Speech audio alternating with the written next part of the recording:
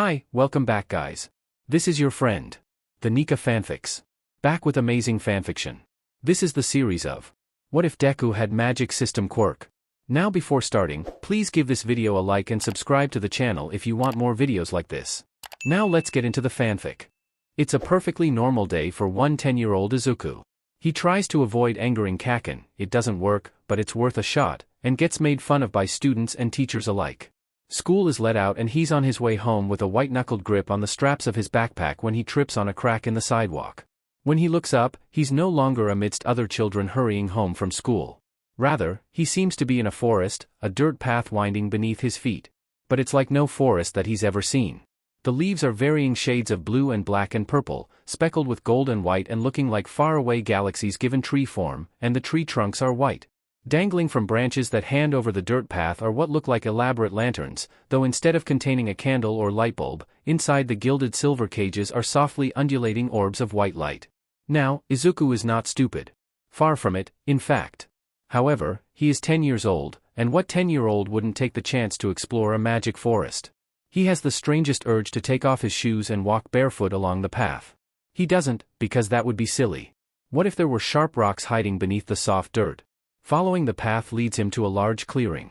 There's a round table in the middle, which strikes him as strange, given that you don't normally find random tables in the middle of forests. Even more strange are the three people sitting around it, who all turn to look at him as the grass crunches beneath his shoes. He takes a few steps forward, urged to by some unknowable force. The first of the people stands as he approaches.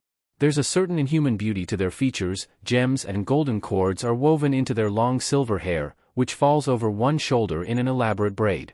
He can't bring himself to meet their eyes, but their face, skin so pale that you could almost call it blue, is unearthly calm. Their hands, folded in front of them, are almost hidden by the long sleeves of their billowing blue robe. Approach, child. Izuku does so. They kneel to look him in the eyes. What brings you to our woods, young one? Izuku swallows. I was walking home from school and I tripped, then suddenly I was here. Well, not here, I was down the path a bit. He turns to point, but the entrance to the clearing is gone. Instead of the patchwork dirt path all there is are those strange, night-like trees. Understandably, this makes him panic, just a little. His breath starts coming shorter and shorter. His vision blurs, but he can just see the silver figure move back, and a new person takes their place. They say something in a deep, rumbling voice, and the fear clamped vice-like around his chest eases somewhat. When Izuku is finally in control of his breathing again, he looks up. The new person crouched before him almost resembles a dragon, though he's humanoid in shape. His scales gleam gold in the light from the lanterns, and whiskers in that same metallic gold move above his fanged mouth. A pair of large horns curl back from his nose and brow. Frills on either side of his neck sway in the non-existent wind, and kind eyes, green-yellow in color with slitted pupils, peer out from behind the scaled ridges that almost resemble eyebrows. He's big too, and Izuku's willing to bet that he'd be as tall as All Might if he was standing straight. Clawed hands help Izuku straighten up again, and the Dragon Man moves away with a soft smile pulling at his mouth. There, young man, you're all right now, you're all right. He's wearing the same type of robes as the silver person, though his are a deep forest green. Izuku can spot a gold-scaled tail with the same types of frills as his neck poking out from under the hem. The clearing decides who comes and goes, the third person pipes up, still sitting at the table. Though you're more than welcome to stay until it decides to let you out. In comparison to the other two, she's almost plain, dressed in white robes with a circlet in her fiery red hair. The thing that sets her apart are the enormous wings folded behind her back. At the base the softly glowing feathers white in color, but fade out to a warm bronze at the tips. Wait, I'm stuck? Izuku's panicking again. I have to get home, my mom will be worried sick. Time passes differently here, the Dragon Man says. If wished so, you may return and find that no time has passed at all. That didn't make a whole lot of sense, but Izuku was willing to bet that the people he found just chilling in the magic forest probably knew more about it than him. Come, the winged woman calls. Have a seat. She gestures beside her, a fourth chair where there was nothing a moment ago. Izuku does so. The silver person and the Dragon Man take their seats, and Izuku can't help but fidget. There's power emanating from these people, even more so than All Might, his mind whispers traitorously. You are new, the silver person observes. Izuku ducks his head in an approximation of a nod. The first time someone finds their way to this place they end up here, the winged woman says. We three are in charge of designating a new name to each of these people, you included. More often than not the clearing will let you out once you've been given a name that fits, though on rare occasions it will keep you until some other purpose has been fulfilled, the dragon man rumbles. The winged woman gasps. But we've been so rude, we haven't introduced ourselves. You may call me Solar. You may refer to me as Yuki, the silver person says. And I, Tamaran, the dragon man rumbles. I'm Izuku starts, but quickly cuts himself off. Sorry. There is no need to be sorry, child, Yuki says. Solar leans forward, propping her elbows on the table and her chin in her hands. Now, what do you think of the name Archimedes? Referring to the ancient Greek inventor? Tamaran clarifies. Solar nods. That seems like a large name to live up to, Yuki muses, but I like where you're coming from. The Medes in Archimedes is derived from metamai, the ancient green word meaning, to think or, to plan. It does seem very fitting for this young one. How about Aster? Tamaran suggests. I can tell this young man has a bright future ahead of him. Izuku squeaks. But I'm quirkless. And? Solar dismisses. Quirks aren't the only thing that matter. Here, quirked individuals are few and far between. You mean there's more than just this forest? Tamaran nods. I believe that there is a settlement just outside the forest, if you follow the path. More importantly, Solar interrupts, I like the star theme. Have we considered Castor? Yuki frowns, the expression marring their elegant features. Castor is a part of the Gemini constellation, is it not? Solar nods. True, but I still think it's a possibility. What about Glen? Tamaran proposes. It may mean valley, but he is green. Izuku sinks into his chair and tugs on one of his green curls self-consciously. Tamaran doesn't even have hair, he grumbles internally, what does he know? The trio debate the pros and cons of several more names before Izuku can pluck up the courage to speak. Are you coming up with these names on the spot? Izuku asks. The three nod in sync. Do you have any nicknames you are fond of, or ideas for a name you would like? Tamaran asks. First Deku comes to mind, then the variety of All Might-themed hero names follow. Izuku shakes his head. Yuki nods. Very well. Izuku sits back in his chair, thinking quietly. He's very careful not to mutter. He tunes back in just in time to see Yuki pinch the bridge of their nose and tiredly say, we are not naming the boy Pegasus. I think our first instinct was a good one, Tamaran says. Metamai is a fitting name.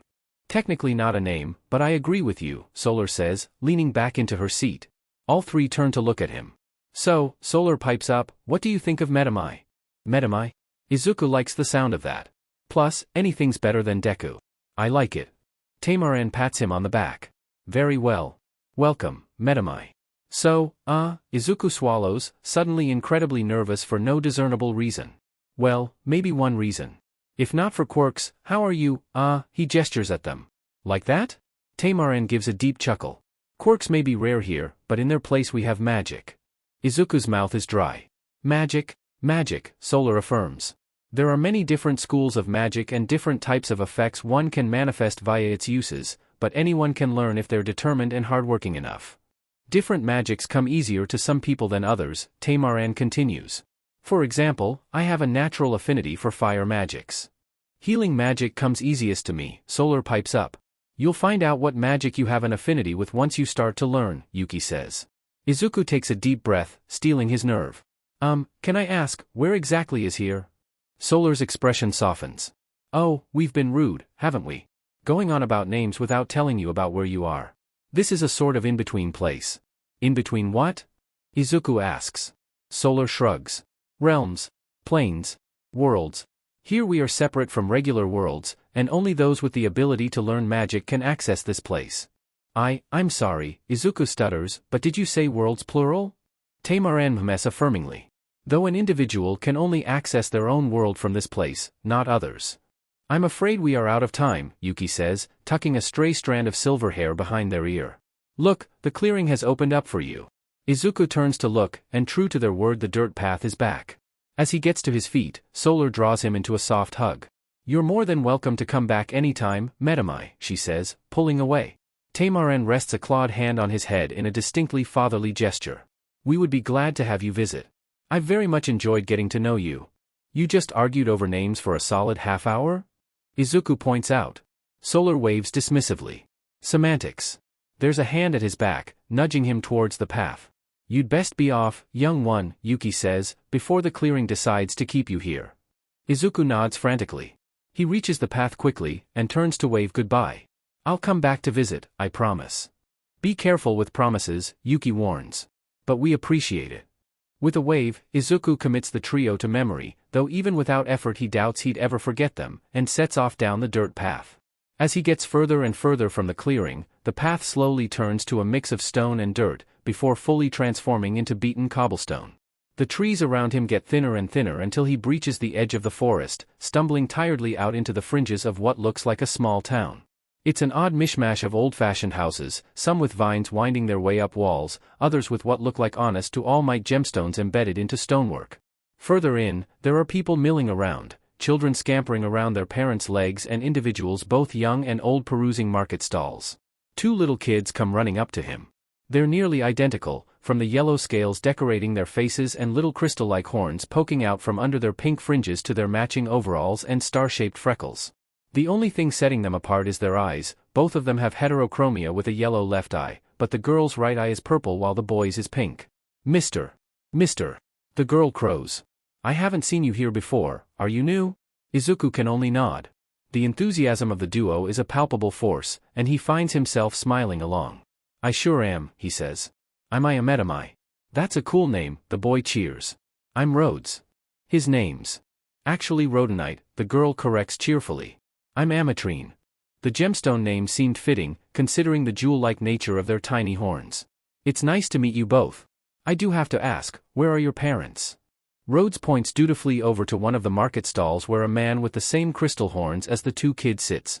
It looks like he's selling jewelry, which is understandable. Izuku makes his way over with Rhodes and Ametrine trailing at his heels. The man looks up through his bangs as the trio approaches.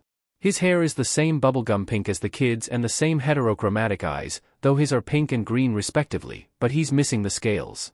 I see you kids have made a new friend, he says, smiling widely. If they dragged you over here, I apologize. No, I was the one to ask, Izuku deflects. I'm new, and wanted to maybe get to know someone. The man nods knowingly. In that case, I'm on a kite. Medamai, Izuku returns. I've been here for a good few years, so I can show you the ropes, Unakite suggests. That would be amazing, thank you, Izuku says. And if it's not too much, do you know of anyone who'd be willing to teach me magic? Unakite whistles lowly. Coming right out of the gate wanting to learn magic, huh? I admire your boldness. Izuku shrinks. Is it? I'm just messing with you. It's not that big of a deal, Unakite says. I'll see what I can do for you. Actually, I can probably teach you a little, but my specialty lies more with enchanting items. He gestures at his stall, stocked with all kinds of accessories. Dad sells magic items, Rhodes informs him.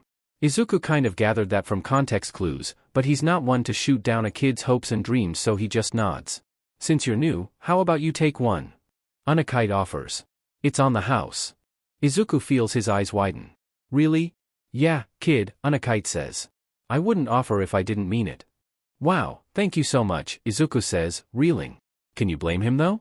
In the last hour, he's tripped into an entirely different world, met 3 unearthly beings who gave him a new name, learned of the existence of magic and is now being offered a magic item for free. What kind of effect might you want? Unakite asks. We can make you resistant to different forces, increase your intelligence, make you able to understand different languages? He trails off. Izuku thinks for a moment. Do you have anything that'll make me heal faster? Bullies, huh? Unakite guesses. At Izuku's shocked look, he just pats him on the shoulder. Recognizes I suppose. But yeah, we've got some stuff along those lines. He taps his pointer finger against his chin. What kind of accessory do you think would work best? Your ears aren't pierced, so no earrings, but we have amulets, bracelets, rings, cuffs. Izuku's pretty sure that he can't pull off a ring, so that's out, and a cuff will probably be too thick to wear under his uniform sleeves. A bracelet is a solid option, but is harder to hide than a necklace. Mind made up, he nods decisively. Could I see one of the amulets? Unakite picks up a necklace from the display. A small heart-shaped ruby gilded with gold, hanging from a fine golden chain. It's gaudy, but not so thick that he can't hide it under his shirt. This'll double how fast you heal, Unakite says, dangling it in front of him. Are you sure this is okay? It looks expensive, Izuku says nervously. Don't worry about it, kid, Unakite says, it wasn't like anyone else was buying it. Izuku wrings his hands. If you're sure, I am, Unakite says firmly. My kids have a way of finding good people. Izuku starts to tear up, and he blinks furiously. Unakite chuckles. It's alright, kid. Unakite loops the amulet around his neck, and Izuku tucks it under the neckline of his uniform. You should probably be getting home now. I'm sure your parents will start missing you if you're here for much longer. Tamarin said that time passes differently here. It does, Unakite admits, but you can always come back, okay? How do I get back? To here or to home? Unakite asks. Izuku winces. Both? Well, Unakite starts, the forest is the entrance and exit of the crossroads. If you go in and focus on wanting to be somewhere in the other world, you'll pop up there. It's pretty much the same for getting back here as well. Focus on the forest and you'll appear there. The tears return with a vengeance. Is the crossroads what this place is called? A nod. Thank you so much, Unakite. Unakite waves dismissively. Don't worry about it, kid. Just make sure to come back, I've been looking for an apprentice. Izuku wipes away his tears. Seriously? As the grave, Unakite says solemnly. Of course, it's up to you. Izuku nods and begins his trek back to the forest. But before he can get very far, there's a small hand tugging on the hem of his shirt. Rhodes blinks up at him with Ametrine dogging his heels. Are you going? Izuku crouches to be at eye level with them, feeling an odd sense of déjà vu as he does so. Yeah, I gotta get back to my mom. Rhodes pouts. Ametrine sighs and pushes him aside. We have a present for you. Izuku's hand presses against his chest, heartwarming. Really? That's so nice of you. In Rhodes's little hands is a flower crown, the blooms the same bubblegum pink as the boy's hair. Can I put it on you? Of course. Izuku bows his head to allow Rhodes to crown him. He has to adjust it slightly so it doesn't fall off when he straightens up. Thank you so much, Rhodes, Ametrine. I love it. Ametrine nods decisively. I told you. With that, she grabs Rhodes's hand, the boy waving as his sister drags him away. Izuku waves back, before turning back to the forest. He takes a deep breath, and delves in. When he thinks he's far enough in, he takes off the flower crown and stows it carefully in his backpack. He doesn't want it getting destroyed if Kacchan catches him wearing it. Okay. Time to go home. He closes his eyes. Home seems like a safe bet, so he focuses on visualizing it. Mom shouldn't be home from work yet, so it should be a safe place to pop up. A sense of calm washes over him, and Izuku opens his eyes to his kitchen. The sound of porcelain smashing against the floor brings him out of his stupor, and his head snaps up to meet the shocked green eyes of his mother. Izuku, she says slowly. What was that? You're not supposed to be home yet, Izuku protests. I got off early, Inko says. Now, can you please explain what just happened? Izuku ducks his head. Would you believe me if I said magic? About 3 months have passed since Izuku first dropped into the crossroads. Unakite has finally found someone he trusts to teach him magic. Now don't get him wrong, Unakite has been wonderful, teaching him all sorts of magical effects to imbue into small items.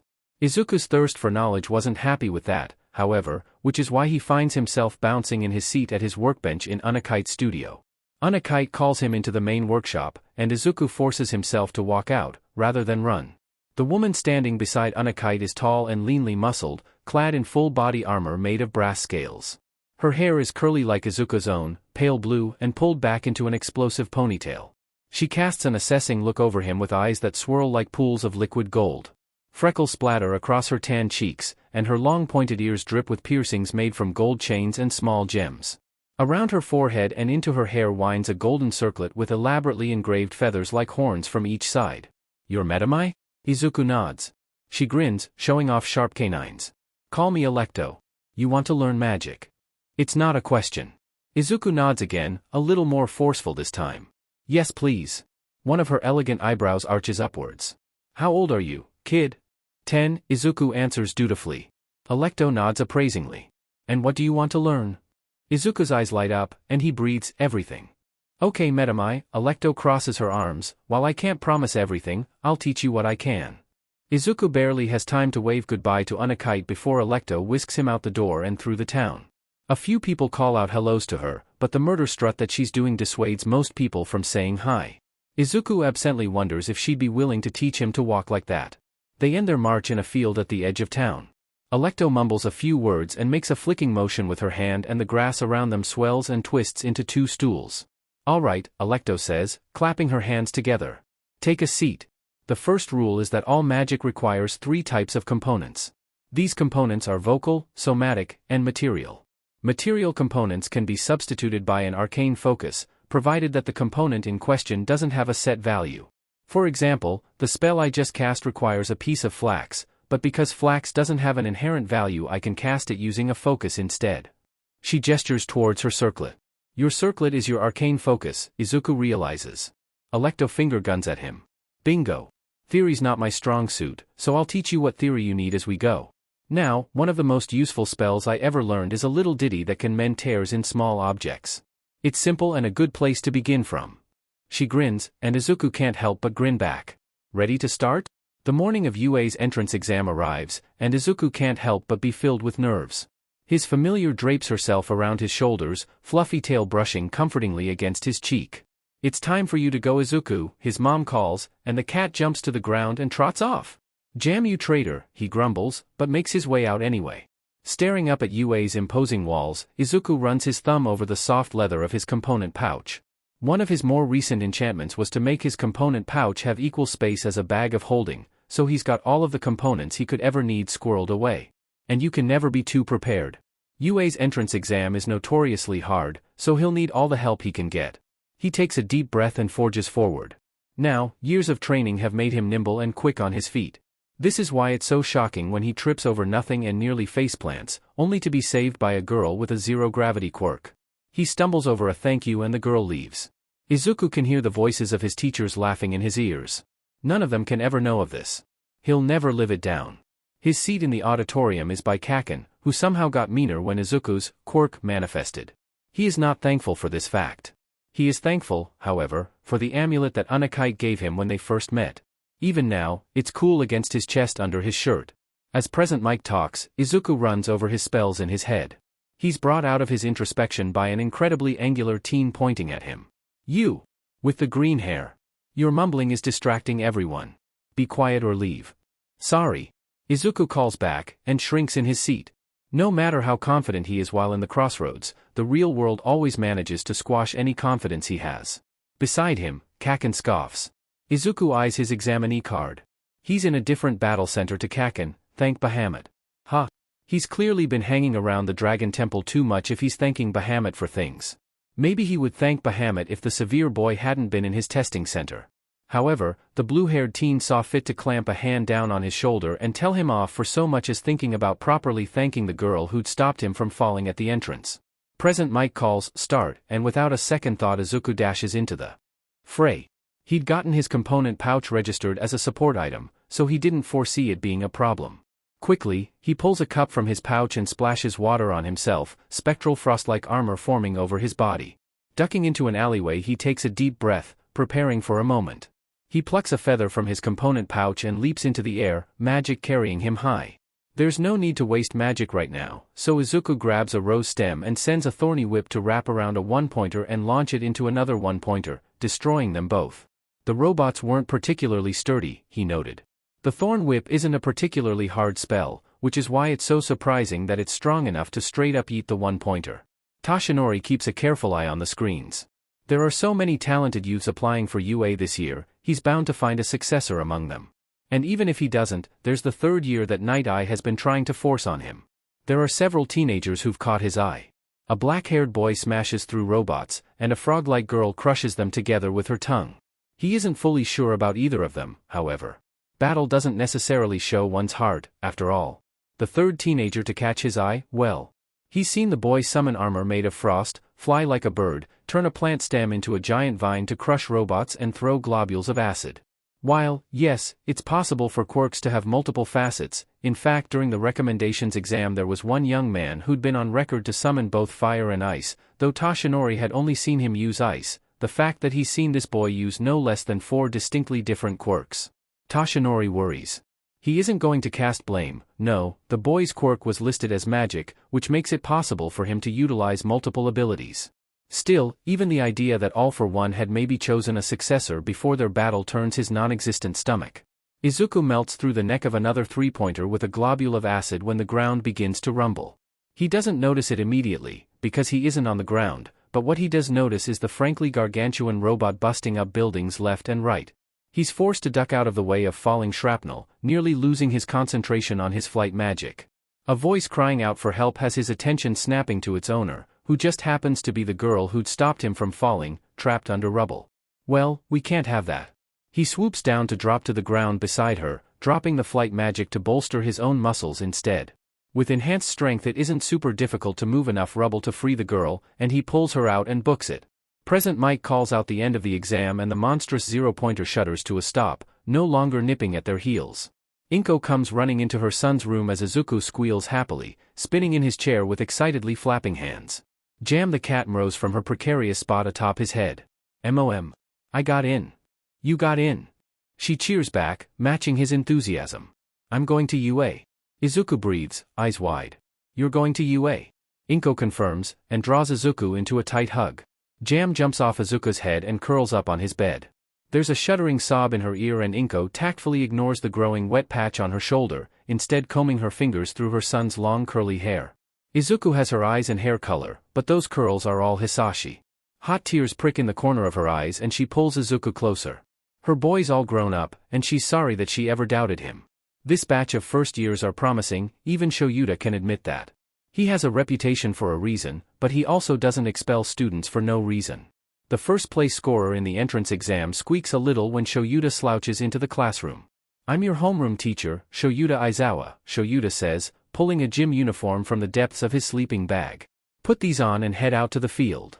He leaves them to flounder and hides a smirk in his capture weapon as he walks away.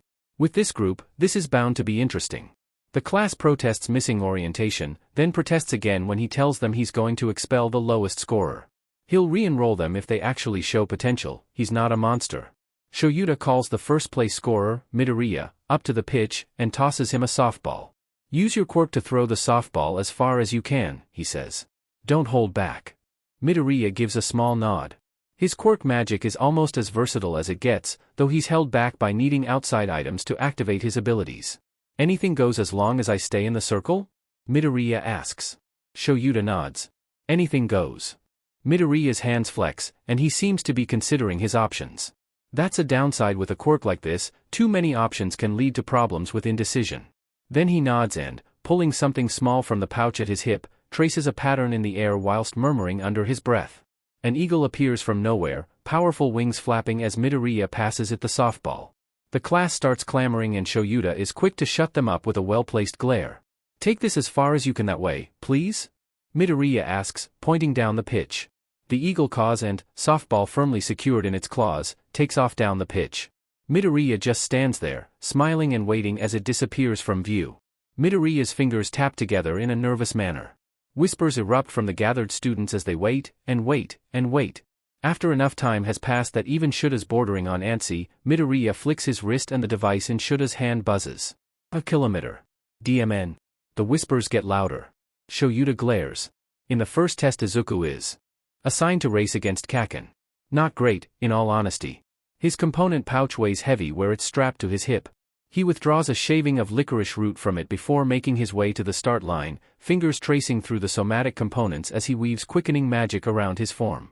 He slips the band of fur back into the pouch just as the start of the race is called, and takes off. He's faster than Kacchan, he notes somewhat vindicatively as he avoids the other boy's murder stare. The rest of the tests pass in a blur, though he does catch Mr. Aizawa staring at him oddly a few times. Nonetheless, he's soon staring at the results. His placement is second, just under a Yaoyorozu Momo, who he's pretty sure is the one who can create objects from her own body. He's perfectly happy placing behind. Her quirk is so cool. He almost feels bad for using magic, it kind of feels like cheating. Mr. Aizawa reveals that he wasn't actually going to expel the lowest scorer. The invisible girl breathes a loud sigh of relief, and the rest of the day is fairly uneventful. And he made 2 whole friends. Human ones. Uraraka and Ida approach him just as he's about to head home, which he very happily gushes about to his mom over the dinner table that night. Alecto glares across the table at a person who greatly resembles a humanoid leopard, who stares back with narrowed eyes. 12-year-old Izuku looks from one to the other and back again as he takes a sip from his teacup, though his attention is quickly drawn away by the woman's tail lashing back and forth behind her. She's tall, easily pushing 6 feet, and her slim figure does nothing to detract from her height. Unlike Alecto when he first met her, she's basically armorless, wearing just a high-collared mantle of navy blue fabric over her shoulders, and a shirt and loose trousers, both a faded black, with a cyan sash around the waist. "Aren't you teaching the brat magic?" the leopard woman says dismissively. "Why does he need to know how to fight?" Alecto pinches the bridge of her nose. Because in his world success requires both magic and might, Song. And why can't you teach him, the leopard woman, Song, grumbles. His teacher sighs. You're a more combat-focused fighter, and besides, you owe me. Song scowls, which is quite the sight considering she doesn't really have lips. I only teach those who wish to be taught. Please, Izuku implores. I really want to learn. Song casts an assessing look over him, and Izuku finds himself straightening under those slitted blue eyes. Apparently content with what she sees, she leans forward. One complaint from you, she says, baring her fangs, and I'm out. Got it. Izuku nods furiously. Song sits back in her chair. All right. Get up, we're starting now. All Might has the title of #1 hero for a reason. However, he also doesn't have the title of #1 teacher for a reason. In all honesty, Izuku isn't entirely sure that the man knows what he's doing. A battle trial for their first class? Sure, his own combat teacher had a very sink-or-swim way of instruction, but that doesn't work for everyone. All Might draws paper slips from a hat to determine teams, and Izuku can't help but send a silent prayer to any higher power that might be listening that he isn't paired with Kacchan. Someone must have heard his pleas, as he's paired with Uraraka instead. Then he and Uraraka are set against Aoyama and Kacchan, and Izuku takes his thanks back. Whatever higher powers are out there are just out to spite him, aren't they? It wouldn't surprise him if they were. At least he gets to wear armor. His hero costume is more functional than fashionable, consisting of dark gray trousers, black boots, a hooded green cloak and the studded leather armor that Alecto had given him for his 13th birthday. It's enchanted to allow him to put a glamour over its appearance at will, which is nice. The appearance he chooses is a dark teal vest with silver piping at the hems and across his chest, worn over a collared white shirt with billowing sleeves that taper in at the elbow. He has 2 component pouches strapped to his belt. He doesn't want to risk one falling off and then being unable to do his magic. Plus, it's stupid to go into combat without a contingency plan, so he secures his quarterstaff, made by the support course with a whole pamphlet of instructions on its various features, which he is more than excited to try out, to his back. He'd considered adding daggers to his costume, but he's better with a staff anyways, and knives tend to freak people out. Go figure. He'd changed in one of the toilet stalls, having been a little worried about being the only student to wear armor as their costume, hence the illusion, but both Ida and Aoyama are in full suits. Though Izuku isn't entirely sure why Ida's in full plate. Wouldn't it slow him down? That type of armor is heavy.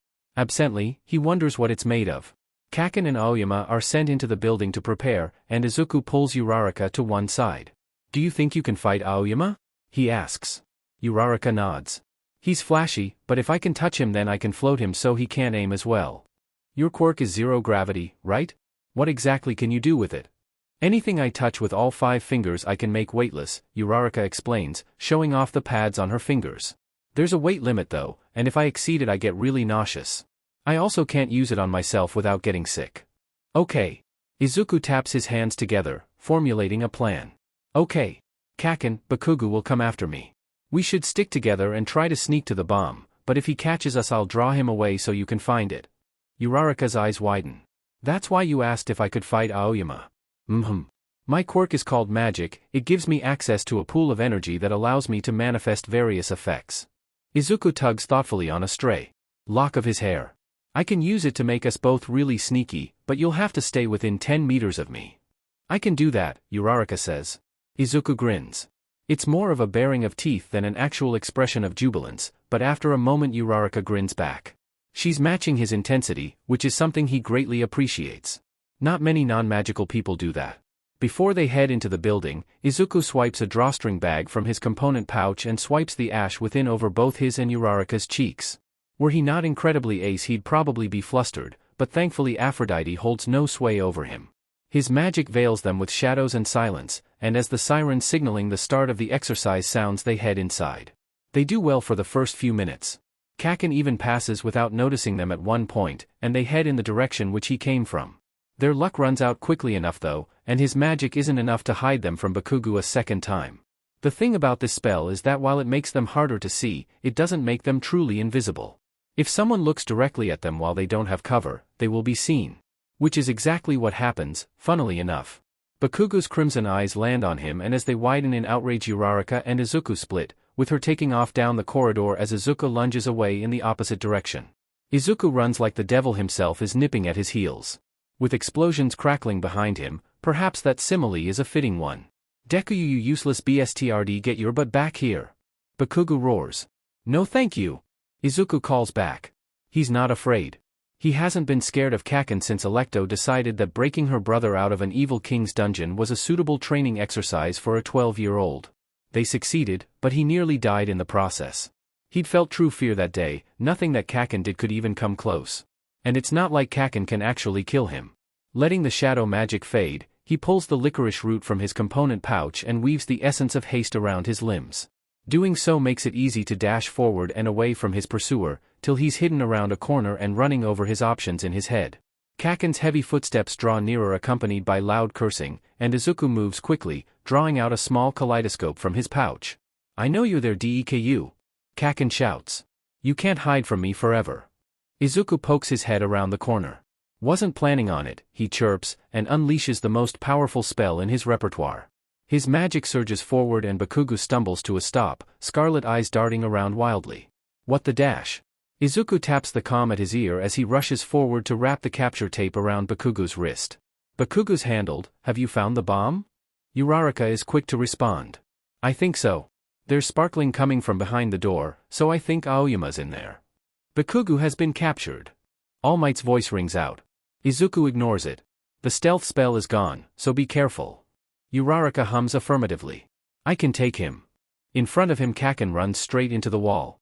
Izuku's never been more glad that he bugged Alto in teaching him this. Still, he doesn't trust that Kacchan won't attack him if he drops the spell. Where are you, Uraraka? I'll come and help. He can hear a scuffle on the other side of the comms. 4th floor, 3rd door on the left from the stairs. He's currently on the 3rd floor, so it's just a simple matter of reapplying his haste spell and making a run for it. He skids into the room with the bomb to see Uraraka doing quite well for herself, dodging Aoyama's lasers without too much struggle. Still, she can't get close, not without opening herself up for attack. It's an easy enough dilemma to solve. I'll keep Aoyama occupied, get the bomb. Izuku yells. Aoyama's quirk is flashy and strong, but the boy himself isn't quite talented enough to keep both Uraraka and Izuku at bay. And Izuku's been training to dodge projectiles for years. Aoyama's lasers are nothing compared to what Alto and Song have thrown at him. Izuku doesn't have the magic left to cast confusion again, but he doesn't want to hurt Aoyama, which doesn't leave him a whole lot of options. DMN. He knew he shouldn't have given up on getting Alto to teach him hold person. Turns out his worries are for nothing, as Uraraka slips past and slaps her hand against the fake bomb. The weapon has been secured. All Might's voice sounds. Hero team wins. Mido, that was awesome. Uraraka cheers. She holds up her hand, and Izuku obliges her high five. He lets the magic clouding Kacchan's eyes and mind dissipate. As he predicted, the explosions start right away. Of course. The three of them trudge back to the viewing room, where Kacchan is quietly steaming with anger. It's a little worrying. Izuku can deal with Kacchan's loud outbursts, those he's used to. But this quiet rage. There's a danger to it that has the hairs on Izuku's arms standing on end. Song's low voice echoes in his ears, never take your eyes off of a predator. He'll have to keep an eye on him. Upon returning home come school's end, Izuku wastes no time in dropping into the crossroads. The dark forest springs up around him, and he starts his trek to the settlement just outside it, then on to the temple sitting about a 5-minute walk from the town limits. Pyrrha and Eggley are waiting for him when he approaches, waving from the temple's white marble steps. Eggley sweeps him into a hug when he gets close enough, her blue robe soft against his arms. She steps back and smiles warmly down at him, gold eyes twinkling. Her blue hair curls around her chin. At her side Pyrrha is a stark contrast, with dark red hair falling over one orange eye and lips twisted into a smirk. Unlike Eggley, he's from Izuku's world, though not from Japan. He's human through and through though, quirk and all. Alto and Song are great and all, so were Rhodes and Ametrine and Unakite, but he'd always wanted friends his own age. Pyrrha is a couple of years older than Izuku, and the elven aging process is stupid confusing, so Eggley's age equivalent to a human lifespan is iffy at best, but before UA they were the only friends Izuku had who were anywhere near his age range. Though, now he's attending UA he might make friends who actually know him in the regular world. Now that's a novel thought. There's a party going on out in the fields to celebrate your first day in high school, Pyrrha says in lieu of introduction. Izuku grins. I hate to tell you but you're a little late in that regard. Well, stuff like this takes time to plan, Pyrrha huffs. I hear they hired the muses to play. Is that so? Pyrrha scoffs. Would I ever lie to you? Yes. Yes you would. Pyrrha shrugs. Guilty. Eggley hooks her arm though Izuku's and starts to lead him away from the temple. So how was school? Tell us everything. Pyrrha loops his arm through Izuku's free one, falling into step beside them. They're both taller than him, he notes a little sourly. They are both older than him, though, so it makes sense. Well, I made some friends, Izuku offers, glad he changed out of his uniform before dropping by. Eggley nudges him gently with her shoulder, smiling. That's always good. Izuku's gaze drops to his feet. I think these ones might stick around. Izuku, 12 years old and counting, picks himself up off the grass. His knees and elbows are definitely stained as green as his hair at this point, but he dusts himself off and tries to throw another punch. It doesn't land, a good half of his attempts don't even come close to landing, and he's pretty sure those that do hurt him more than Alto, who's deceptively sturdy even without armor. She's muscular, sure, but it's more of a lean swimmer-type build than the wall it feels like he's punching. Song looks on from the side with a critical eye. She's made multiple comments about Alto being too buff for a mage, which actually coincide with the hits that Izuku's actually landed, given that Alto always takes a moment to shoot bolts of crackling energy at her. Song dodges out of the way with a practiced sort of grace, though Izuku can tell that Alto isn't actually angry about it. He's known her for a year now, she's surprisingly easy to read once you get to know her. Granted, there's a lot he doesn't know about her, like where she's from or why she's so strong. He does know a bunch of little things though. Like how her favorite color is gray, that she's the oldest of all her many siblings, that she's been around far longer than she lets on. She recently introduced him to one of her youngest sisters, a cleric at the Dragon Temple who Izuku immediately hit it off with. She'd scowled and muttered something about cinnamon rolls, but Izuku caught her smiling at them when though he wasn't looking. Alto moves deftly out of the way of another swing and Song steps in, catching Izuku's fist. Alright, she says, I know where we need to start now. You're better than some people I've seen, at least your thumb's on the outside of your fingers, but you've still got a long way to go. She grins, and Izuku suddenly feels a sense of overwhelming dread. Let's get started, shall we? As they draw near, Izuku takes in the sight of the fields, decorated with colorful bunting and streamers. Glowing orbs float around the partygoers' heads, shedding soft light in multiple colors. Izuku breathes in the smell of baked goods, both savory and sweet, and grins. The occupants of the crossroads throw a celebration like this every time someone reaches a major milestone. For some, it might be their first successful quest, for others it might be a significant birthday. For Izuku, it's a celebration of his entry into high school. Not the most fancy of reasons, but hey, why turn down a party? He's been to a fair few of these throughout the years, so he knows the song and dance. Literally. Eggley wastes no time in tugging him and Pyrrha into the dance circle in front of the stage. Well, it's more of a raised platform of earth than an actual stage, but the band makes do. Speaking of, the four muses certainly live up to their hype. They're a quartet of powerful bards, exactly how powerful Izuku doesn't know, but Alto's mentioned not wanting to face them in battle. And she's the strongest fighter Izuku knows, so that's saying something. The tune of the music changes, upping the tempo. Pyrrha slings an arm around Izuku's waist and pulls him in for the partner dance. An exhilarated laugh escapes from Izuku's lips as he's passed off into the arms of his next partner in the circle, a young-looking halfling who he's forced to bend down to properly dance with. Izuku spins and claps in time with the music, grinning as the genasi on stage does so as well, her flame-like hair flickering in the light. He's passed around the circle a few more times before he reaches someone that he properly knows. He spins into Eggley's grasp, who twirls him under her arm with a grin before sending him off. The music slows, the song changing, and Izuku takes the opportunity to duck away from the stage to catch his breath. Quick as a whip, he's beset by two pink-haired children. Rhodes and Ametrine beam up at him, heterochromatic eyes twinkling. Unakite follows them at a more leisurely pace. Metamai, the older man, greets, gently pulling his children off of Izuku. How are you? Enjoying the festivities, I hope. Izuku nods. I always do. Something catches the children's attention and Rhodes and Ametrine scamper off, leaving Izuku with Unakite. Unakite watches them go fondly, before motioning for Izuku to follow him to one of the food tables. Izuku takes the mug Unakite hands him and takes a sip. The taste of lemon and honey hits his tongue, warming him. From his head to his toes. Is Ripley here? He asks, picking up a sticky bun from one of the plates. He's seen them before at previous festivities, but never got to try them. She's feeling a little under the weather, I'm afraid, Unakite says, taking a sip from his own mug. Izuku makes an appropriately sympathetic sound. Give her my best, will you? An arm drapes over Izuku's shoulder, its owner butting her way into the conversation as she was wont to do. Sup squirt, Alto says, ruffling his hair. She nods in Unakite's direction. Grandpa. Unakite gives a long-suffering sigh, but doesn't protest. Alecto. How has life been treating you? Keeping well? It's incredibly passive-aggressive, but also incredibly entertaining, so Izuku just takes a bite and watches. Cinnamon. Alecto grins, baring sharp teeth. Did you get the letter I sent you? About enchanting your shield to protect you without you having to wield it? Unakite clarifies dryly. What can I say, I'm more effective with a free hand, Alecto says dismissively. And price isn't a problem, so it's really up to whether or not you're up to the challenge. Unakite purses his lips. I'll see what I can do. Atta, boy. Now, I'm stealing your kid, Unakite.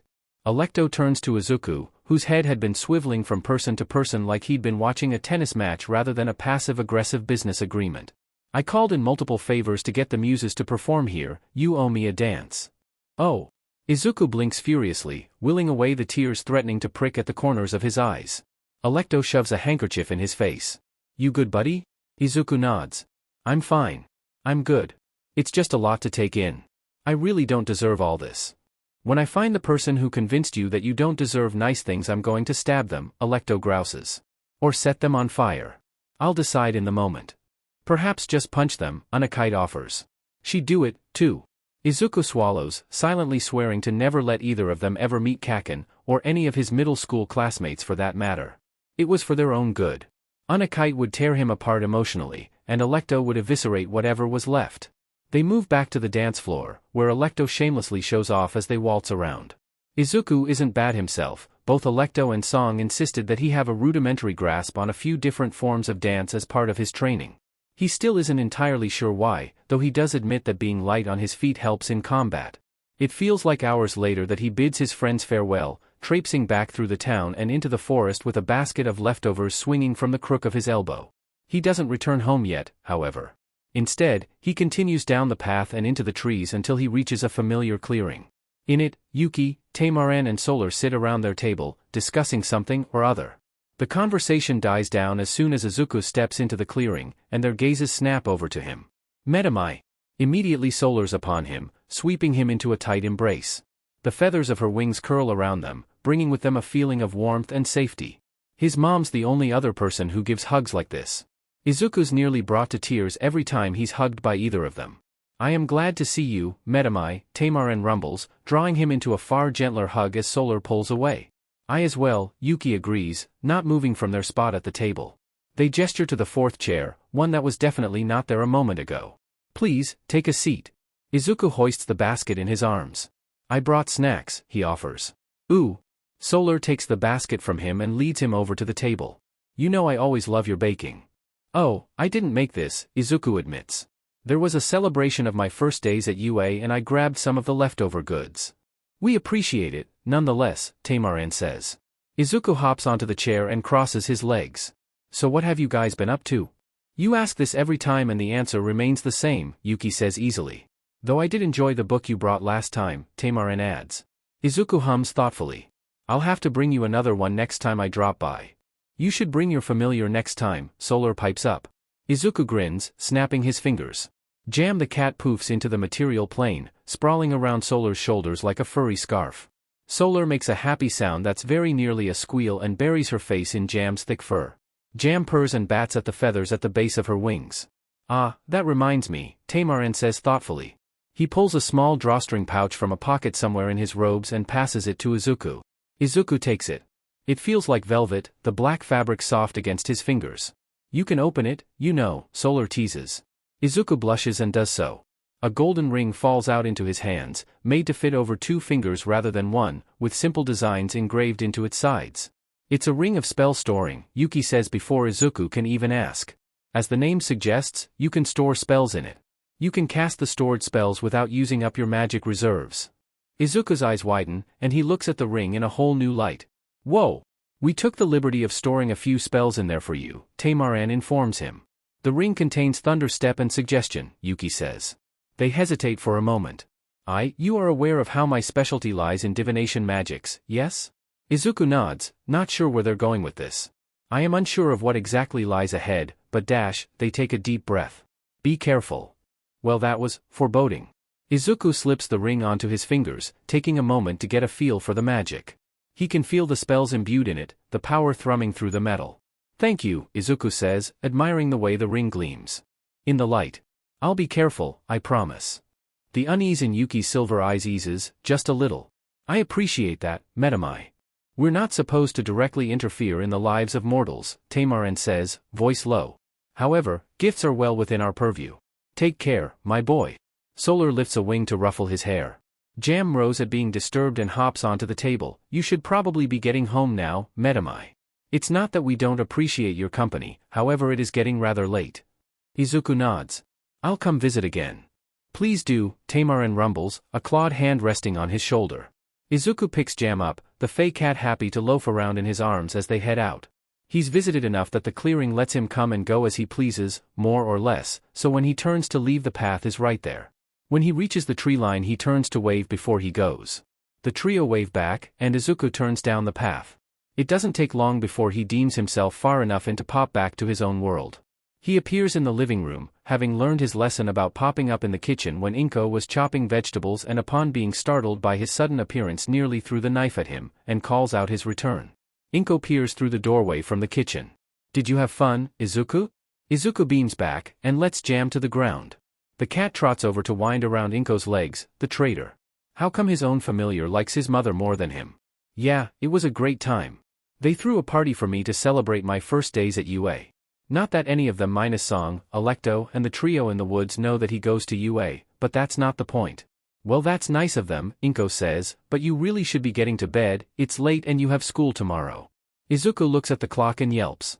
It's nearly midnight, and he makes a point to go to bed at 10 to ensure he gets his full 8 hours. Yuri write a better good night mom. He hurries out and bolts off to get ready for bed. Behind him, he hears Inko chuckle. Oh honey, never change. He throws on his pajamas and brushes his teeth at what have to be record speeds, and is out as soon as his head hits the pillow. Alecto sits cross-legged on the ground, and Izuku mirrors her. Between them lies an elaborate circle, etched in chalk on the cobblestone. Alecto directs Izuku on where to draw to complete the sigil, Izuku doing so with careful hands. Turns out his hands are pretty dang steady when he's not being threatened with violence every other minute, thanks Kacchan. Izuku, done with drawing, puts the chalk to one side and sets up a candle at each of the compass points. He lights them one by one, starting at the northmost candle and going around clockwise. Finally, he sits back on his haunches and Alecto hands him a scroll. He unfurls it and starts chanting. The chalk circle on the ground lights up with a golden glow. The candles snuff out with a puff of white smoke, which undulates and collects in the very center of the circle. It condenses into a cloud of white before dispersing, leaving a cat staring up at him in the middle of the circle. Izuku hesitantly reaches out. The cat mrows and headbutts his palm. Izuku, unused to affection, bursts into tears. Alecto pats him on the back. Happy birthday kid. Izuku wipes his face on his shirt. Thank you, Alecto. The cat jumps into his lap and meows, demanding scritches. Izuku obliges, the feline's fur soft under his fingers. What are you going to call her? Alecto asks. Izuku stares at the cat. The cat stares back with big eyes. Junior All Might, he decides. Alecto coughs. I'm sorry what? Jam for short, Izuku defends, pulling the newly named Jam closer. Alecto just nods. She's your familiar. Who's the goodest girl? Izuku coos, running his fingers through Jam's silky fur. It's you. You's the goodest girl. I already regret this, Alecto says jokingly. Izuku ignores her. Izuku has regrets. These include but are not limited to, that one time he fell down the stairs, broke both his arms and wasn't able to learn any new spells for a week, the fact that he never stood up to Kacchan even after manifesting his quirk, and not going to bed earlier the previous night. He hauls himself out of bed, wrestles his hair into his trademark bun, and sluggishly gets ready for the day. His magic is replenished, but it's a close thing. Inko wishes him the best as he heads out the door, pressing a thermos into his hands as he leaves. Izuku takes a sip as he gets on the train. Caffeine. Still, he's not quite awake to the point of functioning like a normal person by the time he reaches UA's gates. This is unfortunate, given that the gates are buzzing with the media, all of whom turn to look at him as he approaches. Fun. In the time it takes to blink, the press swarm around him, effectively cutting off his access to UA's gates. Great. Just great.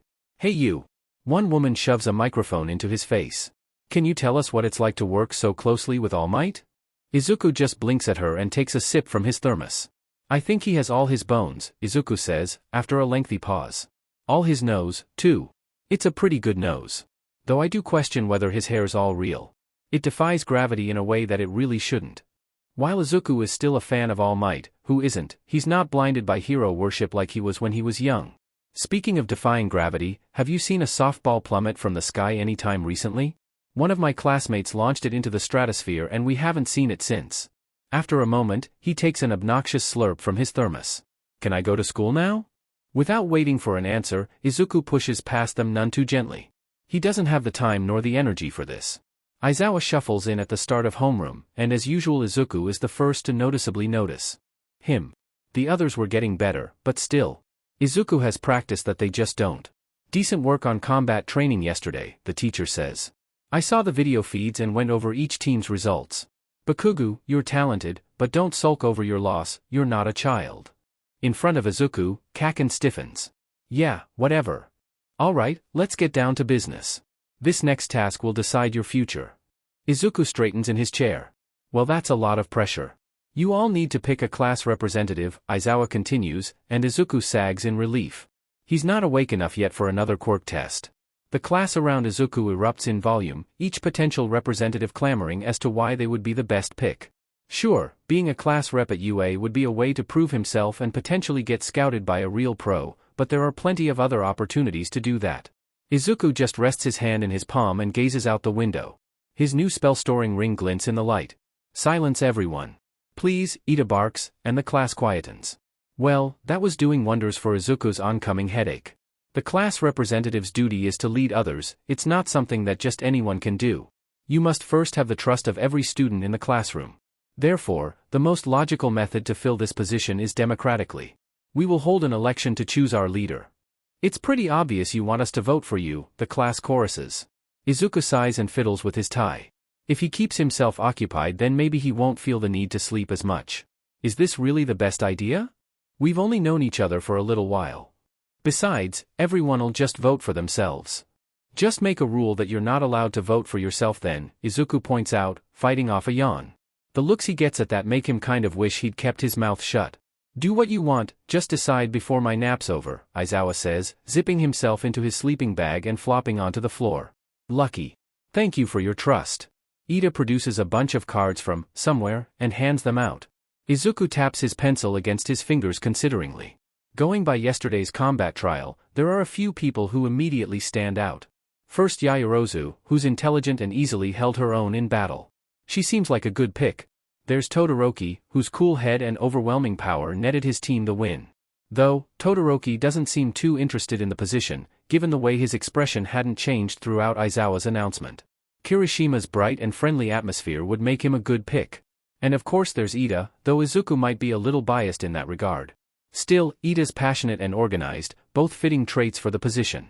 After a few more moments of deliberation, Izuku scrawls down his answer, folding the slip of card in half to hide the name and handing it in. The votes are tallied, and Izuku stares at the board in disbelief. 4 votes. Who the heck would willingly vote for him? Well, Midoriya's rep, Aizawa announces. And Yaoyorozu's vice rep. Izuku purses his lips. Great. How wonderful. His next classes pass without too much fuss, and before he knows it lunchtime is upon them. You okay, Midoriya? Uraraka asks. I get the rice is good, you don't need to stare at it like you're going to murder it. Izuku blinks, realizing that he had in fact been murder staring at his lunch. Truly, the best use of the skill that Alecto had taught him. She'd be so proud. Oh, sorry. I was lost in thought. Can I ask what those thoughts are? Izuku sighs. I just don't think I'm a good fit for class rep, you know? You kidding? Uraraka says. You're an awesome fit. You'll be great, Ida says, and Izuku shoots him an inquisitive look. Your courage and quick thinking under stress will help make you a worthy leader. Izuku wouldn't exactly call it stress, given that he's been on otherworldly adventures where he's nearly died on multiple occasions which were far more stressful, but sure. Let's go with that. Not to mention the strength you demonstrated, Ida continues. Those are the reasons I voted for you at least. You were one of the votes? Didn't you really want to be rep, Ida? Uraraka asks. I mean, I voted for him, Izuku says, casting his gaze back to his food. I thought he'd make a good pick. While I appreciate the sentiment, wanting a job and being suited for it are very different things. Observing the Ida family's hero agency has taught me that much. Agency? Uraraka and Izuku both echo. Hold on, what does your family do? Stupid question, they clearly run a hero agency given Ida's previous words. Izuku should really think before opening his mouth. Oh, it's nothing, Ida says. Uraraka squints at him. You know, I've been wondering something about you, Ida. The way you talk and act, you're totally super rich, aren't you? Ida hums uncomfortably and looks away. I was afraid people would treat me differently if they knew about my family.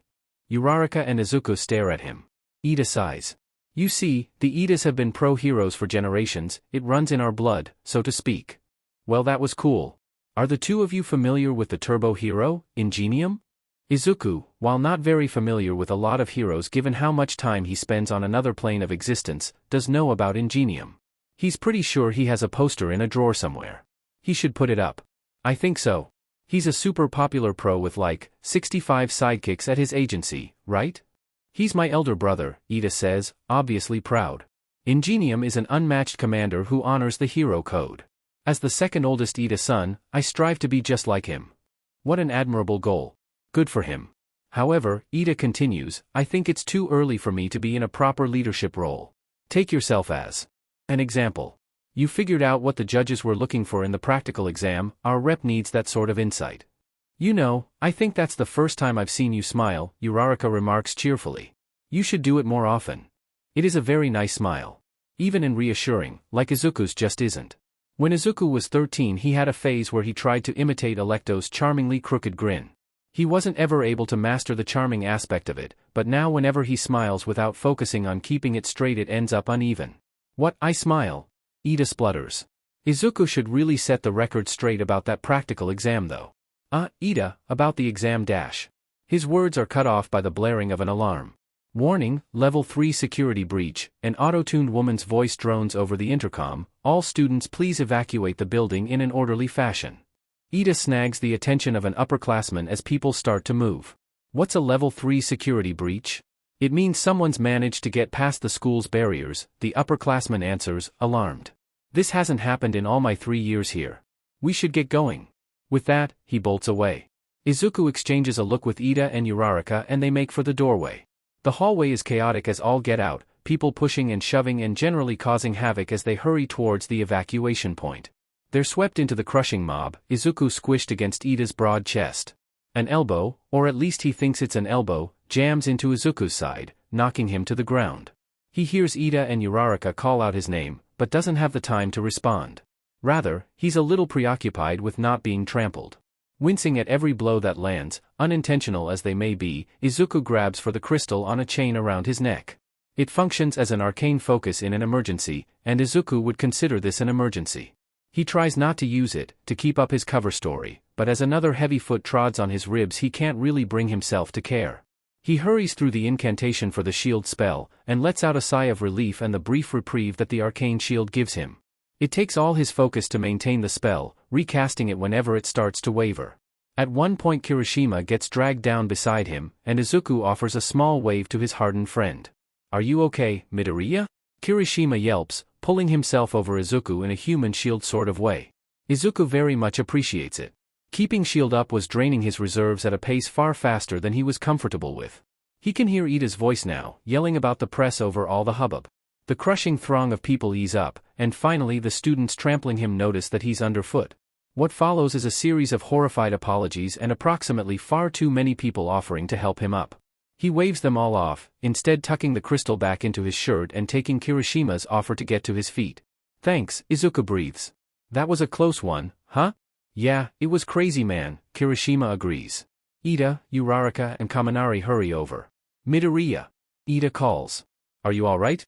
Only slightly squashed, so just dandy, Izuku says, giving him a thumbs up. Do you think you should go see Recovery Girl? Uraraka asks. Izuku shakes his head. It's just a couple of scrapes. I'll bruise a little, but that's all. And honestly? I'm tired enough today without her quirk making it worse. Besides, I have my ways of dealing with injuries. Uraraka narrows her eyes at him. If you're sure. I'm always sure, Izuku dismisses, which is a bold-faced lie. I'm fine, honestly. This is not a lie. Sure, he's got a few scrapes and scratches but he's not bleeding, and he's usually worse after training anyways. Now, we should probably get on with this evacuation. After the fiasco at lunch, the last thing Izuku wants to do is have to take charge. However, he is class rep, so he doesn't exactly have a choice. Or does he? Before we get started, I'd like to say something, Izuku says. Aizawa raises an eyebrow as if to say get on with it. Izuku does so. As my first act as class representative, I'd like to step down. He barrels on without giving the rest of the class to clamor in confusion and/or outrage. I'm not a good fit for the position. I'm indecisive as hell, and on top of the fact that I'm just not the kind of person you should think of when thinking about this class, I've got a lot going on outside of school, so I simply don't have the time to dedicate to this role. Instead, I would like to give my position to Yaoyorozu and appoint Ida as vice rep, thank you. This is a waste of time, Aizawa drones. I don't care who the rep is, just hurry up. Izuku salutes idly and returns to his seat, taking a quick detour to pat Ida on the shoulder. You'll do great, he says, now get on up there. Upon returning home, Izuku gets changed and drops into the crossroads. Alecto's waiting for him at her little hut at the outskirts of town. Had fun at school, brat? She asks as he approaches. Almost got trampled, Izuku says lightly, but other than that it was pretty cool. Oof, she says commiseratingly. Do you want me to heal you? That'd be nice, Izuku admits. Alecto hums affirmatively, and soon Izuku's scrapes and bruises are no more. Got any spells to help with being trampled? Izuku asks. None that you're strong enough to cast yet, she says. Can't help but see that you've got some new bling there. Izuku brandishes his hand like he's a mob boss offering it for her to kiss. You like? She shrugs. It's alright. What's it do? Izuku retracts his hand, huffing in faux offense. It's a ring of spell storing. I actually wanted to ask you about it. Shoot. Well, Izuku starts, the spells contained in it are Thunder Step and Suggestion, but I don't know how to cast either of those. You don't actually need to know how to cast them if they're already stored in the ring, Alecto says, dropping to the ground to sit cross-legged. You'll be able to cast them by instinct, just focus on the spell. You will have to learn how to cast them if you want to cast either of them without the ring though. And components? The ring functions as all three types of components, so cast the spell you just have to focus on it. Pretty handy, huh? Izuku looks at the ring, snug on his fingers. Yeah. Now she snaps her fingers at him, you should go home. You look dead on your feet, go take a nap. But learning. Izuku protests. Nap. I'll get Unakite involved, don't you think I won't? Izuku grumbles but heads back to the forest. He pushes his school bag off of his bed onto his floor and flops onto his covers. Alecto's right. He could really use a nap. Okay, but consider, Izuku hears Pyrrha say as he rounds the corner, are they still school shoes if you don't go to school anymore? I've never been to school, Eggley says cheerfully. Lucky you, Izuku says in lieu of greeting as he drops to sit beside them. School low-key SCKS, not gonna lie. Eggley makes grabby hands in his direction. Did you bring it? Izuku hands her the keep cup, and she squeals with glee. Thanks Metamai, you're the best. Can you believe they don't have hot chocolate here? Pyrrha says, shaking his head disbelievingly.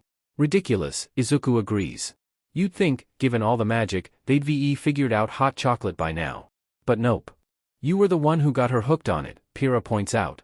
How was I supposed to know that she'd latch onto it like that? Like you latch onto parental figures, Pyrrha says. Izuku huffs indignantly. I do not. Alecto, Song, Unakite, Ripley, Pyrrha lists, counting each name off on his fingers.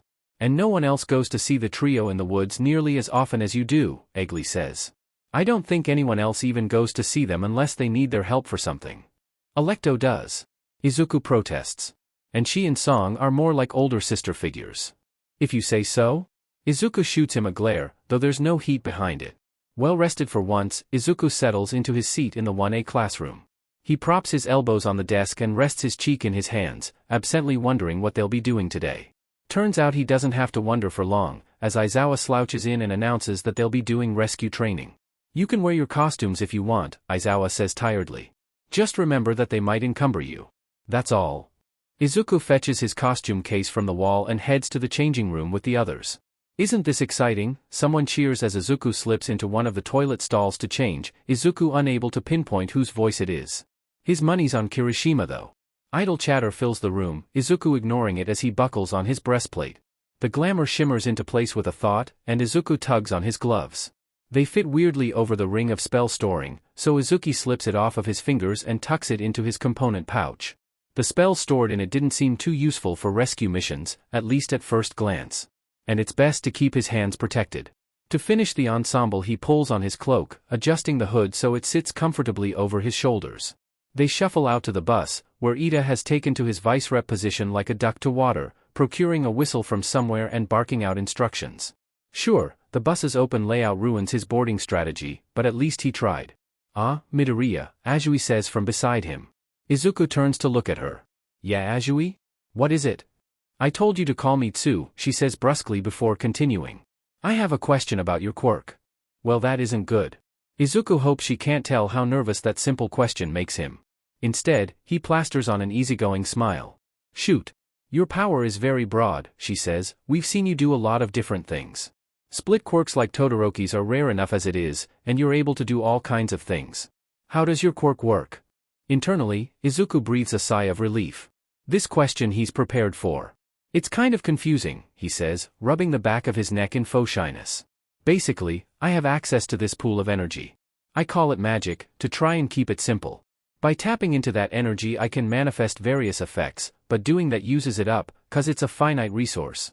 It regenerates slowly over time, so if I use a bunch of it at once I have to wait for my stores to fill up again before I can do more. There are a few things that I can do pretty much as I want though, because they use so little of the energy that it regenerates faster than doing those things uses it up. Azui blinks at him. You're right, that is confusing. Izuku chuckles sheepishly. Better they be confused by his nonsense quirk than suspicious of its origins. I'm still figuring it out. It's a really cool quirk, bro, Kirishima chimes in. I wish I had a flashy quirk like that. Hardening is cool and all dash. At this, he activates his quirk on his arm demonstratively, but it's not much to look at.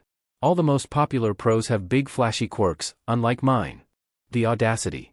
Kirishima is probably the most earnest, kind person Izuku has ever met. The fact that the redhead doesn't think his quirk is powerful enough for him to be a popular pro just doesn't sit right. Ridiculous.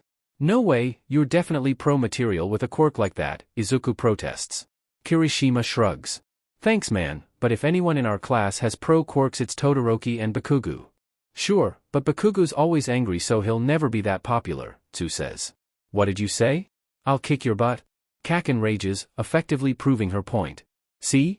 I know we basically just met you, Kaminari says slyly, but I think it's pretty telling that we've only known you this long and can already tell that your personality is like flaming garbage mixed with sewage. You're gonna regret the day you applied to this school, you loser. Ida reprimands him for shouting, but Izuku pays him no mind. People unafraid to tell Kacchan what they really think? Izuku likes this school better and better by the day. 15 minutes later, as he stares down at the misty portal opening up in the USJ's Central Plaza, Izuku decides that he no longer likes this school. 13. Protect the students. Aizawa snaps. Wait, has the training started already?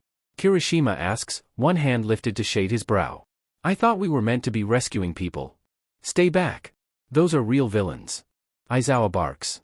There's a buzz of conversation, but Izuku's ears are ringing too loudly for him to pay it any mind. At least with Alecto he knows what he's getting into, and it's guaranteed that she'll heal him if he gets hurt. Yue was supposed to be safe. Aizawa's capture weapon flares out and he leaps down the stairs. Izuku watches almost numbly as Aizawa dispatches villain after villain with the kind of efficiency he only sees when someone's really set Alecto off, but there's no way he can keep it up forever. This is no time to gawk, Midoriya. Ida calls, and Izuku hurries after the retreating class. The inky abyss from the villain's entrance opens up before them, and Izuku lurches to a halt. This certainly isn't good. A figure coalesces from the mist, glowing yellow eyes looking down on them. Greetings, the mist person says. We are the League of Villains. The villain continues to monologue, but Izuku tunes him out. Well, perhaps tuning him out is an exaggeration. He pays half attention, ears pricked for anything interesting but more focused on making a plan than keeping everything he says in mind. You hear one villain monologue, you've heard them all. Izuku picks up something about killing All Might, just before Kirishima and Kacchan jump in with attacks at the ready. It doesn't work, but that's not entirely unexpected. You can't exactly hit mist, and judging by the armor where the villain's neck would be, Izuku is willing to bet that the only way to hurt this guy is to hit his actual body, that the armor's protecting. Then the inky mist expands to encompass them all, and Izuku is plunged into darkness. When the darkness fades away, he's falling. Ajaru is falling too, which doesn't make Izuku feel much better, but at least he's not alone. It's pretty much muscle memory to fish a feather out from his component pouch and cast feather fall on the both of them, which says more about how many times Izuku's fallen from a high height than about his reflexes. Their plummet turns into a slow glide, and Izuku turns his gaze onto the flames burning far too cheerfully below them. So, this isn't good, he says conversationally. Ajaru shoots him an incredulous look. You think? They land softly behind a burning building, and Izuku feels the spell fizzle out. A burning hand lands on Izuku's shoulder, and he panics, throwing a globule of acid right into his attacker's face. There's a scream and the hand lifts from his shoulder, and Ajaru's there, whacking the villain away and also into a wall. You alright? Ajaru asks. That looked like it hurt. Izuku swallows. The armor took most of the hit, it was just the heat, and the fact it reminded him of middle school, that surprised him. I'm fine. I think our best bet is to try and sneak away, rather than fighting. I can make us really sneaky and we can run away. You in? Ajaru takes a shaky breath. Like you did with you and Uraraka during the battle trial? Izuku nods. Yeah. I'm in, Ajaru says. Izuku dips into his component pouch and smears ash over his and Ajaru's cheeks, and with a few muttered arcane words pass without a trace settles over them. Let's go. It's fairly easy to sneak out, all things considered. The shifting light cast by the roaring flames does well to mask their presence, and pass without a trace just makes things easier. Before long, they're slinking out of the conflagration zone, a little worse for wear but none too hurt. Izuku removes a glove and fishes his ring of spell storing out of his component pouch, slipping it on in the glove's place. Okay, he says, clapping his hands together. What's our next move? Ajaru looks incredibly close to slapping him. What do you mean, what's our next move? We're lucky enough to get out of that with our lives, and you want to know what to do next? We should go for help. Or, and hear me out, Izuku says, we go by the plaza and see if Mr. Aizawa needs help. Ajaru looks even closer to slapping him. Are you out of your mind? Quite possibly. And listen, if things get too dicey I can bamf us away. The other boy sighs. Alright. You've convinced me. Let's go. Jam. Izuku calls. Jam, no. Jam, the traitor, just looks back at him from where he stood over Izuku's limited edition Silver Age All Might figurine, and tilts his head. Jam, please, Izuku tries. Don't. Jam purrs. Please Jam, only 100 of those were manufactured, Izuku pleads. Jam lifts a paw in the figurine's direction. Jam, why? It almost happens in slow motion. Jam's paw impacts the figurine and it's sent flying, only to be saved by Inko's quirk pulling it out of danger. Izuku slumps with a sigh of relief. Mom, you're a lifesaver. There can only be one, it seems, she says amusedly, and puts the figurine up on a higher shelf. Jam's eyes narrow. It seems like she's right. Izuku vows to keep all his All Might merch out of Jam's reach, though, given that they're literally bound and have a mental link, that might be easier said than done. It did not look like the fight was going well for Aizawa. Don't get it wrong, he's taken down a sizable number of villains while outnumbered, but Izuku, even from behind the bush that he and Ajaru are taking cover behind, can see that fatigue was starting to slow him down. The hand villain lunges forward and receives an elbow to the stomach for his trouble. Aizawa's hair flops down, signaling the deactivation of his quirk, and Izuku's heart sinks in his chest as his elbow grays and begins to flake away. Well, this certainly isn't good.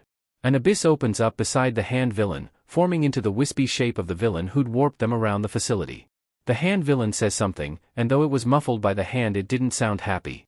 Then he lunges towards the two boys hiding in the bushes. Izuku, frozen in place by the icy fear pumping through his veins, briefly flashes back to the first time he felt this way, on his first quest with Alecto. But she's not here to save him this time. 1, 2, 3, 4, 5 fingers land almost delicately on his face, but nothing happens. Out of the corner of his eye he can see Aizawa, red gaze fixed on the hand villain's back. The hand villain tilts his head to one side. You really are so cool? Erase her head. Ajaru jumps into action, taking advantage of the fact that the villain's quirk is erased to launch a series of quick strikes against him. But instead of the villain reeling back with definite bruises and potentially broken bones, it's Ajaru that makes a pain noise, and when the dust clears Izuku can see him cradling a definitely broken tail to his chest with the big-beaked villain looming over him. What strikes Izuku as odd is the fact that though the blow definitely landed, Ajaru's battered tail can definitely speak for that, the beaked villain isn't even fazed. Now, even though he spends what is probably far too much time on another plane of existence where quirks are few and far between, he's not too out of practice with his quirk analysis. It's pretty clear that this villain's quirk is something to do with shock absorption or nullification, which means that nothing Ajaru can do will phase it. Power coils as Izuku twists the ring of spell storing, and he grabs Ajaru to deposit the two of them beside Aizawa's crumpled body. Taking advantage of the chaos wrought by All Might storming through the USJ doors, Izuku draws on his magical reserves to pump healing energy through Aizawa's broken form. He watches as flesh knits back together, then snags the appropriate token from his component pouch to slap Ajiru with enhance ability to bolster his strength. I'll cover your escape, Izuku informs him, pushing Aizawa into his arms. You can't fight with your tail broken like that, and though I've healed him a bit he still needs medical attention. Ajiru looks like he wants to argue, but a pained wince has him nodding. Izuku helps him get Aizawa into an easier hold as quickly as he can, before the hand villain stops being distracted by All Might's arrival. I'm going to try and help from a distance, but don't worry, I'll stay away from the action, he says, ushering Ajiru away. Ajiru gives him a terse smile. Be safe, okay Midoriya? I can't make any promises, but I'll be careful, Izuku says. He pats Ajiru on the shoulder. You too, Kay? Izuku draws the ash from his component pouch again and smudges it over his cheeks to cast pass without a trace and sneak around to hide behind the bush again. Why would they think he'd hide behind the same bush as the first time? It was perfect. Still, he needs to get closer. Haste has a 9-meter range, and with all of All Might's moving around it's hard to get within range to cast.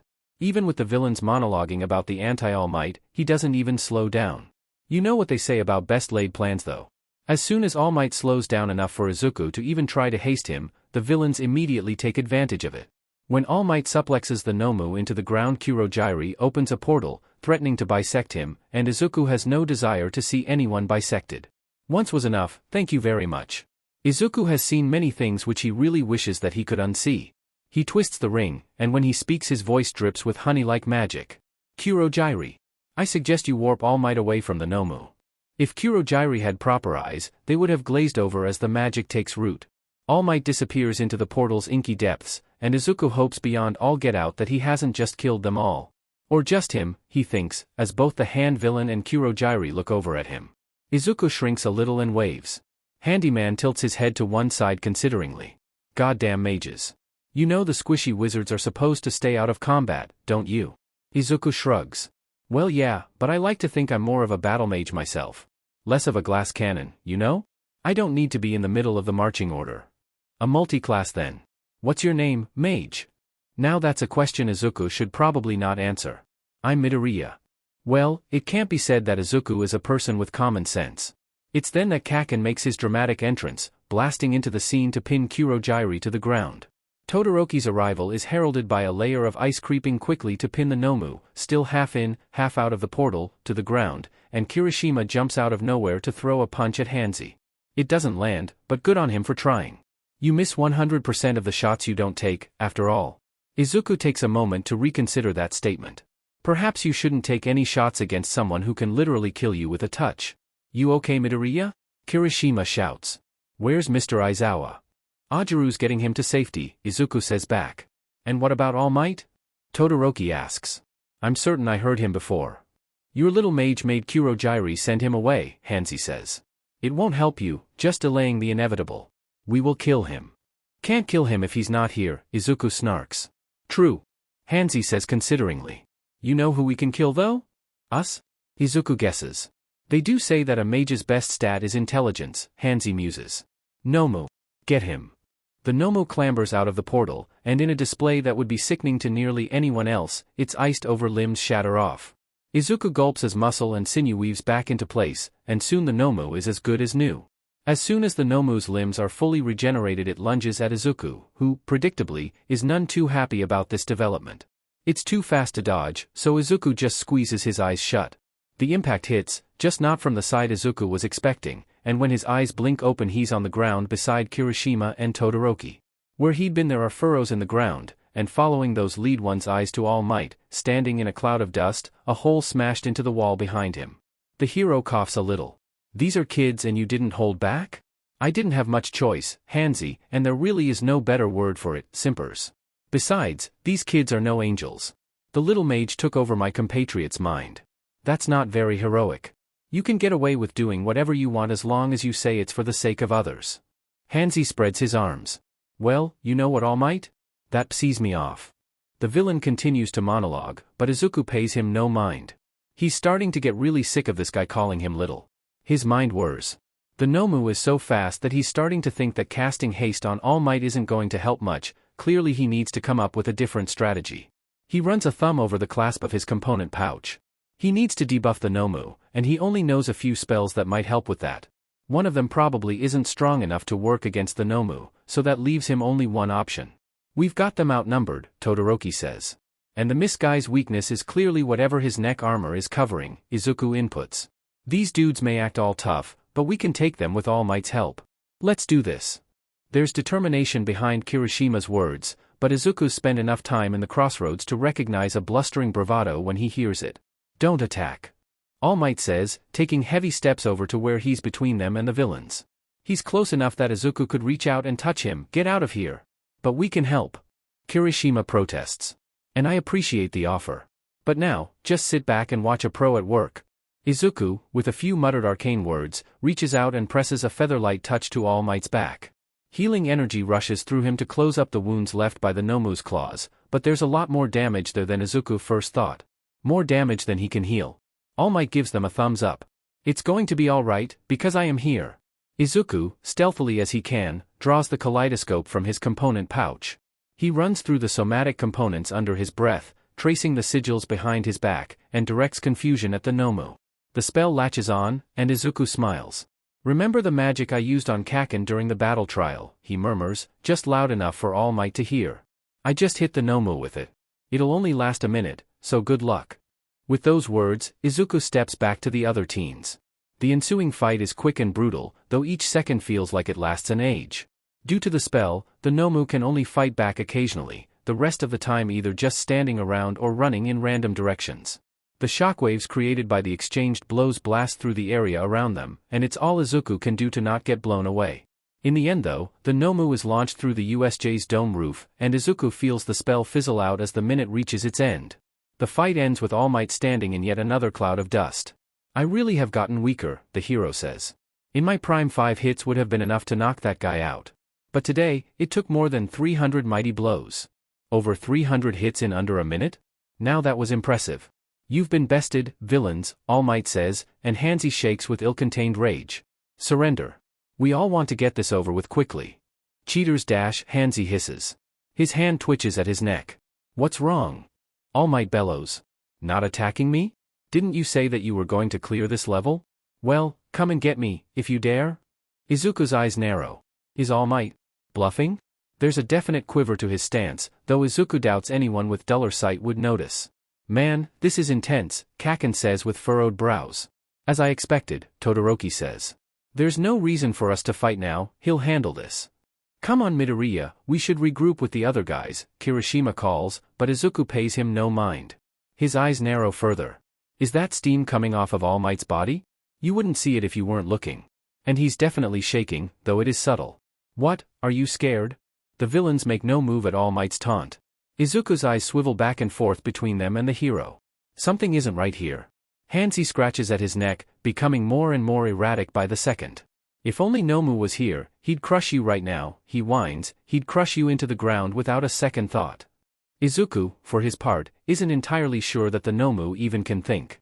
Oblivious to Izuku's inner monologue, Kurogiri leans forward to whisper something into Hanzi's ear. Izuku begins to sidle a little closer to All Might, thumbing the clasp of his component pouch. Todoroki says something, but it goes in one ear and out the other. Something is definitely wrong here, and when All Might doesn't so much as move when Hanzi makes a dash towards him with those deadly hands outstretched, Izuku thinks he knows what it is. Before he even realizes that he's moving, Izuku unsheathes his quarterstaff from his back, first time he's used it properly. Some internal part of him squeals with glee, and jumping into battle. He slashes a hand through the air, and instead of landing on his face Hanzi's hand, lands on a shimmering spectral shield. Young Midoriya, what are you doing? Izuku completely ignores All Might's alarmed shout and instead elects to lash out with his staff. The cool metal whistles through the air, but flakes away as Hanzi's fingers latch onto it. Oh come on. Izuku snarls. I hardly got to use that. He snatches the appropriate component from the pouch and hurls a globule of acid. It doesn't land, as Kurogiri warps it away, and Izuku scowls. He's really starting to wish he'd added knives to his hero costume. Or just brought them, permits be dmed. There's a bang. And Hanzi drops to the ground. Izuku blinks down at him. He's pretty sure he didn't do that. He looks up at the entrance, where the teachers can be seen gathered, Ida at the forefront. The teachers take down the now stirring low-level thugs with brutal efficiency, but even though Snipe just freaking riddles Hanzi with bullets, Kurogiri manages to warp him away. Izuku scowls and kicks the pile of dust that used to be his quarterstaff. He didn't even get to hit him. He looks over to where All Might's still just standing there, dust billowing around him. He blinks, then pinches himself, and blinks again. All Might is small? Well, half small, like one side of him's a leaky balloon, or something's scked all the muscle out of it. Shriveled and withered, with gaunt, skeletal features. And Izuku's seen actual skeletons, so he knows what he's talking about. What in the nine hells, Izuku mutters, but sprints over with cure wounds ready. There'll be time to freak out later. Before he gets the chance to cast it, there's a shout of a Midoriya. Hey! As Kirishima runs in his direction. All Might's sunken eyes widen, and Izuku gets the feeling that this isn't something anyone is supposed to see. Wait a second. Turns out, he needn't worry, as Cementos puts up a wall between them, effectively blocking All Might's weird, shrunken form from the redhead's view. All Might sighs heavily, and drops to sit on the ground. Izuku moves closer, hands still glowing with healing energy, and channels as much magic as he has left in his reserves to heal the damage. Don't worry, Izuku says quietly, sitting back on his haunches. His magic stores are completely drained, so he really hopes there's no more surprise attacks. I won't tell anyone. Cementos doesn't seem surprised though. Is this something all the staff knows? All Might, can Izuku even call him that right now? Takes a deep breath. Thank you, young Midoriya. We should sneak the two of you out of here and get you to the nurse's office, Cementos says. Seriously, All Might, that could have been really bad. I had to act recklessly or else I'd be dead now, All Might says, just goes to show how strong those villains were. Izuku nods. I've never seen anything like that. It's not true, he has seen many things like that. The crossroads have their own fair share of danger, and his teacher is perhaps one of the most dangerous of the lot. But he's never seen anything like that in his own world. All Might frowns. Let's get back to the school, then I think you and I should have a chat, young Midoriya. Izuku gulps. Sounds great. The first thing Izuku does after returning home, after wrapping his mom in a tight hug and both of them crying into each other's shoulders, is drop into the crossroads and visit the trio in the woods. They look up from what looks like a game of cards as he approaches, and Izuku nearly cries again at the sight of them. Are you all right there, Metamai? Solar asks. Izuku bursts into tears. In but a moment, Solar sweeps him into a warm embrace, the feathers of her wings soft as her arms wrap around him. Yuki was right, he blubbers into her robes. My class was doing a field trip and we got attacked and my teachers and classmates nearly died and I couldn't do anything. Solar's fingers card through his loose hair. Oh, Metamai. Tamaran's clawed hand lands on his shoulder, and Izuku looks up at him with teary eyes. It doesn't do to dwell on the past. Take what you can to learn from it, and move forward. Solar swats him. Give it a rest, Tamaran. He's had a traumatic experience, let him be upset. Izuku pulls away and wipes his eyes. No, he's right. I can't let this get me down. I actually just came here to thank you for the ring, I don't know what I would have done without it. You're very welcome, Metamai.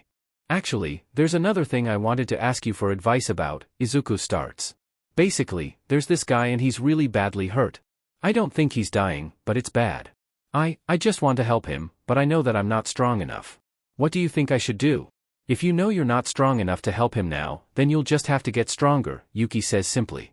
It's the kind of blunt honesty he's come to expect from Alecto, not Yuki, so it hits him like a truck.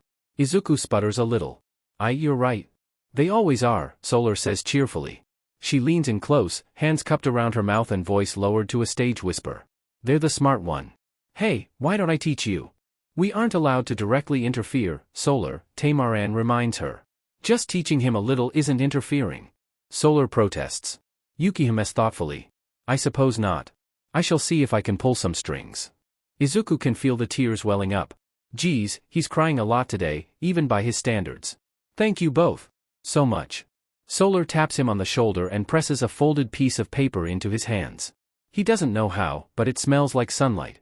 Not that sunlight has a particular scent, rather it smells like how sunlight feels. Everything that Solar's ever given him feels like the sun. It's odd, but he's learnt not to question it. Pass this along to your teacher, she instructs. I have faith that she'll be able to help you. After all, Alecto's always known more than she lets on. Izuku, after thanking them again, does so, bidding them farewell and seeking Alecto out. She's easy enough to find, her sparring matches tend to draw a crowd. All he has to do is follow the sound of magic crackling and things exploding. He finds her out on the fields, having enlisted a number of acolytes from the temple to spar against. And as always, watching her fight is near hypnotizing. The way she seamlessly transitions from spell to spell, from defending to attacking back to defending again, it's transfixing. Even fighting against 4 of what he recognizes as the best of the temple's guards, 2 spellslingers and 2 melee fighters, she handles herself with a practiced kind of grace. It seems like the fight's just wrapping up as he arrives, both sides lagging due to fatigue. Even from his distance away, he can see the sweat glistening on their skin. Alto dispatches one of the spellcasters and disarms a melee fighter in a flurry of fluid motion, then her eyes alight on him. Izuku can tell when she recognizes him, as the fatigue seems to slide away like water off of the duck's back. He grins. According to her siblings, she's always been a show-off, but especially when he's around. With 2 of her opponents taken out of the fight, Alto finishes up swiftly. The sword in her hand disappears in a flash of colored light, and she jogs over, arms spread. "Want a hug?" she jeers, in lieu of introduction. "You're sweaty." Izuku protests, pushing away her arms. "And you're no fun," she says back, but just pats him on the shoulder instead of giving him a hug. "So, what brings you? You missed most of me thrashing those guys." "Gee thanks," one calls as a cleric runs a glowing hand over his bruised arm. "You're welcome." Alto calls back. She slings an arm over Izuku's shoulder. "What's up?" Once he starts talking, it's like a dam broke within him. He spills it all, the attack against the USJ, All Might's injuries, everything. Obviously, he omits the real names of everything, but other than that she gets the full, uncensored version. By the time he finishes talking, he's near tears. Again. Alto takes a breath and lets it out. "Don't take this the wrong way, but have you considered seeing a therapist, Midoriya?" At his look, she hurries to explain. "Listen, there's nothing wrong with talking to a professional. You were attacked. You nearly saw your teacher die in front of you. That kind of stuff is traumatic." She looks away, shifting almost uncomfortably in the way she does when she's about to talk about her past. "Look, I used to be a really bad person. I went through a lot when I was young and it messed me up. Where I'm from we don't exactly have therapists, you know. You have to toughen up and live with what happens to you, and it nearly sent me down a really bad path. It wasn't until I found this place and someone to help me sort through my issues that I realized what I'd been doing wasn't only destructive to those around me, but it was self-destructive as well. You don't have hundreds of years to sort through your trauma. I don't want what happened to me to happen to you." Izuku nods slowly. Okay. That makes sense. There's like 3 different therapists in this town," Alto says. "I can introduce you. Or you can find a therapist in your world. Whatever you'd like." At the look on his face, she clears her throat. "Now, mushy feeling stuff out of the way, do you want me to teach you some more offensive spells? I mainly focused on utility and defensive spells when I was teaching you before, so you don't have a whole lot of offensive options." "It's a deal," Izuku says. "But can you teach me how to cast suggestion properly? A lot of enchantment spells like that are a bit dicey in terms of morality, but you're a good kid, so sure. Why not? I trust you not to abuse that kind of magic." She pats him on the back. "Thanks. Oh. I just remembered dash." He fishes through his pockets to find the paper that Solar had given him and passes it over. "This is for you." Alto takes it with a raised eyebrow and, after unfolding it, looks it over. She scoffs. "Why she doesn't just send a dream is beyond me," she mutters, and Izuku gets the sense that he wasn't meant to hear that. She clears her throat again. "Anyhow, you should head home. If I'm not mistaken, humans need 8 hours a night to be fully rested." Izuku huffs. "Yes, mother." Izuku doesn't go home like she suggests, at least not straight away. Instead, he heads over to Unakite's house, and when there's no sign of him, he goes to the temple. There's no sign of the acolytes that Alto had been sparring with, which is nice considering that they'd probably not be too happy to see her apprentice. He finds Eggley out on one of the temple's balconies, sitting cross-legged on the floor. Her hands sit palm up on each knee, and her face is lifted skyward. As he approaches she doesn't move, rather, she just cracks one eye open to survey him. Seemingly content with what she sees, she motions for him to join her. He does so, dropping to sit cross-legged across from her and closes his eyes. The sun beats down on his sky-turned face. It's warm. After 10 minutes of comfortable silence pass before she shifts. Izuku opens his eyes to see her looking at him quizzically. "You don't normally have the patience to sit through my meditations with me," Eggley says thoughtfully. "Did something happen?" Izuku lets out a deep sigh. "Yeah. Something like that." Eggley nods. "Did this help?" "Yeah, I really needed that." She gazes up at the endlessly blue sky. "I'm glad I could help." A thought occurs to him.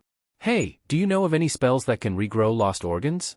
It's a long shot, but she might know something. He knows that magic can do nearly anything, so someone can probably regrow All Might's stomach. Eggley hums thoughtfully. Now that I think about it, I'm pretty sure I've heard of a spell like that. I'll have a look into it. Really?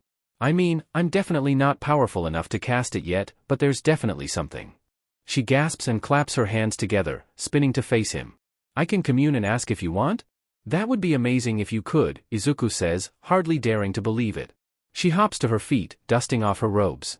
I need to grab a couple things for this, so just wait here. You get up to 3 yes or no questions, so maybe think about what you want to ask while I'm gone? Izuku gives her a thumbs up, and she bustles off. He lets his posture sag, thinking. What does he want to ask? Obviously, he needs to know whether a spell exists to regrow organs, but what else should he try and find out? He taps a finger against his lips consideringly. By the time she returns, he has a few ideas, but nothing concrete. He barely notices her arrival as she settles in front of him and sets up her spell components. He's so caught up in his thoughts. There's the brief sensation of pressure against the end of his nose, and he blinks. Did you just boop me? You were thinking too hard, Eggley says firmly. You gotta think less, Metamai. Alto says that I don't think at all, and I'm doing fine. It's not a lie. She is certainly doing fine. Izuku doesn't think about the fact that she's definitely stronger than him, magic-wise. He'd looked into divine magic out of curiosity once and totally wasn't jealous about how they didn't need to practice to learn spells. She claps her hands together. Now, what do you want to know? Izuku tells her the 3 questions he settled on, and she nods. He watches as she closes her eyes and murmurs arcane words under her breath, fingers tracing the somatic components in the air in front of her. Wind rustles around them, ruffling her hair but not touching him at all. Eggley turns her face skyward. Does a spell exist that can regrow lost organs? There's no visible change to the environment around them, but Eggley gives a small nod. Will Metamai be able to learn said spell? Her head tilts to the side slightly. Is an event like what happened at the USJ going to happen again? Again, there's no visible change, but her eyebrows furrow and her lips press together. When he opens her eyes, there's concern glimmering in them. Absently, Izuku notices that the wind has died down. That's a yes to all 3, though the answer to the second question was less sure than the first and third, she says, sitting back on her haunches. I hope that helped. Izuku nods slowly, mind whirring. Yeah. It did, thank you. Eggley beams, eyes shining. I'm so glad. Izuku gets to his feet. I should really get going, Alto told me to go home like an hour ago. Well, we don't want her to find out that you're still here then, she says amusedly, pulling him in for a hug. She ends up walking with him to the tree line, and after another hug waves him off down the path. Izuku heads in and disappears back to his world with a pop. UA's gates close while the teachers go over security, and while those days likely pass restfully for his other classmates, Izuku spends all of that time training non-stop at the crossroads. He's exhausted beyond belief, but he's super close to adding suggestion to his permanent spell list, so who's the real winner here? Izuku, collapsed on top of his bed, stares at the cluttered shelves lining the walls of his room. He's too tired to do anything other than catalog the contents of said shelves in his mind, so he does just that. His gaze passes over a singular ivory knitting needle, across the cover of a heavy leather tome that he can't read. He doesn't understand the language it's written in, and Alto just laughed at him when he brought it to her, then over to Orim the clockwork goldfish swimming in their water-filled glass orb. Out of all the trinkets collected on his adventures, he can only keep so many in his room. Those that A, would cause too many questions, B, he needs a license to legally own, or C, just won't fit, he keeps in his storage shed at the crossroads. He turns an old divination card over in his hands. The name of the card has long since faded, but the person depicted on the card, who bears an uncomfortable likeness to himself, can still be seen clearly. He needs better armor, he muses absently, his current armor clearly isn't cutting it. If he's going to be fighting someone who can disintegrate something with a touch, he needs something that can take the hit for him. Maybe he can talk to Unakite about enchanting his current armor? Either that or he needs to look into getting his hands on some armor that's stronger but not too much heavier. He doesn't want it to hold him back. Izuku! Inko calls, cutting off his train of thought right there. Dinner's ready. Coming, Mom, he calls back and forces his legs to move. When he returns to school the next day, his classmates seem oddly calm. Well, perhaps calm isn't the right word, they actually seem downright excited about all the press coverage they'd been getting from the incident. Izuku doesn't get it. What's there to be excited about almost dying? Though he supposes most of them weren't as close to the action as he was. They all seem so carefree. Maybe Izuku's just paranoid, but he feels unsafe even with his normal stud earrings swapped out for enchanted ones that let him know if anyone with malintent so much as looks at him. He even switched out his normal school bag for his bag of holding so he could bring a bunch of potions and stuff in case something happened. Yet his classmates don't have a care in the world. He sits up a little straighter in his seat as Ida bustles to the front of the room to declare that class will be beginning shortly. Soon after, the door slides open, revealing Aizawa, who looks not that much worse for wear, actually.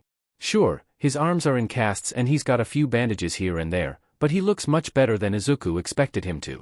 His healing magic probably had a hand in that, Izuku muses.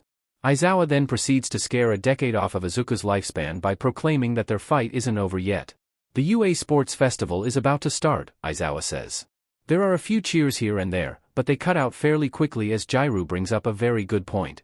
Is it really a good idea to hold the sports festival so soon after those villains snuck inside UA, she asks, and Izuku can't help but agree.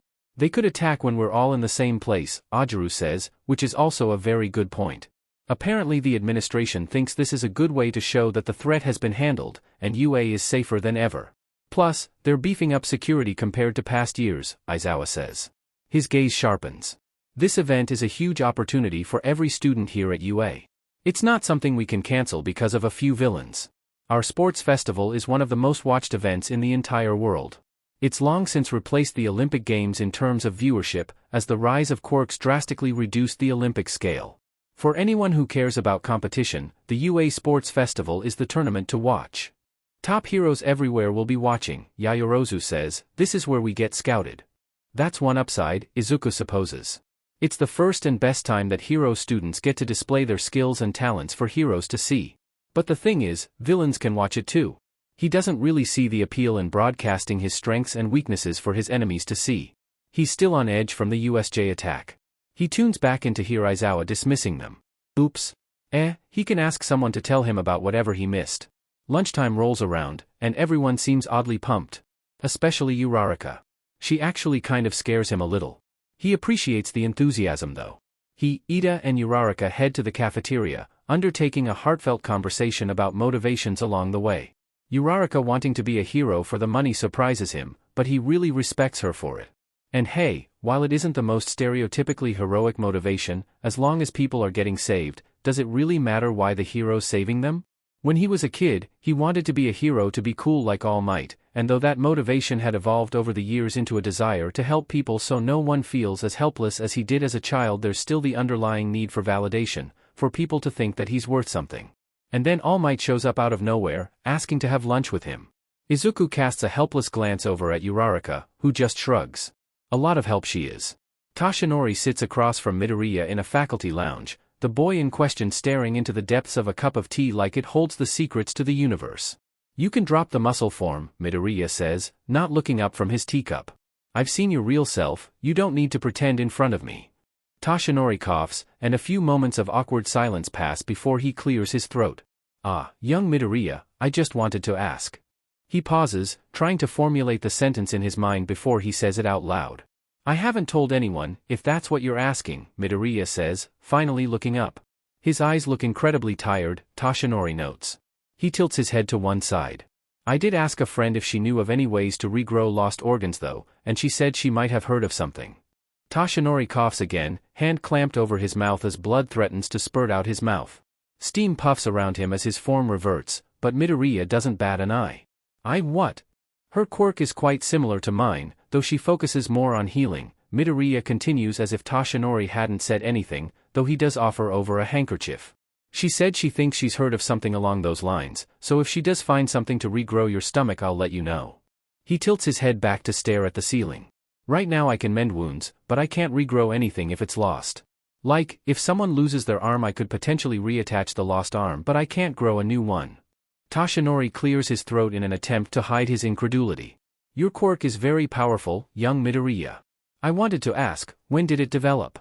Midoriya looks back into his teacup. I was a late bloomer. I've got the toe joint and everything, so we thought I was quirkless until I was 10. Tripped on my way home from school and landed in my kitchen. That is, a lot to process. Toshinori is confused, to say the least. When he first saw Midoriya, he thought he was a successor to All for One. But why would All for One's successor heal him? Even more damning is this conversation, why would All for One's successor try to find a way to regrow his lost organs? There's always the possibility that they're just empty words, but Toshinori considers himself a pretty good judge of character and Midoriya seems genuine. Mind reeling, they chat aimlessly until the bell rings, and Toshinori waves him off to class. "Keep the handkerchief," Midoriya says, as he makes his way out of the door. "I have a feeling you'll need it more than me." Once the boy is gone, Toshinori looks down at the handkerchief. It's oddly pretty for a teenage boy to be carrying it around, with elaborate blue and gold flowers embroidered around the edges of the white fabric. Toshinori examines it closer. He could have sworn he bled on it when he was coughing up blood before. There's no sign of blood on it though. It's as clean as if it was just made. His gaze shifts to the door. Midoriya proves to be more and more interesting with every conversation. Izuku stares out at the crowd clustered around the 1A classroom's massive door. He hears Kacchan say something vaguely offensive and faceplants onto his desk. Let's just hope he doesn't explode anyone. You can't go around calling people extras just because you don't know who they are. Ida says reproachfully. So this is Class 1A-. At the new voice, Izuku looks up to see a tall boy with flyaway purple hair making his way to the front of the crowd. "I heard you were impressive, but you just sound like an butt. Is everyone in the hero course delusional, or is it just you?" Izuku pinches the bridge of his nose in an attempt to ward off the headache he knows is coming. It doesn't help his headache that he left his self-cleaning handkerchief with All Might. He's usually more careful than that. Though it probably won't be the worst thing if All Might discovers that magic is real. He is the #1 hero after all. How sad to come here and find a bunch of egomaniacs. I wanted to be in the hero course, but like many others here my quirk didn't cut it and I was forced to choose a different track. Such is life. I didn't cut it the first time, but now I have another chance. The boy's head tilts to one side. If any of us do well in the sports festival, the teachers can decide to transfer us to the hero course. And they'll have to transfer people out to make room. Izuku very purposefully doesn't think about the empty desk behind his own. Man, they really kept Mineta's expulsion on the down low, huh? Scouting the competition, the boy continues. Maybe some of my peers are, but I'm here to let you know that if you don't bring your best, I'll steal your spot right out from under you. Consider this a declaration of war. Another boy, bearing an odd resemblance to Kirishima, starts yelling about something, but Izuku tunes him out. This purple-haired boy, he's interesting. Izuku can't wait to see what he does next. You know, Izuku was really hoping that he'd be able to get the hang of Polymorph by the time the sports festival rolled around. But no, apparently 2 weeks wasn't enough time to master suggestion and learn Polymorph. Go figure. Alto slaps him on the back, harder than is probably necessary. Go home, Sprout. Sprout? That's a new one. You've been here for hours every day, nonstop, she snorts. Go home and sleep. Your festival thing is tomorrow, right? Izuku pouts. He is tired, but he really wants to learn Polymorph. It's such a versatile spell, and it'd be really useful for the sports festival. His research on the matter showed that the fest usually consisted of 3 rounds, one to eliminate the masses, a team event to narrow down the numbers further, and then a final tournament-style round to decide who gets first, second, etc. The specifics change from year to year, but the basic format usually stays more or less the same. Come on, I'll walk you to the forest, Alto says. Don't feel bad about not getting it right away, okay? You learned suggestion in less than a week, that's impressive. Izuku sighs. I know that, but I really wanted to get Polymorph down, you know? You have ridiculously high standards for yourself, she says brusquely, marching him down the path towards town. Izuku backpedals desperately. Hold on just a second, I can't go back just yet. And why's that? I need to talk to Eggley, he says. She's helping me with something. Alto scoffs. What can she help you with that I can't? She's researching a spell for me. Well, I do hate research, Alto admits. Izuku shoots her an incredulous look. You're a wizard, how can you hate research? Technicalities, she says airily, I'm more than a wizard, and it's more sitting still that I hate. Izuku grumbles wordlessly but lets himself be marched over to the temple. It doesn't take more than a minute of Alto staring up at the building with narrowed eyes before Eggley comes hurrying out, rubbing her temples. Whoever let you learn message needs to be stopped, she grouses. You're a menace. You still love me though, Alto retorts. With all my heart. She offers a wave in Izuku's direction. Hey, Metamai. Izuku, not wanting to be impolite, waves back. Welp dash Alto claps Izuku on the shoulder, I'll leave you to it. Eggley, make sure to walk him to the forest, will you? He needs to sleep. Eggley gives her a thumbs up. You can count on me. Izuku groans, though it's more an act than anything else. See ya. Eggley calls at Alto's retreating back, before looping her arm through Izuku's. Come on, let's walk and talk. Any luck? Izuku asks, not bothering to resist and letting himself be pulled along. Yeah, actually, she says, looking up at the sky. Problem is, neither of us are strong enough to cast it. Yeesh, how difficult is this spell? 7th level, actually, she says. Izuku whistles lowly. Spells are ranked by how strong they are, from 1st to 9th level, and the stronger they are the more magic they take to cast. For reference, the shield spell is 1st level, Pass Without a Trace is 2nd, and his highest level spell, Confusion, is 4th level. Yeah, there's no way either of them will be able to cast that anytime soon. I suppose there's nothing for me to do but train hard, he muses. Suppose so, she agrees. Changing the subject, I've got something for you. Oh? Izuku's interest is piqued. Eggley gives the best presents. She rifles through her bag, after a few moments pulling out a small glass vial and handing it over. Alto told me that you have a sports thing tomorrow, so this'll help restore your magic reserves if they get low. Izuku starts to tear up. Eggley, used to his outbursts by now, just sighs and pats him on the shoulder. You don't need to thank me, she says, smiling at him. Just promise you'll do your best, okay?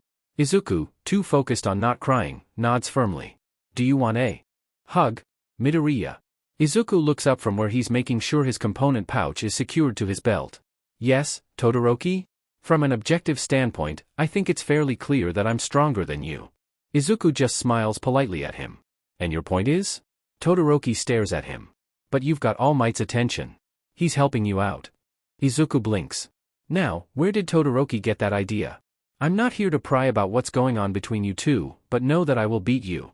Ah. The lunch he had with All Might a few weeks back, that's gotta be it. Man, what's with all these declarations of war lately? Kaminari says. Yeah, what's the big deal, why re you picking a fight all of a sudden? Kirishima says. And right before the festival starts too? Todoroki shrugs off Kirishima's hand, and Izuku offers the redhead an apologetic smile. We're not here to be each other's friends, Todoroki says coolly. Don't forget, this isn't a team effort.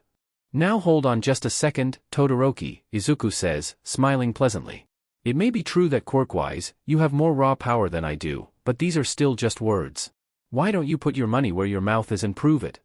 His voice is near simpering now. It's rather insulting, don't you think? You say you'll beat me, but you're only using half of your quirk.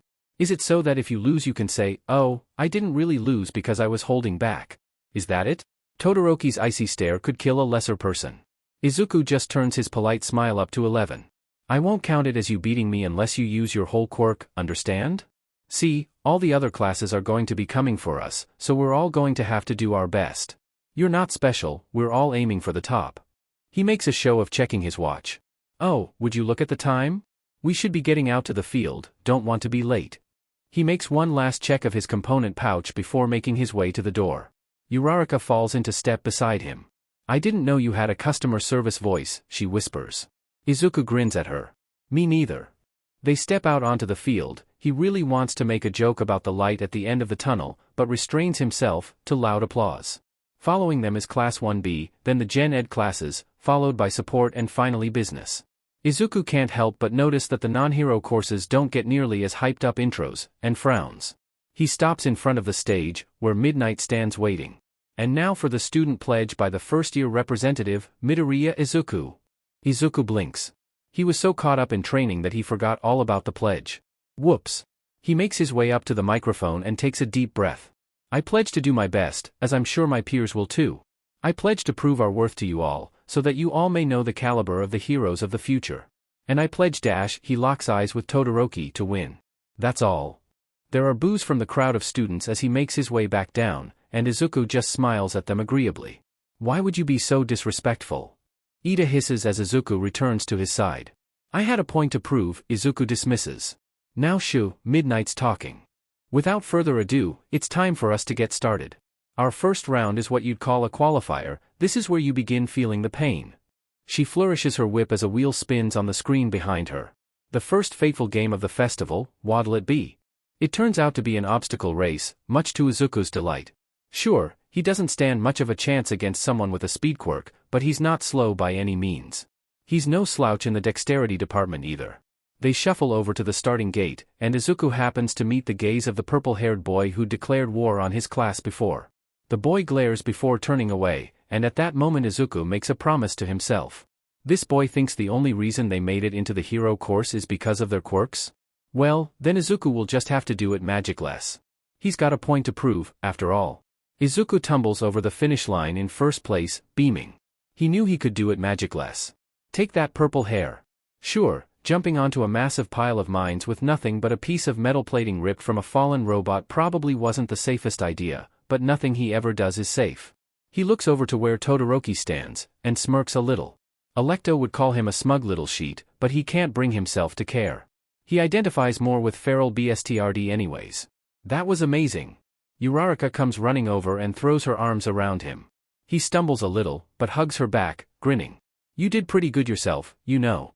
I think Ida's having an identity crisis, she says conspiratorially, pointing over her shoulder to the teen in question. Izuku shrugs. I mean, his quirk is pretty well suited for a race.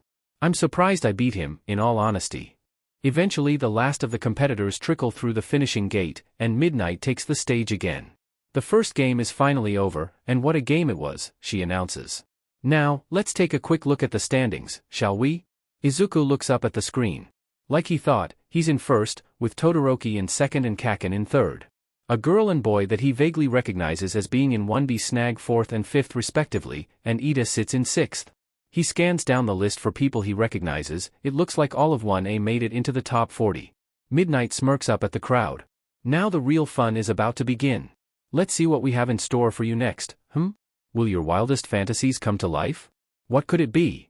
The wheel on the screen spins and spins, and Izuku starts to get a little dizzy watching it. After what feels like an age, it slows to eventually land on Labyrinth. Allow me to explain. Participants will form teams of 4, and race to the center of the maze. Each team gets a flag, and each point on the flag counts towards time deducted from your total time.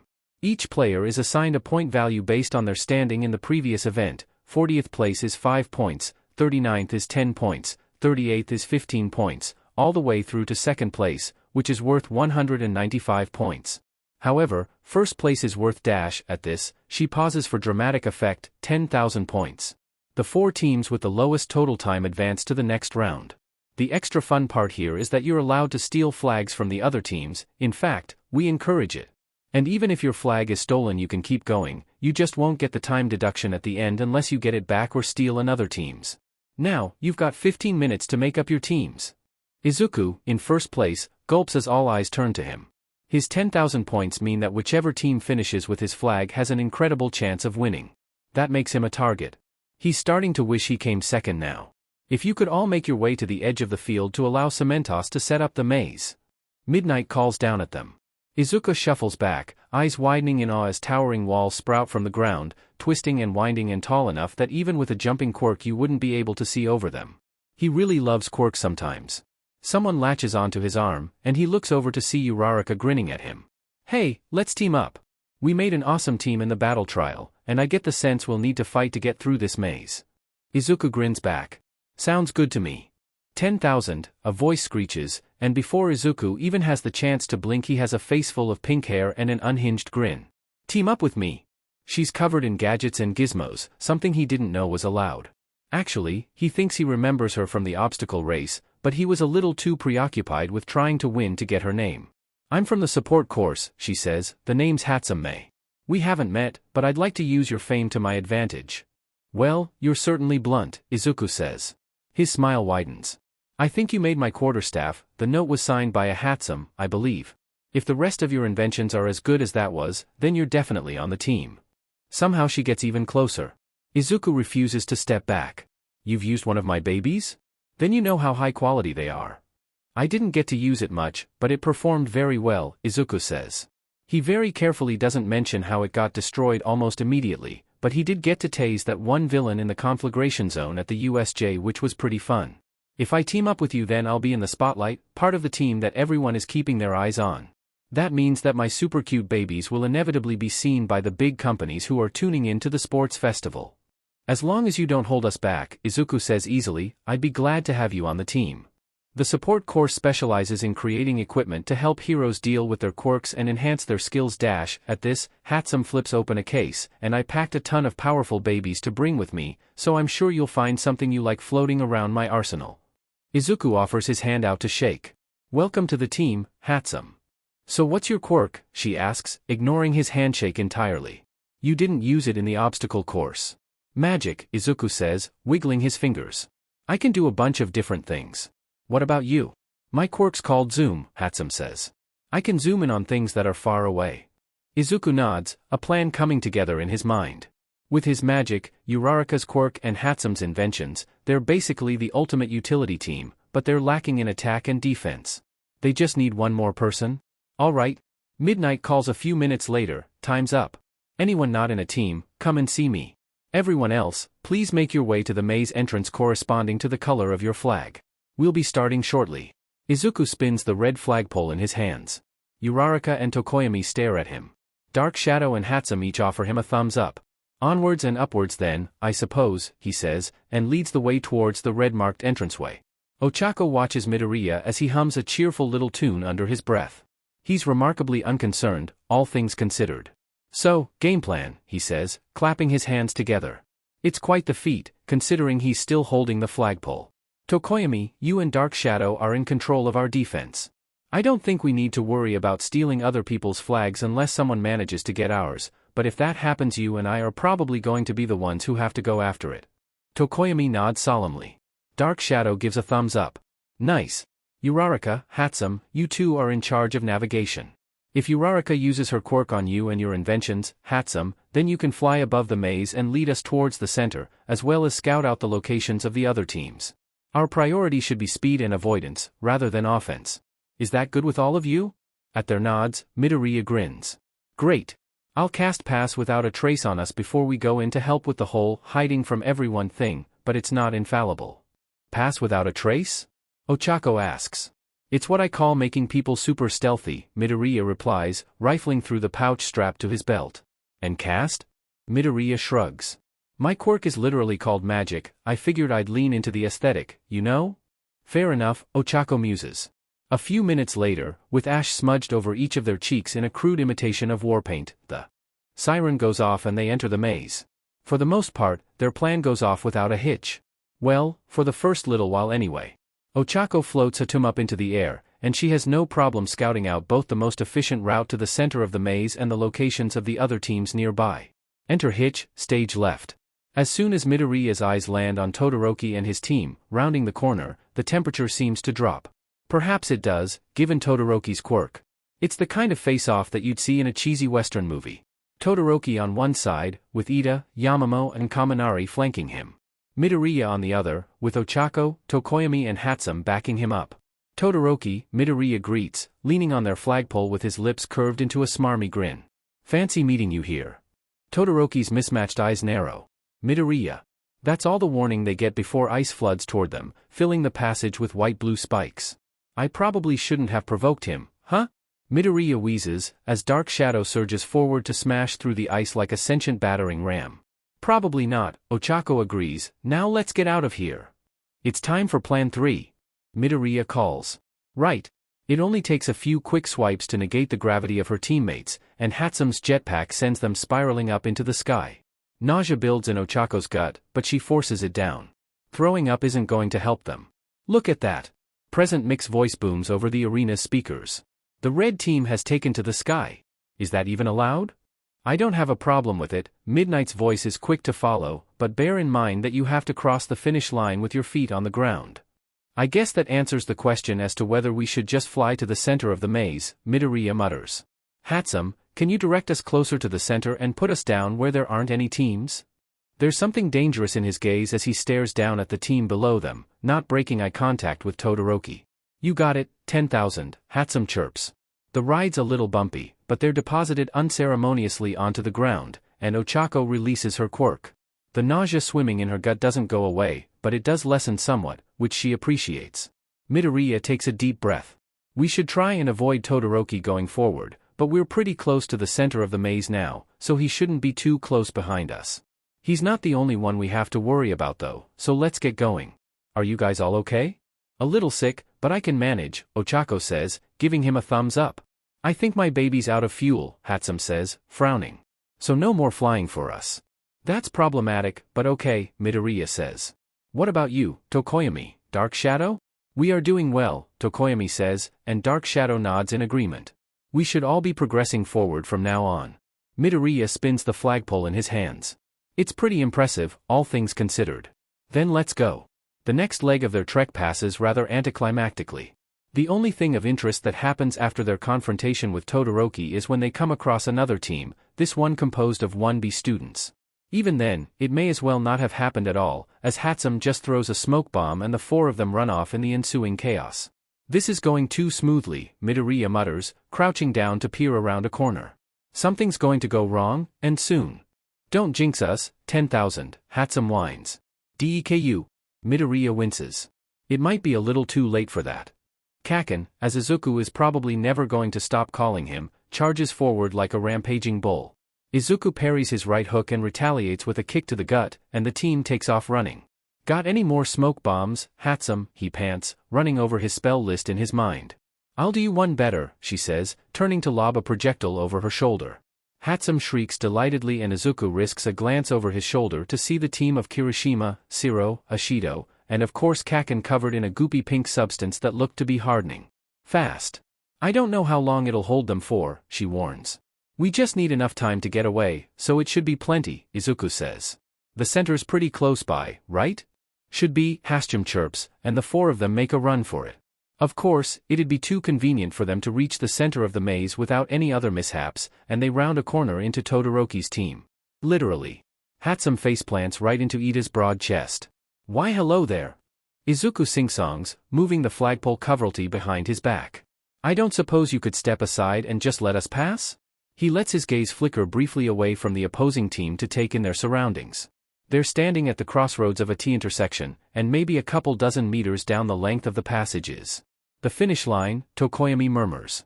Izuku blinks, shoves Todoroki into Kaminari as hard as he can, and bolts. Hatsum cackles madly, and Izuku spares a glance over his shoulder to see Todoroki's team encased in the same pink goop that had trapped Kacchan before. Hatum, you're my new favorite person. Izuku pants. Ah, thanks 10,000, Hatsum says cheerfully. The fun thing about that little baby is that the colder it gets the harder it gets, so they aren't getting out of there with ice. Hatsum. Izuku laughs delightedly as the finish line comes within reach. You have definitely been the MVP of this round. It's almost like the author couldn't think of ways for us to beat our opponents, so just threw in gadgets to make us progress. What? What? A chill goes down Izuku's spine, and before he can react his feet are frozen to the ground. He looks over to see Todoroki with an arm extending from the goop and a thin layer of ice sweeping over the ground between them. He sniffs. Rude. Take this, Izuku says, and shoves the flag into Uraraka's hands. Go. Plan 4. She doesn't hesitate, turning and racing for the finish line, Tokoyami hot on her heels. Hatsum kneels at his side, and pulls out, is that a miniature flamethrower, to start melting the ice off his feet. I give us maybe a minute before they figure out how to get rid of my baby, Hatsum says. That's unfortunate. 2 members of the red team have crossed the finish line. Present mix voice blares. Of course, IT won't count as a finish until the whole team crosses. Yeah, no kidding, Izuku grumbles. He can appreciate the showmanship though. Midoriya. Izuku looks away from where Hatsum is flamethrower ing his feet, probably not his best decision, to see Todoroki, still stuck in the goop but showing marginally more emotion than usual. Which is to say, not much. Todoroki, he greets, plastering on his most sheet-eating grin. I see we're both in a sticky situation. Kaminari snickers. Yaoyorozu and Ida both shoot him a look. I'm afraid my flag is out of your reach, Izuku continues, and gestures over his shoulder to where Uraraka and Tokoyami stand waiting beyond the finish line. It's literally 5 meters away, couldn't Todoroki have given it a few seconds before freezing him to the ground? And since it looks like I'll be freed from your ice before you're free of Hatsum's baby, I guess I'll be beating you in this round as well. Quit provoking him. Uraraka yells. Mind games are just part of the fun, he yells back. One of these days one of us is going to snap and murder you. I'm counting on it. Gotta have someone to stop me from going to the dark side, right? I like you 10,000, Hatsum says, far too jovially for the current situation. Izuku yelps as the last of the ice melts and his shoes start feeling far too warm for his liking. You're going to set my feet on fire. It'll make you run faster, she retorts, now come on. She grabs him by the arm and drags him. Izuku lets out a delighted giggle. And that's how the last of Team Red crosses the finish line, hand in hand and laughing like hyenas. Dark shadow facepalms. Izuku has been told to stop being a menace many times, by a multitude of people. However, he won first place in both sports festival events purely by being a menace, so it's really been for the best. It doesn't seem like Todoroki got the memo. In the break between the second and third rounds, Izuku finds himself standing across from the other teen in a secluded hallway. It kinda seems like a good place for an ambush, if he thinks about it. Todoroki doesn't seem like the kind of guy to pull that kind of stunt, though, so Izuku highly doubts that the boy brought him here to attack him. Pyrrha once told him and Eggley a story about how he got lured to an out-of-the-way spot by a girl who wanted to ask him out, but given the cold look in Todoroki's eyes, Izuku also doubts that he's about to confess his undying love. So, Izuku says lightly, "What did you want to talk about?" A few moments of silence pass. Izuku tilts his head to one side. "You know, if we don't hurry the cafeteria will be really crowded and we won't get good seats. I mean, I can probably sit with my friends but you never really socialize with anyone so I'd imagine you'd want to get your own seat before someone else takes it." Todoroki just stares. It's a cold kind of intimidation, but if he's trying to scare Izuku it isn't going to work. Sure, he's got a strong quirk, but Izuku's been around far more dangerous people. "I was overpowered," Todoroki says eventually. "So much so that I broke my pledge." Izuku blinks at him. Todoroki stares at his hand for a moment before he speaks again, not meeting Izuku's eyes. "Midoriya. Out of all our teammates, you and I were the only ones to see All Might's power up close. Your power, it's different from his, but you have the same larger-than-life presence on the battlefield. Oh, this ought to be good. Midoriya, are you All Might's secret love child or something?" Izuku chokes on his spit. Where in the nine hells did Todoroki get that idea? "Well? Are you?" The amusement bubbling in his chest spills free, and Izuku just cackles. "Me, All Might's secret love child dash," he manages through bursts of laughter. "Oh, that's a good one." He pauses to take a breath, wiping a stray tear from his eye.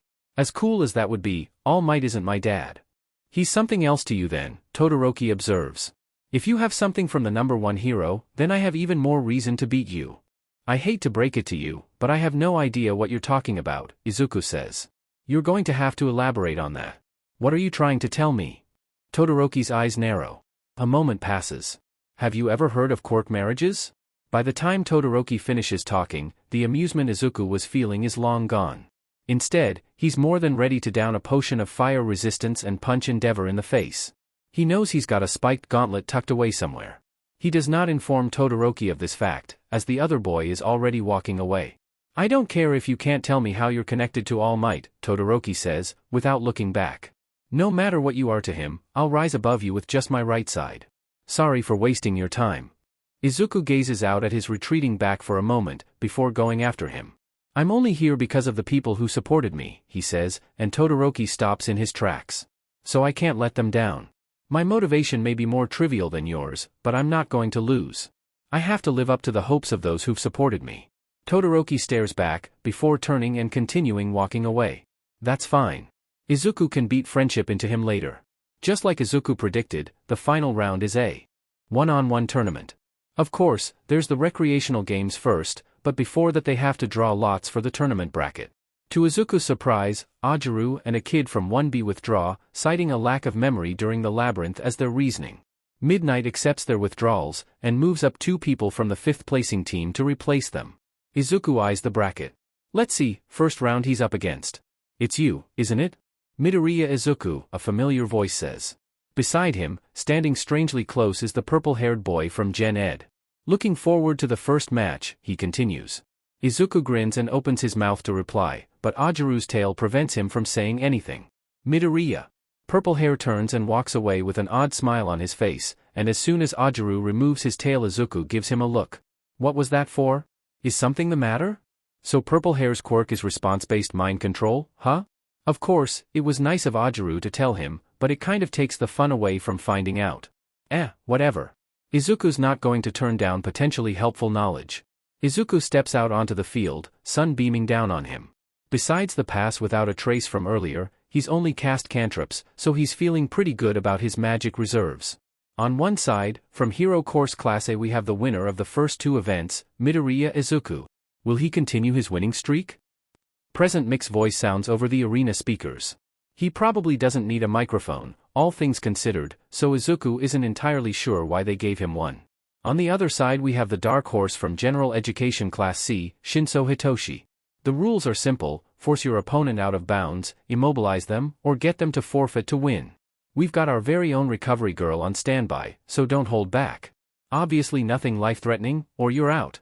Heroes should only use their fists to catch villains. Cementos, sitting in a concrete throne to one side of the arena, says that he'll step in if things go too far. Izuku appreciates that, considering how many of his classmates have very destructive quirks. He can hold his own, but he doesn't have the pure power that, say, Todoroki or Kacchan have. Forfeit, huh? The newly identified Shinso says, ping his head to one side. This is a fight to test the strength of your spirit. If you know what you want for your future, then you can't worry about appearances. Izuku pointedly does not say anything. Ready? Present. Mike screeches. That monkey was going on about his pride dash. Start. But don't you think he was dumb for throwing his chance away? Izuku just grins. He can defend Ajiru's honor later. Even if righteous anger burns in his chest at the slight against his friend, he can't afford to lose this fight. He takes a nonchalant step back, hand drifting to his component pouch. A thorn on the rose stem he draws from it pricks into his thumb, but he wills the pain away and flicks his wrist to lash out with a thorn whip. With any luck, the constant pain from the thorn in his thumb will snap him out of Shinsu's control if he accidentally responds. The attack hits true, long vine-like whip wrapping around Shinsu's arm like a lasso and dragging him closer. The other teen winces as the thorns dig in, and when the whip vanishes, blood starts to seep from the shallow wounds. It looks like the attack did more than Izuku intended, but he's not complaining. Not talking, huh? You hero course kids are so arrogant, with your perfect quirks. I'm jealous. Izuku takes a few steps back and strikes out with another thorn whip, though Shinso manages to dodge it this time. Thanks to my quirk, I've been behind from the start, he continues. Someone who's been blessed like you can't possibly understand. Another thorn whip. This one hits, inflicting more damage and pulling Shinso another few meters closer. Izuku begins to move backward in earnest now, twirling the rose stem in his fingers. Someone like you, who was born with a heroic quirk, someone who can reach your goal, Shinso spits as another thorn whip drags him closer still. Izuku glances behind him. The edge of the arena is close enough that he could probably throw Shinso over if he can land another thorn whip to pull him closer. Someone like you could never understand. His next thorn whip hauls Shinso even closer, and Izuku uses the momentum of the move to his advantage, ducking to one side and sending Shinso stumbling over the edge line with a well-placed shove. You're right, he says, as Mike calls out the result and urges them to shake hands. I don't understand. We have different stories, you and I. Shinso just looks at him. Izuku wonders if this man has ever slept in his life. He tilts his head to one side. Why do you want to be a hero? Shinso turns away, as if he can no longer meet Izuku's gaze. You can't help the things you long for. Boy, does Izuku know how that feels. His lack of a quirk weighed heavily on his childhood, and though his peers' opinions of him improved when he manifested his fake quirk, his confidence did not. It took a lot of positive reinforcement from all his friends, and faux parents, at the crossroads to stop him from flinching every time someone offered him a high five. Izuku stares at Shinsu's retreating back. They didn't even shake hands. He watches as Shinsu's classmates congratulate him, and the audience comes alive with murmurs of his potential. A fog comes over him. He feels floaty, like all his cares could drift away on the breeze. Most people are more wary when responding to me, he hears Shinso say. At this rate, someone'll trip you up in no time. Izuku takes offense to that. He did perfectly fine not talking during the match, thank you very much. The floaty feeling drains away in an instant, and he blinks. Shinsu's talking again. At least, don't lose in an unseemly way, he says. I won't. Izuku calls down, kind of wanting to see if Shinsu'll take control again. He does, but only for a second before releasing him. Izuku grins. He has so many questions. Izuku hops down from the stage to fall into step beside Shinso as they head from the field. I'm responsible for your injuries, at least let me accompany you to recovery, girl. I suppose I can't stop you, Shinso says. For politeness' sake, Izuku lets them walk in slightly uncomfortable silence for a solid 20 seconds before he starts asking questions. If it's okay with you, I have a few questions about your quirk? Since when have you asked if it was okay to ask questions? A voice in his head that sounds suspiciously like Electo scoffs. Izuku pointedly ignores it. I think your quirk is super cool, and really useful for heroics, Izuku continues, deciding to start on a positive note. I can do something similar and I think it could be cool to compare. How many people can you control at once? I can only do one person, and it doesn't always work. Are you guaranteed control if a person responds to you? What about nonverbal responses? Does the person have to understand you for the control to take effect? Like, if you said something in a language they didn't understand and they responded, would that still work? Do you have a time limit? Mine works for up to 8 hours, but I have to be concentrating on it the whole time. Shinso blinks at him. What? Sorry, I've been told I talk kind of fast, Izuku says bashfully. I can start again, slower this time? No, I understood you just fine, Shinso says. Why do you care so much about my quirk? I think it's super interesting. Also, I want to get to know the person I'm probably going to be sharing a class with. A hand lands on Izuku's shoulder, and he turns to see Shinso staring at him, hard. What makes you think I'm going to be sharing a class with you? Izuku smiles at him. There are 40 students, well, 39, in the hero course. You did better than over half of them. In case you hadn't noticed, there's only 16 slots in the tournament round, which means you beat out 23 hero students. It'd be stupid for the teachers not to move you to the hero course, especially considering that we have an open space after Mineta left. Someone left? Shinso asks, brows furrowed. Why? He left after the attack on the USJ because he couldn't handle the stress. I think he got moved to Gen Ed? Must not have been your class though, if you don't know him. Besides, you're the far superior purple boy, Mineta was a prick. Shinso nods slowly. Okay. You should probably start some form of workout routine though, Izuku informs him. You don't want to be over-reliant on your quirk, and, no offense intended, you're not especially strong. Well, who trained you? Shinso asks, and Izuku gets the feeling it's meant to be somewhat sarcastic. Can you introduce me? Izuku's mind flashes to Song and Electo, neither of which can cross the border into his world. I'm afraid she is not in the country, is what he ends up saying. It's technically true, there's just the fact that they aren't in the world either. Shinso side-eyes him. Right. You kind of look like a mini version of our homeroom teacher, Izuku says, casting an appraising look at Shinsu's general tired appearance. I wonder if we could get him to train you. Who's your teacher? Eraserhead. Shinso chokes, seemingly on his own air, and Izuku pats him firmly on the back. Welp, looks like we're at Recovery Girl's office, he says cheerfully, and pushes Shinso through the door. Wait, hold on just a second dash. Izuku turns and walks away whistling a jaunty little tune, a definite spring in his step. He can't wait to have Shinso in class with him, even if he has to train him up himself. It's bound to be so interesting. Izuku drops into a seat next to Ajiru just in time to see Kaminari get completely demolished by a girl with vines for hair. He doesn't even realize he's got his notebook out and is muttering up a storm until Uraraka points it out. I've been putting together quirk analysis pages for you all in my spare time, he says, showing Uraraka her page. I hope it helps. Next up is Ida vs Hatsum, which is better not talked about, if he's being honest. Ida would probably prefer it never to be brought up again. Hatsum looks like she's having a great time, though. Good for her. Aoyama vs Ashido is over much faster, which is both an annoyance and a relief. On one hand, a fast match is a good match, but on the other Izuku didn't really get a chance to analyze their quirks as much as he'd like to. Ah well. He can analyze more during class. Unlike the others, Yayorozu vs Tokoyami doesn't go how Izuku expected. He gets that Dark Shadow's weakness to light isn't something that Tokoyami spreads around, but Yayorozu's observant enough that Izuku thought she'd have spotted it. Still, the match ends with her being pushed out of bounds and Tokoyami moving on to the next round. Kirishima vs Tetsu ends with them both being wheeled off on stretchers.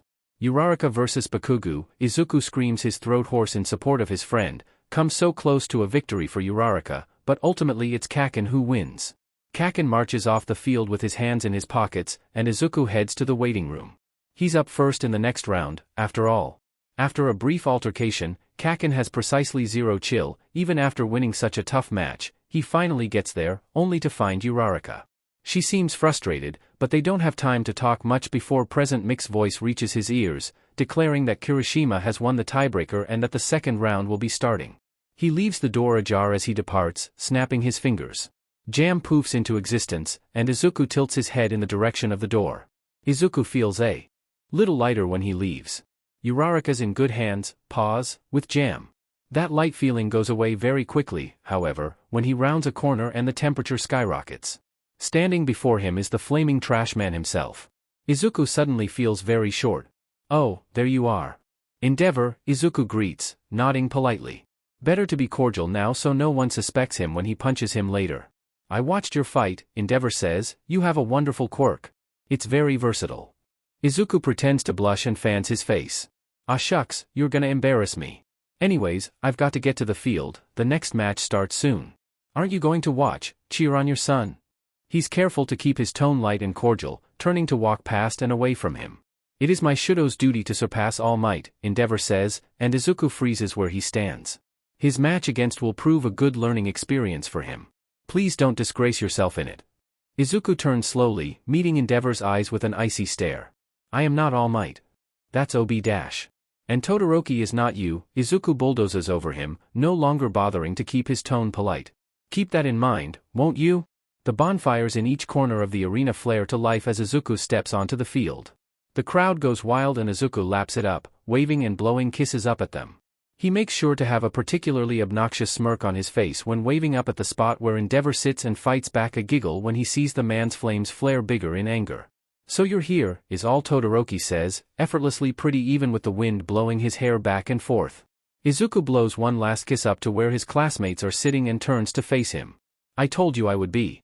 His fingers tap against the clasp of his component pouch. Your dad SCKS, by the way. Present Mike calls the start of the match, and Izuku immediately has to dodge an enormous iceberg. Todoroki is pulling no punches, it seems.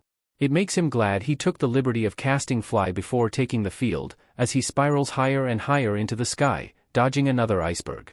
Izuku's plan, or at least plan A, is to draw out the match until Todoroki runs out of ice. He isn't an idiot, he knows that he can't go head-to-head with one of as main powerhouses. Todoroki's ice can only go so high, but Izuku doesn't have that kind of limit.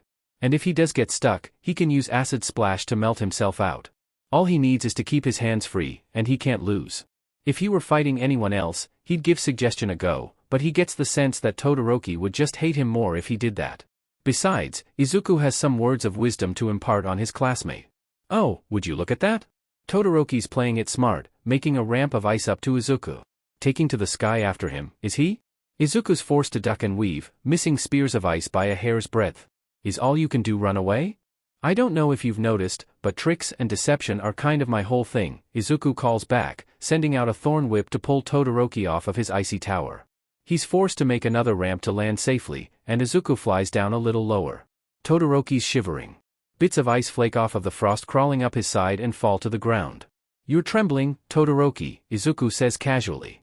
You know, quirks are physical abilities too. There's a limit to how much cold your body can take, isn't there?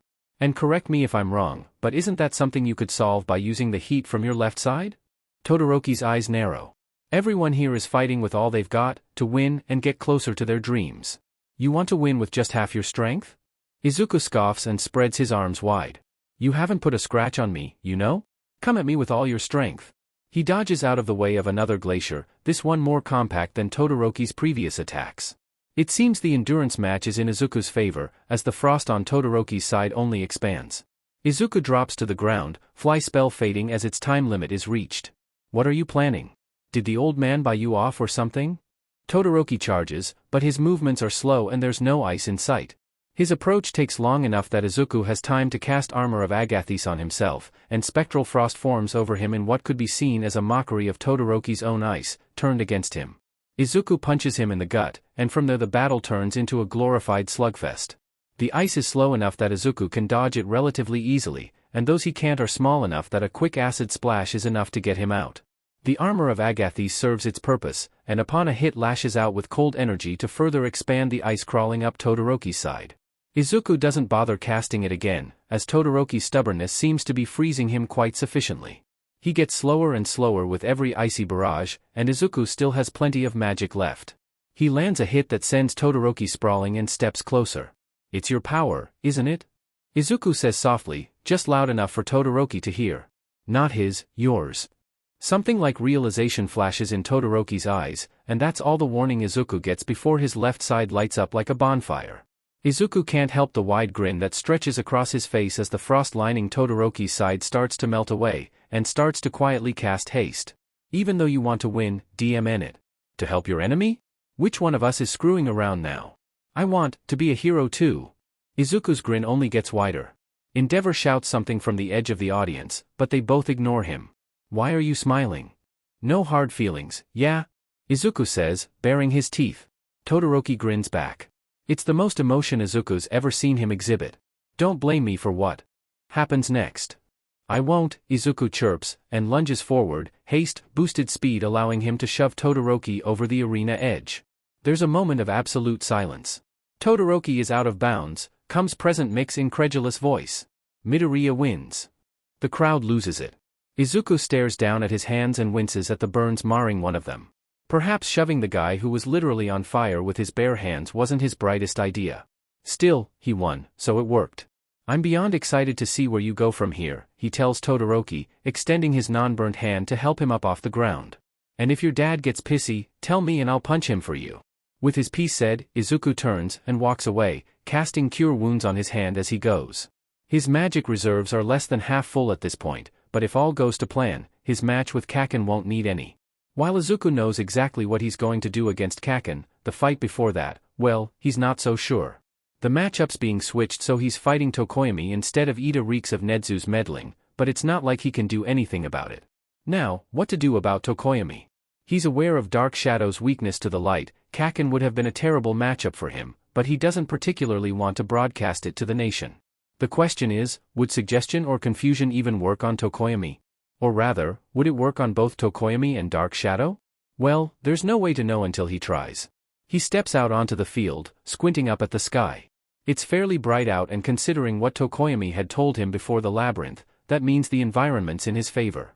Tokoyami steps up onto the opposite side, Dark Shadow billowing around him.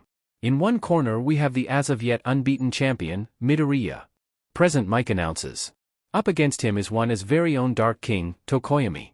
Both are from the hero course, but who will come out victorious? I don't think I ever thanked you and Dark Shadow for being my teammates in the labyrinth, Izuku calls across the arena, as casually as he can. Behind his back, he twists a piece of honeycomb between his fingers. You're most welcome, Tokoyami says. Start. No hard feelings, yeah? Izuku says, dodging Dark Shadow's immediate attempt to grab him. I suggest you turn and walk out of the ring. Tokoyami nearly throws the spell off of him but the magic just manages to latch on, and he turns around. Fumi? Dark Shadow squawks, what are you doing? The sentient shadow tries to shake him out of it, but the suggestion's hold is resolute. Seeing that its efforts are no good, it immediately turns on Izuku. Izuku might have forgotten to account for the fact that Dark Shadow does in fact have its own mind and agency, and is immediately put on the defensive as Dark Shadow tries to shove him out of bounds before Tokoyami reaches the edge of the arena.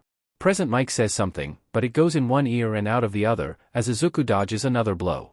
Dark Shadow's barrage is unrelenting, and Izuku finds himself unable to do any more than attempt to dodge. He ducks away but is unable to fully avoid one particularly strong blow, and stumbles back, far too close to the edge of the arena for comfort. Another hit sends him to one knee, then another causes him to fall flat on his butt. DMN, Dark Shadow's out for blood. Izuku risks a glance over to where Tokoyami still hasn't reached the edge line. Gods above, could he walk any slower? Another hit. He skids back, futilely trying to get back to his feet. Present Mick's voice sounds around him. His ears ring. Thwack. He's on his back now, his only defense against Dark Shadow's onslaught is his hands, held up to protect his face. Bam. He really wanted to fight Kacchan too. How's he going to do that if his tournament ends here? Not for the first time, he wishes that he didn't need material components for his spells. It can't end here. A feeling not unlike feathers brushes against his cheek and as if an invisible hand is guiding his own, his hands twist into the somatic components for a spell he doesn't recognize. His mouth moves without his bidding, unfamiliar arcane words springing from his tongue. A bright flash of light streaks from his open palm, Dark Shadow lighting up with a dim, glittering glow as it impacts. Dark Shadow reels back, screeching, and that buys Izuku just enough time for Tokoyami to step out of the ring. Suggestion fizzles out of existence as its command is met. Izuku stares down at his hands, barely comprehending Present Mick's voice announcing his victory. He shakes Tokoyami's hand blankly and rushes from the field as soon as he can. What in the nine hells just happened? In the quick break between the semifinals and the finals, Izuku does his best to collect his thoughts. So, he cast a spell that he has no memory of learning. Absently, he twists his fingers into an imitation of the components that had caused the flash of light. He'll have to talk to Alto about this later. It'll have to wait though. By the time he takes to the field again, he's moderately calmer. Moderately, being the keyword. It's finally the last battle of the UA High School Sports Festival. The top of the first years will be decided with this one match. Izuku smiles glibly over at Kacchan as the bonfires in each corner of the arena flare to life and moves closer to one of them. The final, so to speak. Present mic continues, from the hero course, Bakugu Katsuki. Versus. Also from the hero course, Midoriya Izuku. Izuku takes a step back. Now, start. Izuku takes another step. And another. Kacchan's eyes widen. Another step. Deku, don't you dare dash. Izuku throws up a cheeky salute and takes one more big step back. This step happens to carry him over the edge line. He smirks. Hope you enjoy your win, Kacchan. Izuku sing-songs, partially to fill the silence as the crowd figures out what the hell just happened, partially to rile the other boy up. You deserved it. With that, he turns and walks away. He doesn't look back, either. After all, action stars in movies never look back at the explosions behind them. After the award ceremony, where Kacchan had to be chained to the pedestal, Uraraka approaches him to ask why. Just why? Well, Izuku says, tipping his head to one side, I figured it'd PSS him off if he didn't win of his own merit, you know? He has both a superiority and inferiority complex, somehow, and what kind of rival am I if I don't exploit that? As soon as Izuku gets home, and escapes from his mother's congratulatory hugs and also has a shower because he is stinky, he hops right over into the crossroads. Alecto's nowhere to be found, so he goes to the library instead. From the outside, it looks like your regular cottage, albeit with an open book emblazoned on the wooden sign that hangs above its door. Inside is another story, magically enlarged with towering marble columns and a domed roof, enchanted to look like the sky outside. Bookcases that reach from the floor to the ceiling wind around and around, looking for all the world like an unsolvable maze but always providing just the book you need, within arm's reach. Cozy little reading nooks can be found in various locations, some embellished with comfy couches and some with sturdy desks. Izuku squirrels himself away in one of the nooks, dumping his pile of books onto the desk. The library is minorly sentient, so if it thinks these books will help him, then there's got to be something useful in them. He flips open the book at the top of the pile and settles in for a long haul. After maybe half an hour, one of his favorite librarians comes over, tall and spindly with patchwork limbs that speak to the way they were stitched together. Their skin is ashen and bloodless, but despite their lifeless appearance Izuku's always found them comforting. Hello, Izuku greets, setting his book aside. They drop into the seat across from him, limbs spilling this way and that in ways that joints aren't usually supposed to go. Metamai. May I ask what you're reading? He wordlessly holds up the book he'd been reading so they can see the cover. They make a rumbling sound akin to an affirming hum. Beings of the upper planes, A riveting read. I don't get why the library suggested it, Izuku groans, putting the book back on the pile. I'm 2 chapters in and it only talks about upper beings in really vague terms. I'm onto the chapter about unicorns now. Hallow's long, spider-like fingers trace almost reverently along the spines of each book. You've got quite the assortment here, they note. The tenets of magic. A cantrip for every occasion. Sources of spellcasting, how to tell your wizard from your sorcerer. Major magic users of the millennium, ooh, that one's quite the interesting read. You'd be surprised how many powerful mages turn to evil when they get bored. Izuku briefly considers slamming his face into the desk, before he gets an idea. Hey Hallow, you know things, right? I have an approximate knowledge of many things, yes. Hypothetically, Izuku says, tapping his fingers together, if I had accidentally cast a spell that I didn't know I could cast, would you be able to identify the spell if I described it to you? That is indeed a possibility, Hallow nods. There was this bright flash of light, Izuku tells them. Their disproportionately long arms lift to reach a high shelf with ease, and they pull down a leather tome bigger than Izuku's head. Continue. That's all there was to it, really. Oh, apart from the fact that I felt like someone invisible was guiding me through the spell itself. Hallow's pit-like eyes stare unblinkingly at him before they slowly look down and begin to flick through the tome. How odd. Many spells create light, but most of the spells that those of your type of magic can learn are higher levels than you can cast. I would suggest you talk to your teacher. Izuku groans and presses his face into his hands. Shall I check these out for you? Alecto is nowhere to be seen when he leaves the library, but he does find Eggley while milling aimlessly around town. They find a spot under a tree in the park, and Izuku idly flips through the tome Hallow found. It's just really weird, you know, he says. It was like there was someone else guiding me. I knew it but I didn't, at the same time. Well, my magic's intuitive, Eggley says, putting down a cantrip for every occasion. So I kind of get what you mean. Izuku stares at his hands. So you just know how to cast your spells? Lucky. I don't need all the components you do either. You have to have all 3, material, somatic and verbal, right? Yeah. The bright flash of light seemingly hadn't required a material component, which is one of the reasons he's so thrown off. I generally only need 1 or 2, though some spells use all 3. She mumbles something under her breath, and her eyes glow bright white. See? Thaumaturgy only uses the verbal component. The glow fades away, and Izuku hums. Do you think I somehow acquired divine magic?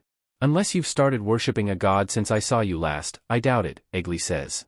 Izuku groans and presses the palms of his hands against his eyes, flopping back onto the grass. Alto would tell me to stop being a baby and figure it out myself. Well, it's a good thing I'm not my sister, isn't it? Eggley pats him on the head. I'm sure you'll figure it out.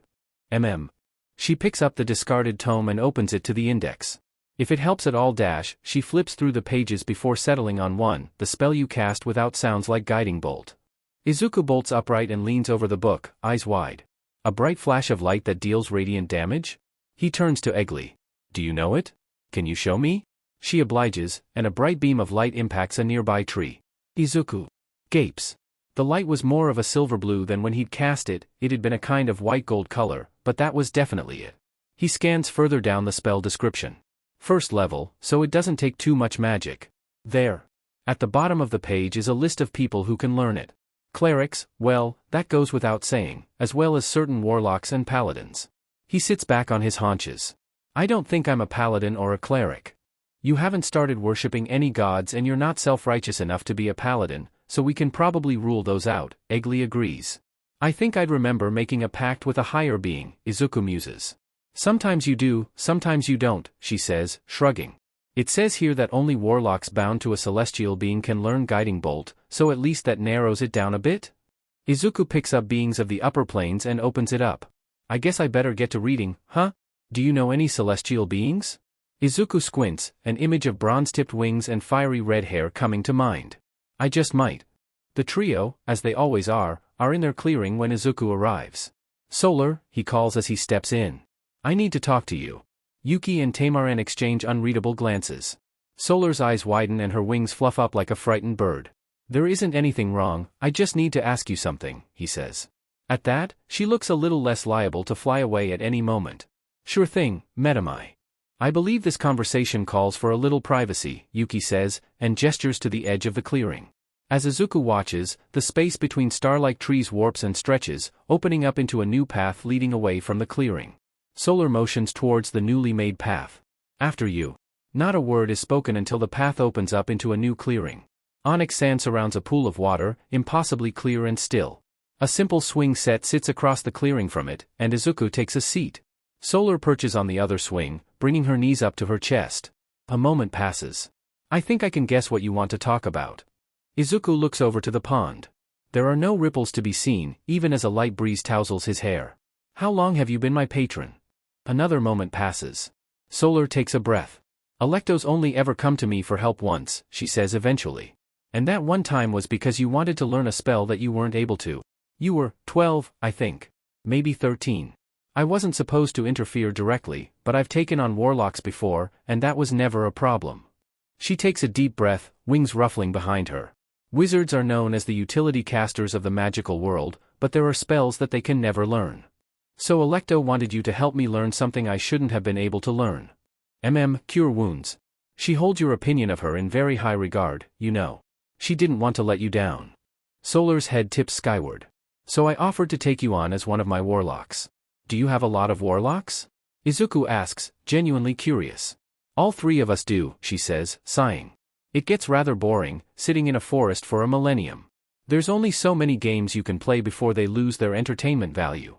So we take on disciples in the mortal realms to make things more interesting. Do you not get to leave? What about your friends and family, don't they miss you? Solar presses her face into her knees. My kind, well, we don't have families. There are only 24 of us in existence, or so it's said. We don't age either, so once I get released from my namekeeper duties it's unlikely that anything will have changed. With her wings curled around her, she looks incredibly small. That's really sad. It's not so bad. In another 350 years I'll return to Mount Celestia, and someone else will take my place here. Yuki will go back to the Feywild in about 500 years, and Tamaran will return to the material plane in about 200. Still, the worst part of it all is knowing that everyone I've named will grow old and die, she says, before blinking and shaking her head. I've gotten off track. Back on topic, as your patron, I can send you messages or visions, and as you hone your skills I can grant you more powers. Reeling from the abrupt tonal shift, Izuku just nods. You probably don't want to listen to me ramble on like this, Solar says, tapping her fingers together. I'll figure out a way to let you know more in a more compact manner. A PowerPoint, maybe. She hops to her feet and extends a hand to help him up. Shall we head back? UA gives its students a day off to recover from their injuries, but since Izuku is relatively unharmed, he just hops over to the crossroads for more training. Unakite would probably say that he should use the day to rest, but Izuku does what he wants. What if he finds training relaxing? Besides, the whole time-warping aspect of the crossroads means he can spend the equivalent of a whole day training there and then go home and no time will have passed at all. A little birdie told me you've had a bit of a revelation, is what Alto says when Izuku finally finds her. She looks down at him from atop her perch on the roof of his storage shack, gaze assessing. A moment passes. I hope you don't think less of me. I could never, Izuku tells her, fully honest. Unless you try to hurt my friends or family. That would put a damper on our friendship, she says, shimmying off the roof and onto the ground. Izuku steps away from the cloud of dust her landing stirs up. You recognized that there was something you wouldn't be able to teach me and sought outside influence to remedy that. That's nothing to be ashamed of. Her lips twitch upwards. You're a good kid, Metamai. Never change. Now come on, we're going on a field trip. Last time we went on an impromptu field trip I pushed someone down 2 flights of stairs, Izuku deadpans. Is this going to be anything like that? She scoffs. Perish the thought. We're going to figure out your funky new powers. Can you finish teaching me polymorph too? You drive a hard bargain, she says, ruffling his hair. Deal. The impromptu field trip ends up taking them far into the countryside, where waist-high grass sways in the wind and the closest thing to proper walkways are the thin paths where the grass has been trampled into the ground. Izuku fights the urge to sneeze. The best place to experiment is where no one can see you, she says, spreading her arms wide. Seems dodgy, Izuku observes. They reach what Izuku can only assume is Alecto's own experiment grounds, several perfect circles of scorched earth surrounding them. I was playing around with delayed blast fireball, she offers as an explanation, but it makes a good spot for experimenting with your new magic. With a flick of her hand, a patch of bare earth shifts up into the shape of a crude snowman with angry eyebrows. There's your target. Shoot. I don't actually know how I did it before, Izuku says sheepishly. Did she not tell you anything? Okay, I'll do it myself, she mutters, before clapping her hands together. Alright. Inherent magic behaves differently to learned magic. While your warlock magic technically comes from somewhere else, the way it's accessed is similar enough to inherent magic that we can treat it the same. As you probably already know, wizard magic requires 3 kinds of components, whereas other kinds of magic usually only require 1 or 2. Got it.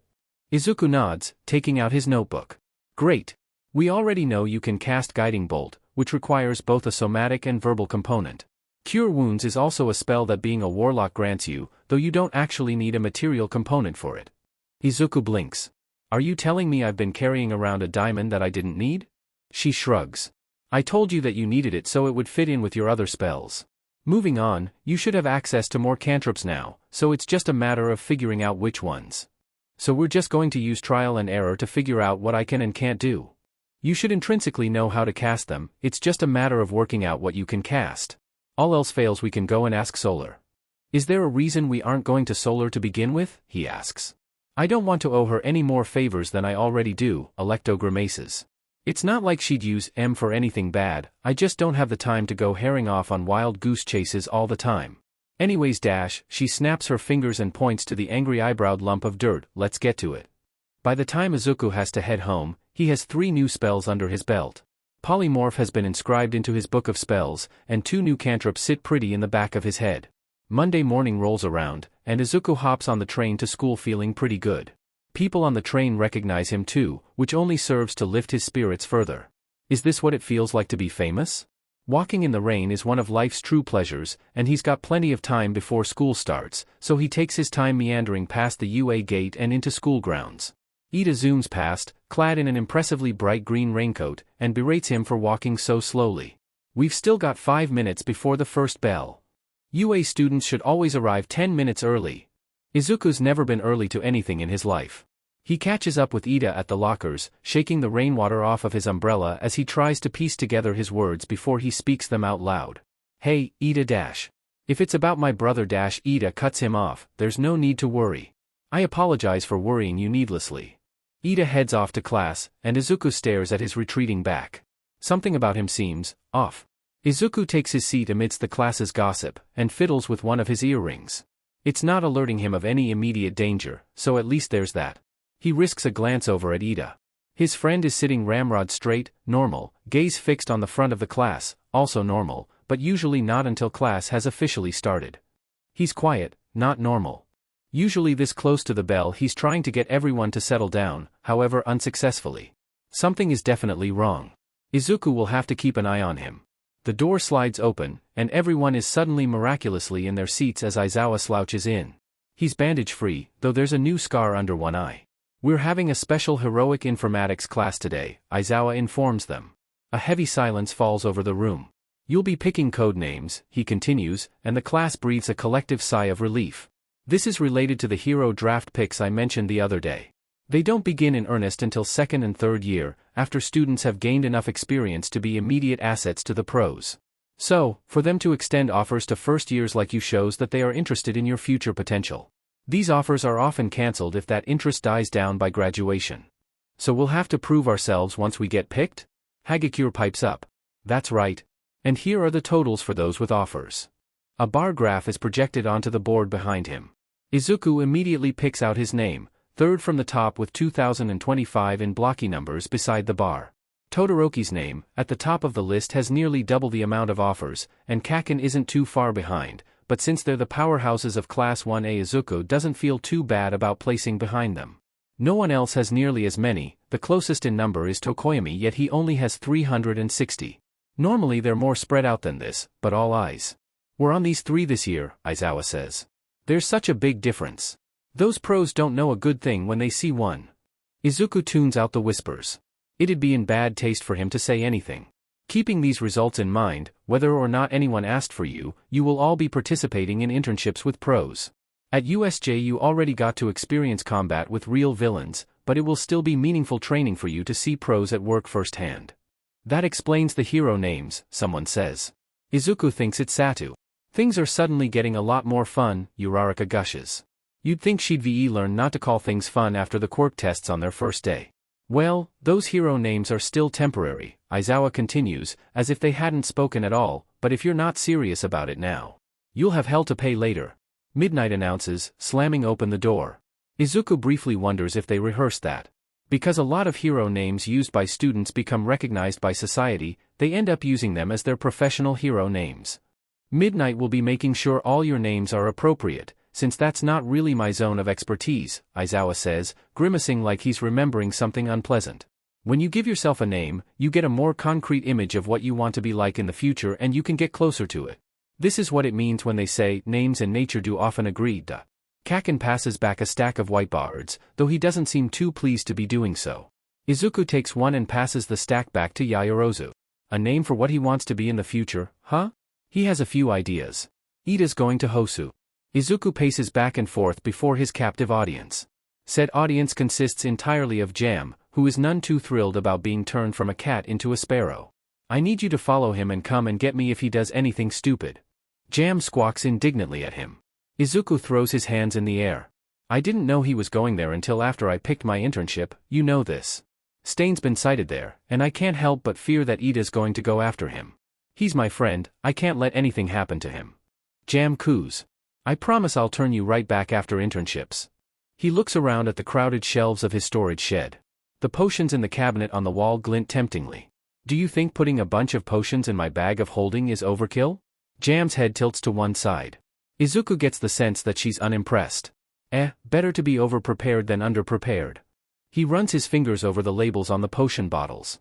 I'll grab a few potions of healing, a potion of speed, and a potion of invincibility. That should do it, right? Jam doesn't say anything. Probably because she's a bird. Izuku heaves a sigh and drops wearily onto the nearby chair.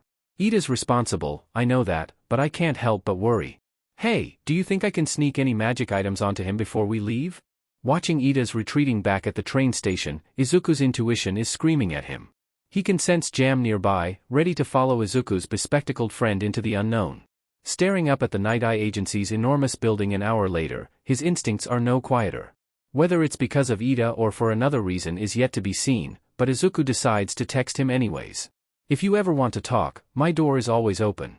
His friends are used to him texting cryptic things out of nowhere, so this probably won't backfire on him. Probably.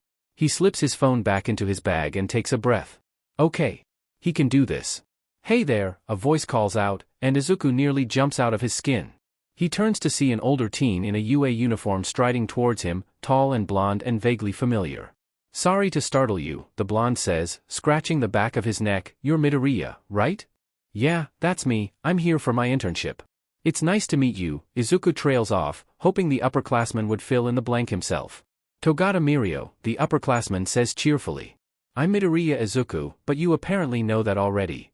Sir hardly ever takes on student interns, so everyone's talking about you, Togata informs him, gesturing towards the front door. I figured I'd get the jump on introducing myself, you know?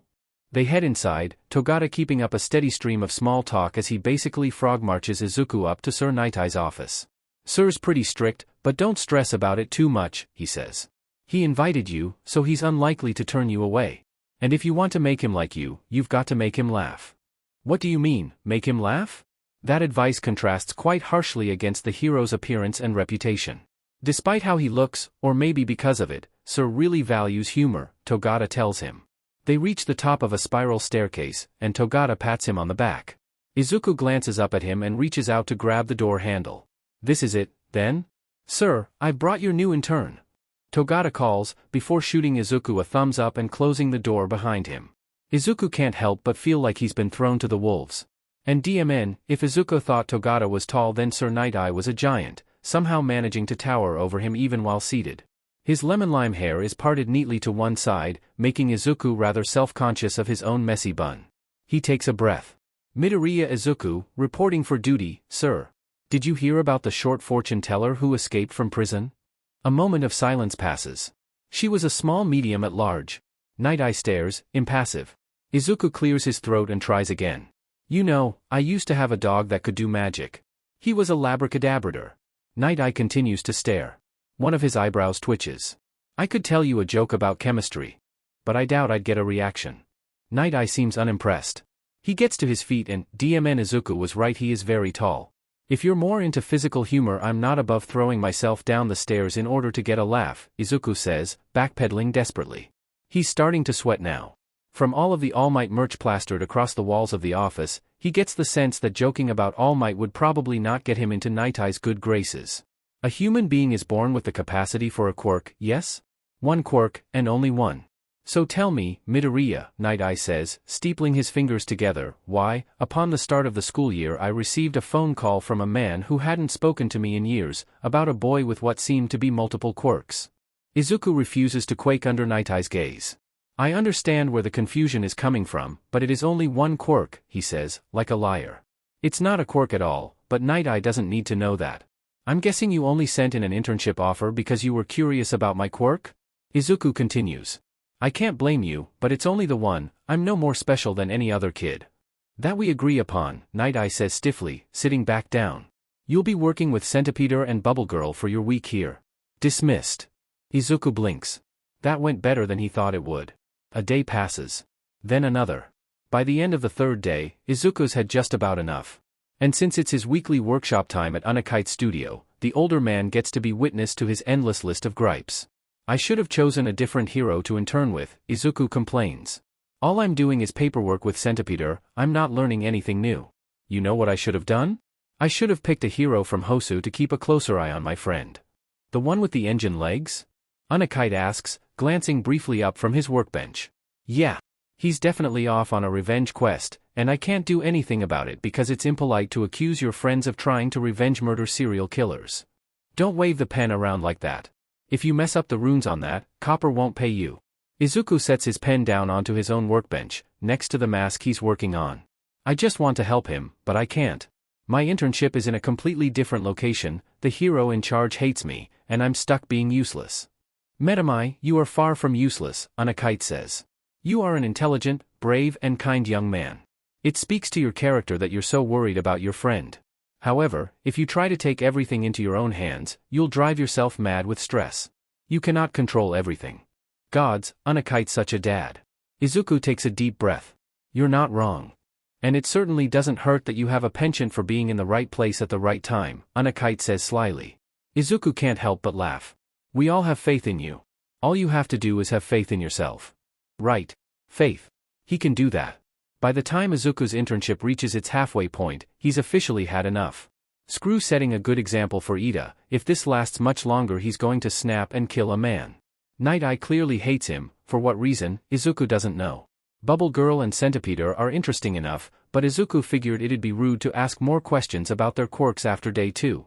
And the paperwork he was assigned got boring quick.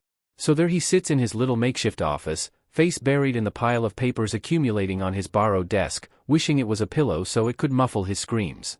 Sure, learning the most efficient way to format incident reports would be useful in the future, but as of right now? Izuku would rather be doing anything else. You good there, buddy? He looks up to see Bubble Girl, far too peppy compared to Izuku's current state. And me, Izuku says, tipping back on his chair, it'd be a mercy at this point. Night Eye's sending us out on a patrol, she informs him. Izuku sits straight in his chair. I take it back, where are we going? We're headed through to Shibuya, she says amusedly. Have lunch then hop in your costume, we're leaving in half an hour. Izuku's more than happy to oblige. So I'm definitely not complaining, but why are we going to Shibuya? Izuku asks once they're on the train. You can only watch a kid slam his face into a desk so many times before you start to feel sorry for him, Bubble Girl says. All jokes aside though, I figured you'd want some actual street experience from your internship, so I convinced Sir to let me take you on patrol. And Shibuya has so many patrolling heroes that a couple of extras won't draw too much attention. Izuku nods. Thank you. I think I would have gone mad if I had to spend any longer staring at those papers. You're not the only one, she says conspiratorially. Hey, can I pick up a joke book while we're in town? Bubble Girl laughs. I don't see why not. And hey, since I'm gonna be patrolling with you, why don't you tell me about your quirk? That way I can do my best to help you get your patrol legs. Well, it's called magic, and it's technically emitter type, he starts slowly, figuring out the best way to lie about it. Of course, he has his cover story that he sticks to, but Bubble Girl is a professional hero. He can't just handwave any awkward questions away with technical jargon like he can with his classmates. I have access to a pool of energy that I can use to manifest various effects. It's finite, so I can only do so much, but it does regenerate over time. Usually while I sleep. Cool, Bubble Girl says, clapping him on the back. It kind of hurts, not going to lie. She's very muscular. You already know mine, yeah? Right. See if you can familiarize yourself with the basic area, she says, passing over a map. We're from out of town so. The more we know about it the better. I'll be doing the same. The rest of the train ride passes in comfortable silence. As soon as they hop off of the train, she pulls him to one side and adjusts the way his cloak sits over his shoulders. Today's basically your debut, so you want to make a good impression. With one final pat, she steps back and surveys her work. Are you ready for Japan to be introduced to the cunning hero, Metamai? Izuku grins. I was born ready. Shibuya is quiet. With so many heroes patrolling, most of the fights they find are already finished by the time Izuku and Bubble Girl make it to them. It's honestly underwhelming. Still, by the time they have to head back the two of them have taken down a few smaller villains, and had the time to visit a joke shop. As the most people-pleaser to ever people-please, if Izuku can't get Sir Night Eye to like him he might implode. It's on their way back to Night Eye's agency that the train shudders like an adult remembering a particularly cringy moment from their teenage years. Even with the setting sun glaring directly into his eyes, it's impossible to miss the Nomu, ripping a hole through the side of the train. That's, not ideal. I'll lead it away from the train, Metamai, protect the passengers. Bubble Girl barks, and Izuku can do nothing but watch as she throws a barrage of bubbles right into the Nomu's eyes and leaps from the train. Izuku's left to stand there as the Nomu tears after her, and he takes a deep breath. All right everyone, we need to evacuate in a safe and orderly manner, he shouts. I'm a hero in training, and I'm here to help you all to safety. By the time everyone's been evacuated from the train, the sun's long since set, leaving the flames lighting up the sides of buildings as the main light source illuminating the city. A familiar gray bird darts through the air towards him, squawking madly. That's Jam. This is Hosu. Oh. Izuku reaches out, and Jam lands on his hand. A series of splintering feelings flash behind his eyes, his familiar calling on the bond between them to impart the urgency of the situation. He nods, his fingers curling into the somatic components for fly. Take me to him. Tenya is going to die. He knows this with a near certainty. Still, he can't quite bring himself to care. He's looked up to Tensei his whole life. He's better, kinder, more than Tenya will ever be. He knows well that this mission is yet another tally in the list of ways that Tensei is better than him. He's well read enough to know that this mission, this revenge quest, it will do nothing more than provide him momentary relief before the sickly guilt and sorrow creep back from where he's been squashing it away. He knows that. Even so, he's angry. He doesn't think he's ever felt this kind of fury before. He wouldn't be surprised if his very bones have been swapped for glass, with the way his skin prickles. The hero killer hurt his brother, and for that? Well, he can't let it go. Even as he lies, blood spilling on the dirty alley floor, the rage burning in his veins is more than enough to keep him going. Metaphorically. He can't actually move. Even as he strains against it, the paralysis binding his limbs keeps him firmly in place. You're an offering to a more just world, the hero killer says, sword raised. Goodbye. Shut up. Tenya spits. He feels like he's trembling. No matter what you say, you're still just the criminal who hurt my brother. There's a sound like a crack of lightning. The hero killer's sword clatters to the alley floor. A pair of boots touch to the ground, just in front of him. Oh dear, a familiar voice says lightly. What have you gotten yourself into? Midoriya? Midoriya crouches in front of him, a red-gray frog with cruel eyes held loosely in one hand. Are you okay? A small gray bird lands on his shoulder and chirps. Midoriya levels it with a tired look. No, you can't eat him. Midoriya, what? It's all Tenya can do to string together a pathetically short sentence. He's so confused. Don't get involved. This doesn't concern you. Midoriya blinks down at him, head tilting to one side in an exact mirror of the bird on his shoulder. The way I see it, you were about to die. Would you rather I left you? Yes, no, Tenya doesn't know. Midoriya sighs, reaching out to rest his hand on Tenya's arm. With a few murmured words, a pulse of energy washes over him, and he can feel his wounds begin to knit back together. I can't do anything for the paralysis, he says, all too gently, but this should help a little. And Ida, next time you go off on a revenge quest, let me know. I'd have backed you up. I tried to kill him. Tenya sputters. How can you be okay with that? Midoriya turns to observe him, eyes glinting in the low light. It seems like you're okay with it. As our class rep, whatever you're fine with must be good and right. Tenya's heart plunges to his toes. What? Midoriya just shrugs and moves to cover the frog's ears. Well, where the frog's ears would be if frogs had ears. So what, you're a little homicidal? It happens. The issue occurs when you let the rage control you, rather than you controlling it. Midoriya hops back to his feet, hand not holding the frog drifting up to absent-mindedly scratch under the bird's chin. My mentor, I think you'd like her, says that while anger is a powerful motivator, you'll always be walking on a knife's edge.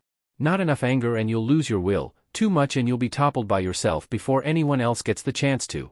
Midoriya's eye twitches, and that's all the warning he gets before the frog begins to twist and warp, body morphing larger and larger until he's holding Stain under one arm like a sack of potatoes. Midoriya yelps and dropkicks him across the alleyway, understandably so, the traitorous part of Tenya's mind whispers. Clever, the hero killer says, drawing himself back to his feet. He appears a little out of sorts compared to before. There's a slight haze to his gaze and the tiniest of lag to his movements. Midoriya's eyes land on Native, slumped against the wall on the other side of the alley, and his lip curls. He mutters a few uncouth things under his breath, mostly pertaining to the hero killer's parentage and a few choice suggestions as to where he could stick his sword. Your friend came to save you, the hero killer says, apparently not hearing Midoriya's muttered insults. But I have a duty to cleanse this world of fakers. If we clash, of course, the weaker will be culled. Now, what will you do? Midoriya's hand moves ever so slowly to a pouch on his belt. He takes a breath. Here's the thing. I get what you're doing, but you're going about it all wrong. You kill heroes, for what? Because they're fake? What is it that you're trying to achieve here? This society, your so-called heroes, they're all corrupt, the hero killer says. You don't think I know that? Midoriya blinks, seemingly a little shocked by his own outburst. Nevertheless, he continues, so what, heroes are saving people for the money? Who cares? As long as people are being saved, why does it matter? And who are you to play judge, jury, and executioner? Before Tenya's eyes, the world slows. Midoriya chokes. Blood drips from his mouth. Tenya stares, horrified, at the tip of the hero killer's chipped sword, protruding from Midoriya's stomach. For a moment, I thought you were worth letting live, the hero killer says. Midoriya makes a wet, gurgling sound as the blade is pulled from his gut. I see now that you are part of the problem. The bird that had been previously perched on Midoriya's shoulder screeches indignantly as he drops to his knees. It attempts to dive bomb the hero killer, but with one swipe of his bloodied sword, it explodes into a puff of feathers and smoke. Midoriya makes a sound akin to a scream. He slumps further, reaching towards Tenya with red-stained hands. "It's gonna be okay," he says weakly. "I promise you, we're going to make it out of here." He coughs, and Tenya can only stare in transfixed horror at the crimson strkng down his chin. The hero killer scoffs. "Your words mean nothing, boy." Tenya twitches, control returning to his limbs just enough to grab Midoriya's outstretched hand, and the world dissolves around him. He pushes himself to his knees. Trees with blue-black-purple leaves line the dirt path beneath him, intricate silver lanterns hanging from white bark branches. He can't stop to take it all in though. Not with Midoriya collapsed in a heap beside him, blood pooling around him. Tenya scrambles to his side. There's so much blood. He doesn't know what to do. All his training, all the medical lessons he sat through to be the best hero he could, it fails. His mind is painfully blank. "Help," is what he ends up yelling, gathering Midoriya in his arms. "Help." After what feels like an eternity of staggering along the dirt path, the forest opens into a clearing. Two people sit at a table in the center, one tall and scaled, the other elfin with a long silver braid. "Please," Tenya begs, skidding to a stop in front of them, "help him." Neither figure hesitates, the dragon man easing Midoriya out of his grasp while the pointy-eared person reaches out towards him, hands glowing. Of all the days for Solar to be away, the silver-haired one growls, glow fading from their hands. A clawed hand lands gently on Tenya's shoulder. "You've done well bringing him here, young one," the dragon man rumbles. I didn't do anything," Tenya stumbles, still reeling. "I can't, I dash." His breath comes shorter and shorter until the world threatens to fade around him. His chest feels tight. His hands red swim in and out of his vision. Cold hands press against his forehead. "Breathe with me dash," a smooth voice says, and the blind panic fades into the background. "In, 2, 3, 4. Hold, 2, 3, 4, 5, 6, 7. Out, 2, 3, 4, 5, 6, 7, 8. Tenya looks up into a pair of dark eyes. It's the person with the silver hair. Their fingers comb his hair back out of his face. "It is going to be all right," they say, and he can't help but believe them. "Yuki," the dragon man says, voice low. "Yes, Tamaran," the silver person says, dusting off the front of their robes as they help Tenya back to his feet. Tenya's gaze drifts back over to Midoriya, lying on the table in the center of the courtyard. If not for all the blood, he'd almost look like he was sleeping. The panic should be spiking, but for some reason, his emotions feel dull. Muted. He's calm, far calmer than he should be. The dragon man, Tamaran, shakes his head. He's gone. Alecto isn't her name, but here it may as well be. She wakes up with an uneasy feeling stirring in her gut. She slips out of bed, washes her face, gets dressed. After a moment's consideration, she takes the time to strap on her armor. Her knuckles rap against her chest plate as she gazes up at the bright morning sky. One of the suns is missing. Strange. Still, she has a routine to follow. She heads to the stables to feed Flavius, runs her hand along the horse's side in a soothing motion. He's nervous. Something is definitely off. Now, she's been through some things. She's been alive for centuries, seen kingdoms rise and fall, burned some to the ground with her own hands. She's done things she's not proud of. Even so, nothing compares to the sinking feeling in her chest when she spots Metamai in the arms of a blue-haired stranger emerging from the woods. They're both covered in blood, Metamai slumped and unconscious in a bridal carry. "Are you Alecto?" the blue-haired boy calls out as she approaches. "I was told you could help him." There's a vacancy to his gaze. Her heart sinks further. "Yes, that's me," she says. "I can take him from here." "No dash," the boy cuts himself off, clearing his throat. "I want to come with you." She nods and reaches out to take Metamai from his grasp. When she presses 2 fingers to his pulse point, there's nothing. Just cold, dry skin. "All right then. Come along." She hefts Metamai into a more secure grip. "What should I call you?" After a moment's hesitation, he introduces himself as Ingenium. A good name. Magic sparks around her as she channels arcane energy and teleports them into the main atrium of the temple. Acolytes come pouring out of various doors and passageways, but she shoulders them aside. "Send Eggley to the healing rooms," she orders one of them, "and we'll need enough diamonds for a delayed resurrection." She marches up to the closest healing room, Ingenium following at her heels like a lost little duckling. "You better have Ray's dead prepared," she mutters as she shoves the door open. Ingenium blinks at her. What is happening? Gods above, the trio never explain anything, do they? She gripes, dusting off the bed covers before setting Metamai down. "I swear to you, I will explain everything, but we don't have time right now." Ingenium nods uneasily, but there's no time for any more talk as the door flies open again. Eggley hurries in, jewelry box held tight in shaking hands. I need the room, she says pointedly, head tilting towards the door. Alto gets the message, no magic required. Come on, kid, she says, an arm around Ingenium's shoulders to steer him towards the exit. He's in good hands. Let's get you cleaned up, hey? Ingenium nods again and lets himself be directed out of the room and out to the well. She draws up a bucket of water and passes over a rag for him to wipe the blood from his hands. Medamai will be fine, she says, taking a moment to heat the water before washing her own bloodied hands. My sister is one of the best healers we have here. Where is here?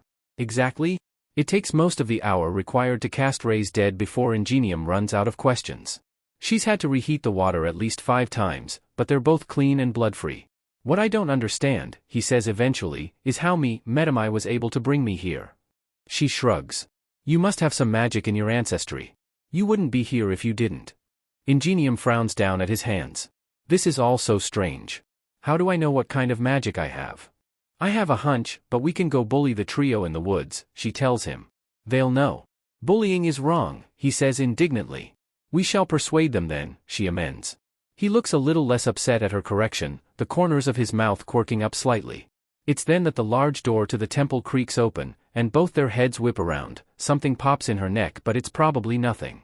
Leaning heavily against a bloody Eggley, arms slung over her shoulders, is Medamai, the former staggering a little under his weight. He's pale and shaky, but he's alive. Medamai. Ingenium cries, tears welling up in his eyes. You're alive. Medamai grins weakly. Sorry for scaring you. Alto looks over him with an appraising eye.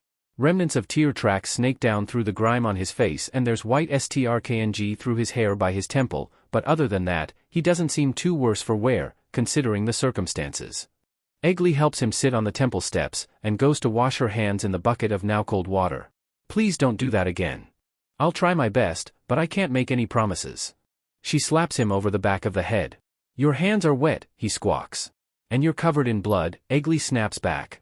She throws the wet rag at him. Wash up. He huffs, but grabs the rag and wipes his face. Medamai, Ingenium says softly, are you okay? You died. You were dead. And I'm sure it will hit me when the adrenaline wears off, Medamai says, staring at his hands. For now though, we have to get back. Hosu's still under attack, and if we don't get there soon Stain will still have time to kill Native. We have to stop him. Medamai, Alto says warningly. Resurrection is an ordeal. You're weak. Way to sugarcoat it, Medamai grumbles. Is there anything you can lend him? Eggley asks, head angled down so that she can blink up through her eyelashes.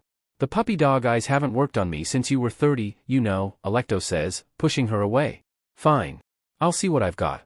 Make sure these two are fully healed up. You've got it. Eggley says with a salute. Alto heaves a put-on sigh but dutifully traipses off to dig through her house for anything that might help Medamai not die again. After fishing through far too many chests, why does she have so much stuff? She returns to the temple with a staff slung across her back and a satchel full of goodies.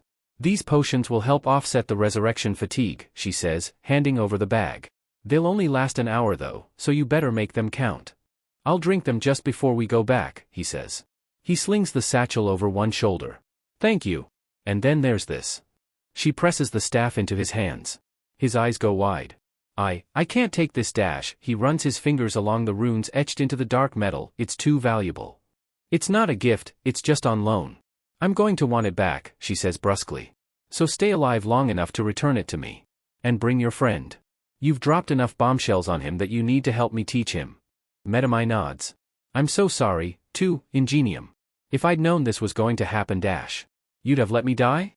Silence. You could hear a pin drop. Because that's what would have happened if you hadn't intervened, Ingenium continues. I realize that now. It's just that now you're the one paying for my mistakes. I don't regret it, Medamai says quietly, using the staff to push himself to his feet. If I can save a single person, it's worth it. It's not worth your life. Well, it's not like I thought I was going to be killed. When I jumped in. Ingenium opens his mouth to retort, thinks better of it, takes a deep breath. We will be having this conversation later. Medamai's brow furrows. All right. I'll accompany you to the woods, Eggley says awkwardly. She extends a hand to help Ingenium to his feet.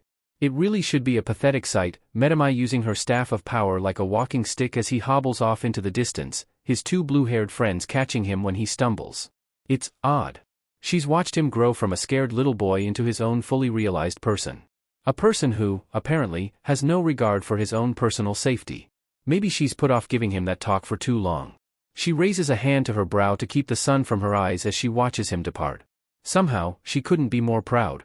Izuku bolts awake in his bed, for a split second feeling like he's been shocked with lightning before it quickly fades away to a bone-deep fatigue. Resurrection sickness, he reckons. It's the first time he's had to be resurrected, and Alto was right, it isn't pleasant. He takes a breath, assesses.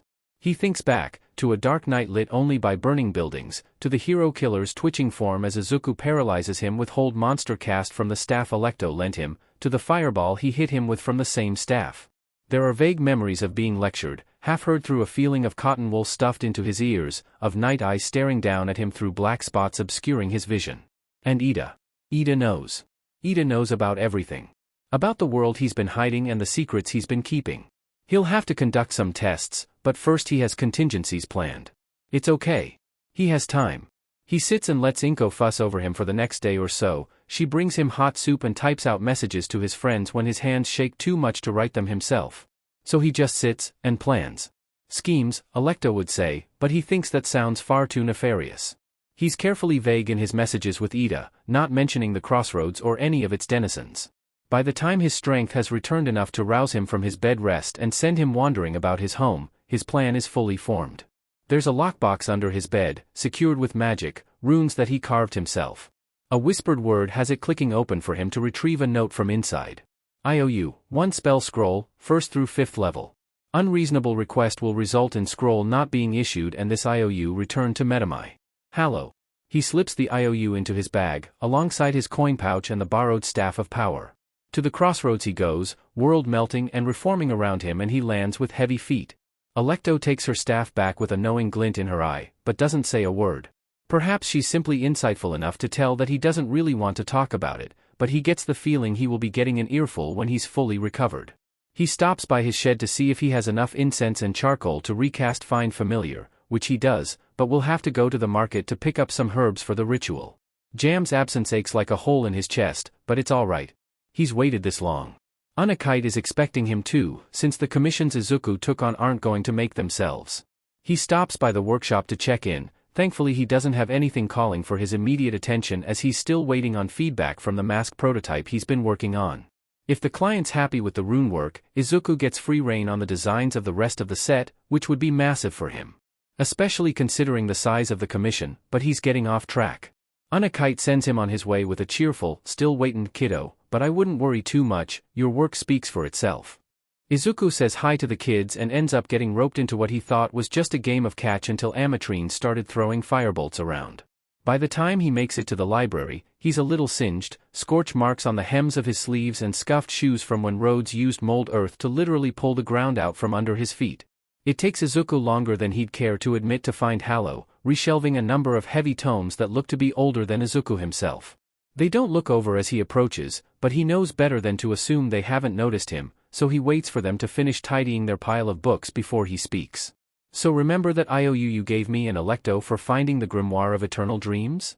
Hallow's pit dark eyes slide over to him. Yes? He holds it out. I'm cashing it in. I see. They take the note, holding it between two spindly fingers. Come. Without so much as a backwards glance they set off, making their way through the maze towering bookshelves with Izuku in hot pursuit. Here we are. They come to a stop in front of a wall of scrolls, in silver-bright metal casings behind stained glass depicting various schools of magic. Now, what scroll were you after? Hallow asks. Moment of truth. Modify memory. Hallow doesn't freeze, but they do tilt their head to look at him. Enchantment. A panel carved from pink glass springs open at their touch, and after a moment's consideration retrieve a scroll from a higher shelf. I am required to tell you that enchantment magic is illegal in some worlds, but I don't believe yours is one of them, they say, scroll held aloft. And I say, from personal experience, that memory modification can be a slippery slope. So this is the only modify memory scroll I'll be supplying you. Understand? Izuku bites his lip. He figured it'd be something like that, he's just lucky they're not asking any questions. Understood. Hallow hands over the scroll and offers a rare smile. Were you after anything else? By the time his internship is officially over and he has to return to normal classes, he can stand up without feeling woozy at all, and he'll take that as a win. The heroes have done well covering up that it was 2 hero students who took down the hero killer as well, attributing the takedown to Endeavor, who apparently showed up shortly after Izuku and Ida had defeated him. He brings Jam back, in her preferred form of a big gray cat, and spends the hours following her, resummoning, groveling for her to forgive him for turning her into a bird. In the end, it takes a whole pile of homemade cat treats and a promise not to do it again before she relents. Returning to UA is fine. He's careful to show up to class just before it starts so that Ida doesn't have time to ambush him about the crossroads before Aizawa shows up. Izuku can't help but clock out a little, mentally. All Might runs the class through an obstacle course masquerading as a race, which Izuku easily wins, summoning a giant eagle to carry him across Field Gamma to the finish line. It's fine. It's all fine. A little droll after fighting for his life, and losing. He takes a breath, the Modify Memory spell scroll burning a hole in his bag. He'll ask to speak to Ida after class.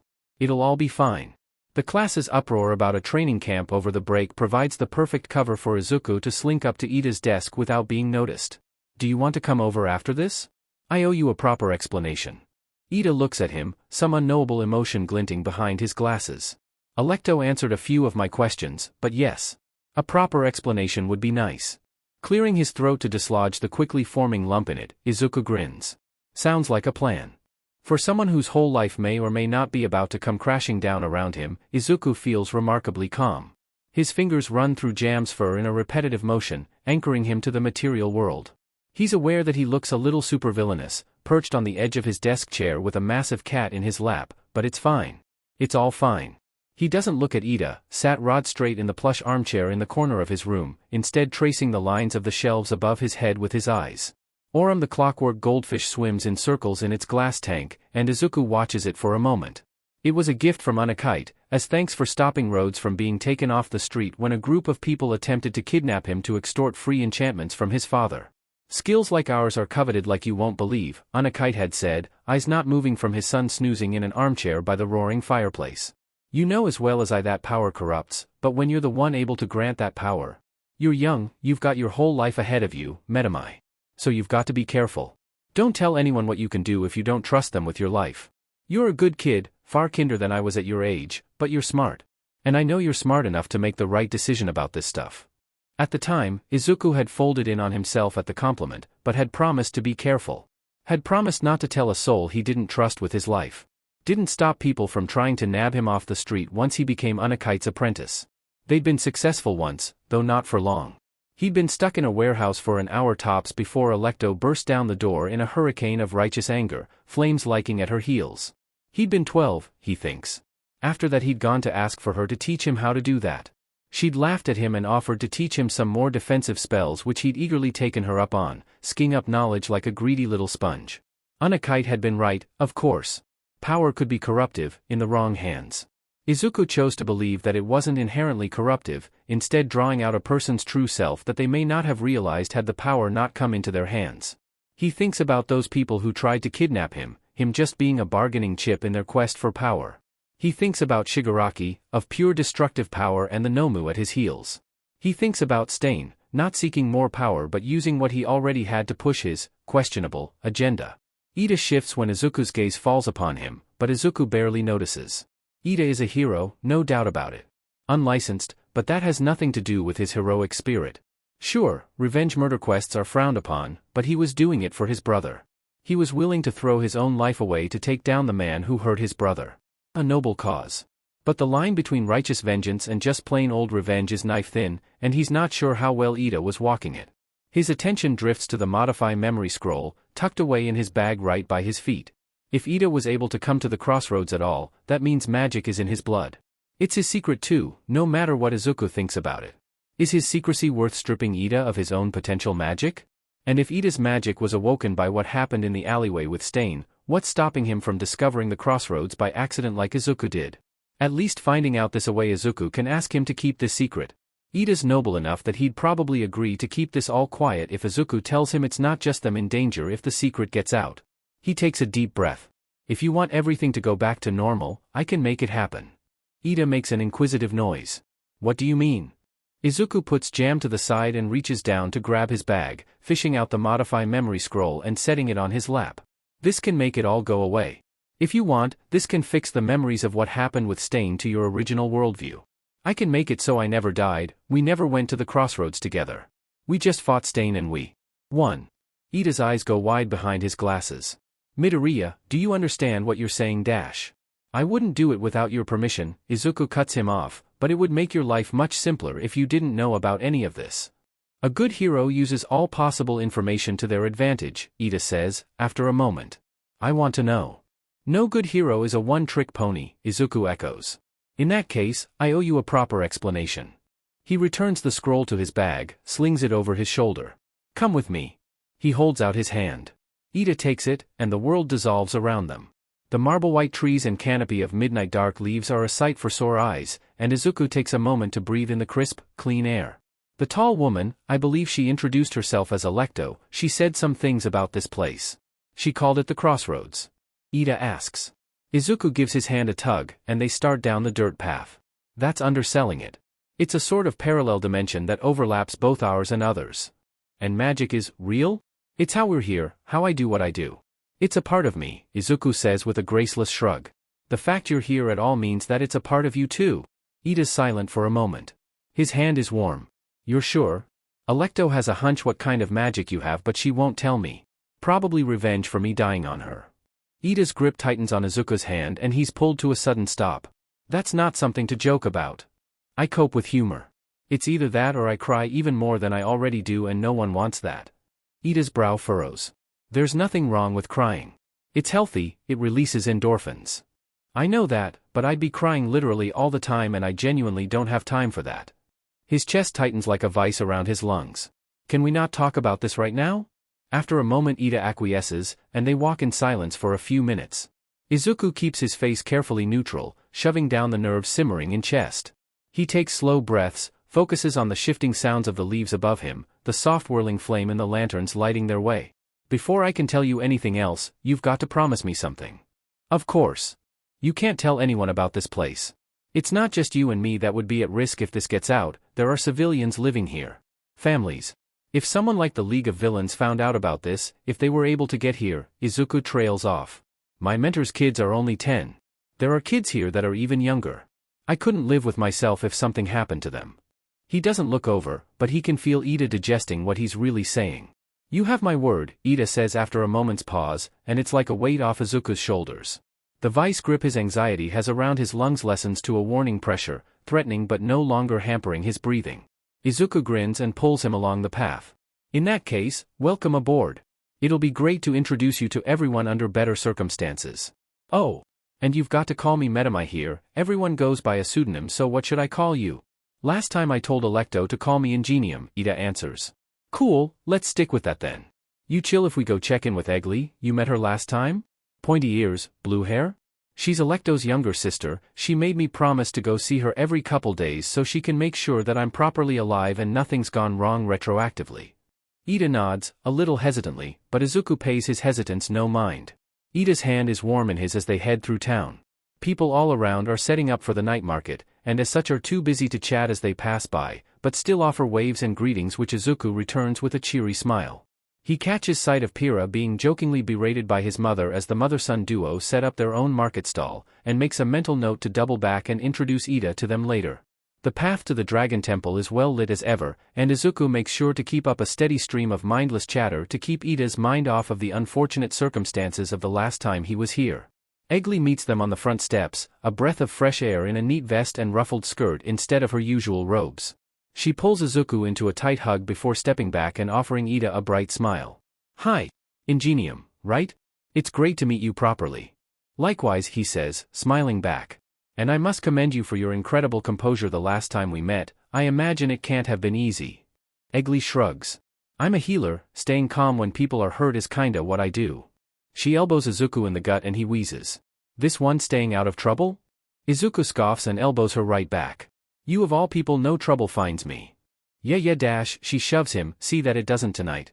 It's my night off, so I'd appreciate not being dragged into some crazy misadventure again. It's supposed to be a really special market tonight, there are off-worlders coming to sell their wares and that never happens. Really? I'll have to dig out my coin purse. Anyways, I was planning on seeing if I could drag Pyrrha away from his mom's stall to go wandering if you guys wanted to come with, she offers. After I make sure you're not gonna go collapsing on me. I have been perfectly active without collapsing over the past few days, thank you very much, Izuku sniffs.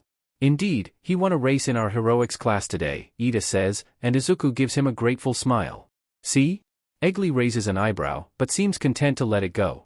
Well, in that case.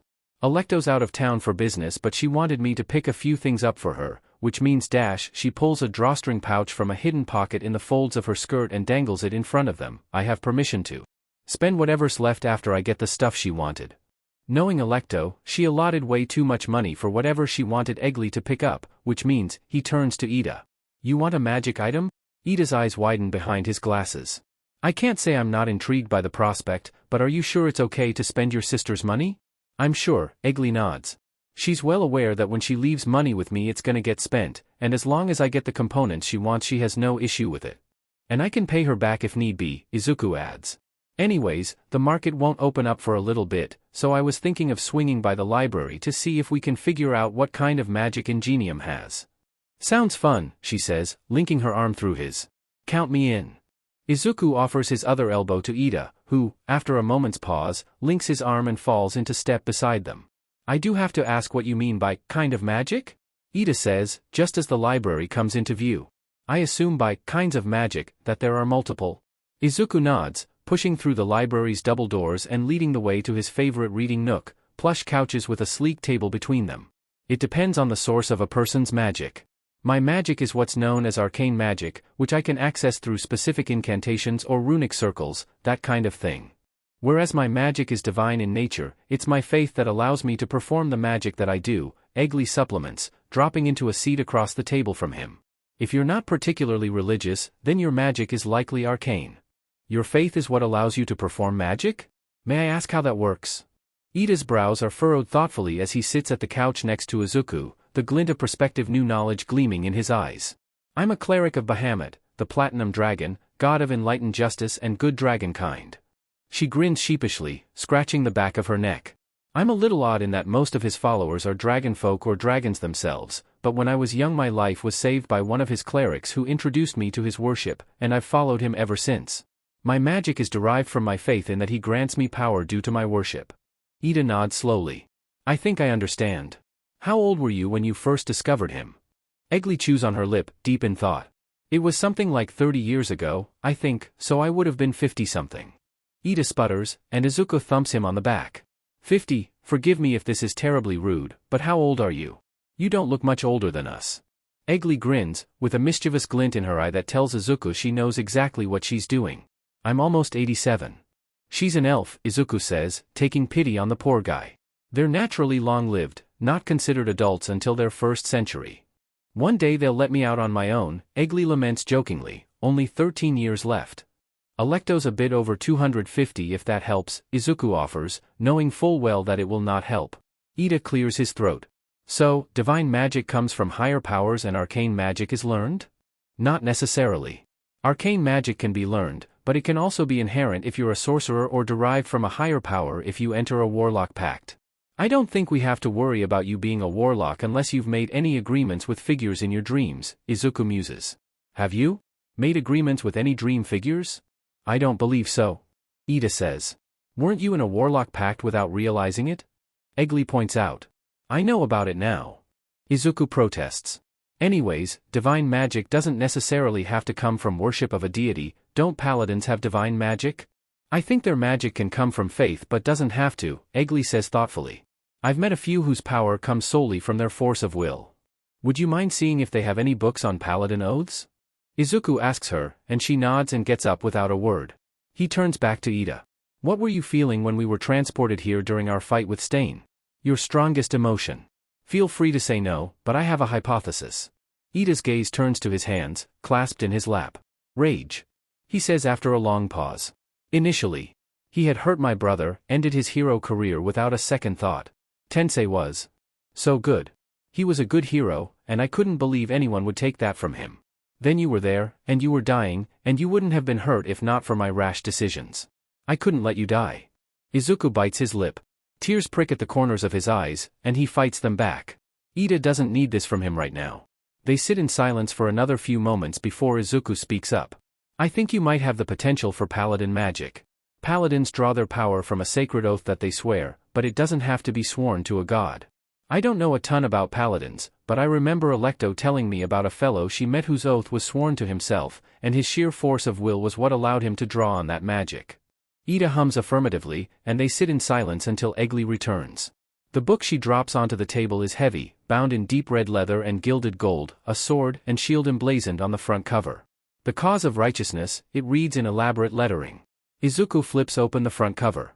The text inside is small and tightly packed together, and Izuku can feel a headache pinching at his temples even as he skims the first couple pages.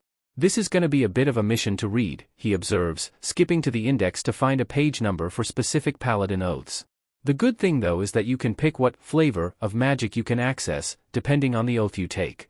Flavor? The vibe, essentially. What your specialty ends up being, Eggley explains. Clerics of my order tend to be better healers than those of others because our magic wants to impart life. And the magic Metamai gets from his patron leans towards light and health because of his patron's celestial nature. A paladin's specialty depends on the oath they swear, but you get to choose what oath that is. I think only wizards have that kind of choice. She looks to Izuku for confirmation, and he nods. I'm technically specialized in what's known as war magic, which is a combination of a few schools of magic as opposed to a single school of magic, which I can talk more about later if you're interested. Anyways, he flips the book cover shut, it's almost the weekend, so I can get this out and have a read through. That way you won't have to slog through this to decide if you want to take a paladin oath or not. He goes to pick up the book, only to be stopped by Ida's hand on the front cover. If you wouldn't mind, Ida says, I'd like to read it myself. Izuku blinks. Sure. Let's get you a library card. The trio leaves the library and, as promised, Ida has the book on paladins tucked away in his bag. They step out into a scene far removed from the one they left. Music rings through the air, bards laughing and playing high-energy numbers from atop a stage constructed of wooden crates. Colorful bunting and fairy lights hang from storefronts, illuminating the crowds of people milling about the town square. Izuku pulls his messenger bag a little closer. Crowds like this can be a breeding ground for pickpockets, and he's been caught out before. They cajole Pyrrha away from his mother's market stall, and he and Ida get along almost too well. It calms a fear that Izuku didn't know that he had, that his mortal friends and his magic friends were just too different to get along, that he'd have to choose between them. He still might have to choose, but he puts that out of his mind for now. It's something he can stress about later, but for now he just flits from stall to stall with Pyrrha, Eggley, and Ida in tow. Pyrrha delightedly buys a cape that billows dramatically behind the wearer even when there's no wind, and Eggley cackles at the top of her lungs when she finds a wand that points in the direction of the closest duck pond. Izuku, upon finding a ring that grants the wearer a magnificent mustache when worn, catches Ida cracking a smile when Izuku presents it to him with a dramatic flourish. Sometime after the sun has dipped past the horizon, Izuku finds himself standing to one side with Eggley, some hot drink in his hands, watching Pyrrha stumble through teaching Ida the steps to one of the traditional crossroads dances. He was absolutely distraught when he brought you to me, you know, Eggley says, her voice carefully casual. She doesn't look at Izuku, her gaze trained on their two taller friends in the center of the square. Izuku sighs. I know. A moment of silence passes between them. She takes a sip of her drink. Friends like him are hard to come by. I know. She turns to catch his eyes, gaze glinting gold in the low light. I don't mean to condescend, I know you know, I just she cuts herself off, making a thoughtful sound low in her throat. I worry about you. I worry about everyone, but since your death when you go back to your world and you're out of my reach. I get anxious that something bad is happening to you and I can't do a single thing to help. Izuku bumps his shoulder against hers. Hey, it's alright. Worrying's in your nature, like crying's in mine. I really appreciate having a friend like you, someone who I know has my back no matter what happens. And if it helps at all, I think what happened with Stain was a one-off and on the off chance it wasn't? I'm gonna be extra careful going forward, I'm gonna do a ton of extra training, he trails off, making a fist. I need to get stronger. No one can ever catch me off guard like that again. Eggley huffs a laugh. Only you would take literal death as a challenge to get stronger, Metamai. She reaches over to tuck one of the gray strands of hair behind his ear. Are you planning on dyeing those gray hairs? I don't know yet, Izuku says honestly, twisting a gray strand between two fingers.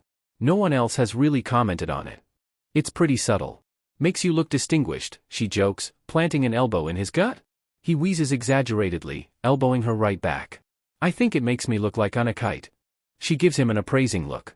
I can see it. He's probably the most responsible of your mentor figures, so try to take after him more. I do my best. Go dance, you fool. He throws up his hands in faux surrender. As the lady wishes. Are you coming? I will punch you. Just one dance, he wheedles. She scowls, but he can see the smile twitching at the corners of her mouth as she takes his hand. One dance. And dance they do. True to her word, she only dances with Izuku once, but is soon conned into dancing with Pyrrha and then Ida. Izuku laughs from his spot in Pyrrha's grip when he hears Ida yelp, knowing full well it's because she stepped on his toes. It's not until much later, after Ida texts him to thank him and let him know he made it home safe, when he's bundled up in a cocoon of blankets with jam purring up a storm on his chest, that he finally drops the cheerful mask and just thinks. He'd invited Ida over with every intention of wiping the events of the alleyway from his mind. But when the moment of truth came, he couldn't do it. He'll just have to trust that Ida will be true to his word and keep his lips sealed. The crossroads have to stay secret, it just has to. He doesn't know what he'll do if the secret gets out. Upon returning to classes the next week, the first thing Aizawa tells them is that they need to prepare themselves. Final exams. Yippee. Izuku decides to do what he does best, what he's probably not supposed to, and texts. Mirio. Hi. Just wanted to say thanks for all your help on my internship, I really appreciated it. Sorry for all the drama, hope sir isn't too mad about it, laughing face. Mirio texts back within minutes. TM, hey Midoriya. All good. TM, I hope you had fun when you weren't in the hospital. You feeling better? Much better, yeah. Glad I'm back in time to prep for final exams lol. TM, oh yeah, how's that going? Aizawa just says to prepare but he hasn't said what to prepare for? Can I ask what yours were like? TM, I think ours was combat against robots like the entrance exam? I think? I gotcha. Thanks. Wow, you really do type with perfect grammar, huh? Tsu says, shamelessly peering past his shoulder. Yeah, laugh it up. Izuku spins his phone between his fingers, considering. Robots, huh? I would have thought UA wouldn't want to do that twice. I'm sure they have their reasons, Ida says. But they already know we can fight robots. We've done that both in the entrance exam and the sports fest. Maybe they're running out of money? Uraraka offers. At their blank looks, she shrugs. It could happen. Surely it would be more cost-effective to not build giant robots, Ida says thoughtfully. Izuku laughs. When has UA ever done something because it was cost-effective? The week leading up to the exams ends up being far too hectic for Izuku to catch up with Ida about any potential paladin oaths, though the written exams pass without too much fanfare. No Eggley, the enhance ability spell isn't cheating, thank you very much. He heads home after the third day of written exams with a tired goodbye to his exhausted classmates, intent on getting a good night's sleep before the practical exam, though he does have to pop by the crossroads first. Alto takes one look at him and tells him to take a nap. Izuku obliges gladly, waking up feeling far more refreshed than the 10 minutes of sleep realistically should have granted him. Alright, up you get. Alto sweeps into Unakite's living room with all the force of a hurricane and none of the grace, carrying a large burlap sack over one shoulder. Unakite follows, looking as tired as Izuku feels. Would you keep your voice down? We just put the kids to bed. We? Is Ripley here? Alto asks delightedly. Unakite lets out the most long-suffering sigh Izuku thinks he's ever heard. Yes, Alto. My wife is back from her trip. You already know this. You gotta stop hitting on people's mothers, Izuku chimes in. Alto points a clawed finger at him. Just you wait till I find a way to your world, buddy. I'm going to sweep your mum off her feet so hard. I don't want you as my stepdad. Ain't up to you, chum. Oh my god. We said we wouldn't keep him too long, Unakite chides, and Alto just grins in response. We've got a present for you, kiddo. Alto drops the burlap sack in Izuku's lap. Happy solstice. It's not the solstice? Izuku says, before deciding that he's too tired to question it. Thank you. The bag falls away to reveal an impossibly light chainmail shirt, with incredibly fine interlocking silver rings and wing-shaped pauldrons etched with intricate protection runes. It's perhaps the most beautiful armor Izuku's ever seen. He runs his fingers over the tiny gemstones set into the pauldrons. His face feels hot. What is? His voice dies in his throat. Elven chain, Alto finishes for him. I found it years ago but it was all broken so I never used it. Unakite here volunteered to fix it up for you when I mentioned you were looking into getting some better armor, so, yeah. Hope it works oof dash. Whatever she was going to say next is driven from her lungs with the force of Izuku's arms around her waist in the tightest hug he can muster. She freezes for a moment, before her arms come up to circle his shoulders as she hesitantly returns the hug. "Thank you," Izuku mumbles into her shoulder. There's a soft weight against the back of his head as her hand comes up to hold him tight. Don't go dying on me again, okay?" Izuku pulls back to see that her eyes are surprisingly shiny. "I'll do my best." She none too gently pushes him off and turns away with an awkward cough. "Okay, that's enough feelings for the day." Unakite huffs a quiet laugh as Izuku pulls him in for his own hug. His hands are warm as he pats Izuku's back. "Don't let her fool you, that's her old armor. I just fixed it up and reworked some of the enchantments. I'll steal your wife." "No you won't." Izuku, through tears, fights back a laugh, and judging by the way that Unakite's chest is shaking, he's not the only one. Everything is going suspiciously well, which is why Izuku isn't surprised when a wrench is thrown in his carefully laid plans, as Nezu pops out of Aizawa's scarf to announce that they're to be fighting the teachers. Wonderful. He was about due for a plot twist. "And here I was doing so well," he mutters under his breath. "Midoriya and Bakugo, you two will be facing off against Dash. I am here." Izuku blinks as All Might lands before them with an ear-splitting boom, dust billowing from the impact. "Sheet." He sneaks a glance over at Bakugo, trying to read his face. There's a glint in his eyes that Izuku doesn't like the look of. Izuku doesn't bother following him to try and strategize, instead choosing to watch the first few pairs, try to gather information. How hard will the teachers be fighting? Is there a win condition they haven't been told about? Do the weighted cuffs have any other utility he can take advantage of? Bakugo's not going to work with him voluntarily, so either Izuku's going to have to try and manipulate him into doing something that works alongside any plan Izuku makes, or just strike out on his own and leave Bakugo to his own devices. His own exam against All Might is last on the lineup, so there's time to strategize. Hopefully. Kirishima and Sata batter themselves into the ground, Cementos not even needing to do anything other than raise walls against them. Tsu and Tokoyami eke out a victory against Ectoplasm, and Ida and Ajiru prevail against Power Loader, turning the very field against them. Yaoyorozu and Todoroki nearly lose against Aizawa, though her quick thinking and clever plan wins them the exam. Tricks and schemes are kind of Izuku's whole gimmick, so he feels a sense of camaraderie and pride at her victory. He should probably talk to Yaoyorozu more. She's clever and her skill set is also utility-based, so they're more alike than he initially thought. A bold move from Uraraka, letting herself be caught in 13's force vacuum, wins her and Aoyama their bout against 13, though Izuku thinks it'd be too dangerous a play against an actual villain. He winces in sympathy as Siro fails to wrangle Ashido and Kaminari into any viable plan, and Nezu's crane sends them running back and forth like headless chickens as the fake city crashes down around them until time runs out. Izuku slinks out of the viewing room as Jairu and Koda use present mix entomophobia against him, fingers already tapping against the latch on his bag of holding. He takes 10 minutes to go through its contents, the unfortunate realization that he never restocked it after the whole stain debacle hitting him about halfway through. The couple basic healing potions he finds are nice, but he'd long since decided that obvious potions were too risky when it came to keeping the fact that his magic wasn't a quirk a secret, so he leaves them in the bag. Worst comes to worst, All Might isn't going to kill him. This is an exam, not life or death. There are worse things in life than failing an exam. Obviously he doesn't want to fail, but when choosing between risking potentially revealing the fact he's been lying about his quirk to everyone or having to do summer school, he knows what choice he's making. Bakugo doesn't acknowledge him when Izuku reaches the exam stage, wasting no time in storming off by himself as soon as the start bell rings. Izuku scowls and follows close behind. "Stop following me. All Might is probably waiting for us on this main road, so we should probably take another route," Izuku says. He hesitates for just a second before adding, "That is, unless you're planning on fighting him like a suicidal idiot." "I'm not running away from this fight." Izuku scoffs.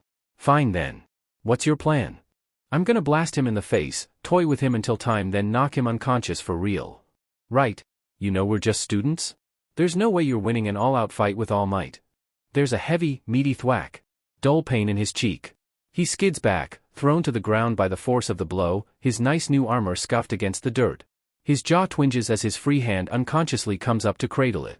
"I don't want to hear another word," Bakugo says, in the closest thing to cold anger that Izuku's ever heard from him. There's a mean glint in his eye. "Just because you think you're strong now doesn't mean you get to tell me what to do." Izuku takes a moment, breathes deep, pushes himself to his feet. "Okay. I thought you were smart enough to realize I'm doing this so we both pass the final, but fine. Let's do this now. I'm not telling you what to do, I'm pointing out the obvious flaws in your dumbass plan. You really think you can beat All Might by yourself? Bakugo, already marching off, spins on his heel to shout back. I don't need your bullshit power to pass. I'll win this all by myself. Something about Bakugo always brings out the worst in him. Izuku hates it. He hates how mean and snappy he gets when the other boy's near, hates how he's driven to say things purely because he knows they'll hurt. It's why he avoids him when he can. They might have been friends once, but that ship sailed once Izuku stopped putting up with his bullshit. Dragons above, will you stop yelling? This is why we never have any real conversations. Izuku snaps. There's a feeling in the air, electric dread like the anticipation of a lightning bolt. Then it hits. The ground shakes like a stampede of giants, glass shatters and metal screeches against metal.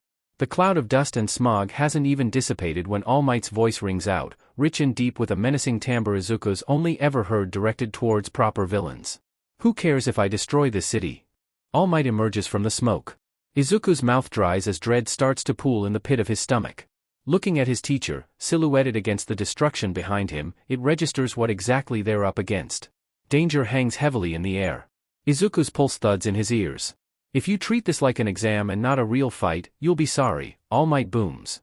I'm a villain now, heroes. You better come at me with everything you've got. I won't be pulling my punches. All Might launches forward, quicker than his bulk would suggest he was capable of, and Izuku takes advantage of the blinding explosion Bakugo sends at their teacher to start slinking back into the shadows. Bakugo yells something and Izuku instinctively tunes out his words, though the fact that All Might then proceeds to grab him by the face and tank the quickfire explosions that Bakugo fires off at him doesn't bode well for him. All Might is too quick, Izuku hasn't even made it to the alleyway by the time he's smashed Bakugo into the ground and is turning to face him. Where do you think you're going? All Might appears in front of him, only the displaced air from his movement indicating that he hadn't teleported. Don't think I've forgotten about you already. Are you really going to leave your teammate here and run away? Izuku offers him a nervous smile. Yes? I figure we don't stand a chance in an all-out fight, so I'd just wander off and go find the gate. Magic drips from his next words as he breaks a piece of honeycomb behind his back. I suggest you let me get back to it. All Might's shadowed eyes glaze over as the spell takes hold, and Izuku bolts. He only has so long until Bakugo inevitably hits him and breaks the spell, so he wants as much distance between them as he can. He doesn't make it far before the crackling of explosions and sensation of the spell fading away indicates that Bakugo is back on his feet. Okay. This is still within the plan. It's manageable. Certainly not ideal, but manageable. He doesn't spare a glance behind and casts as he runs, haste bolstering his muscles with artificial speed. It doesn't last long. The only warning he gets is "here's a special gift, for the one who wants to run," before the impact of being pinned to the ground by a warped metal fence steals the breath from his lungs, and the pain of the blow causes him to lose concentration and the spell fades away. What a waste.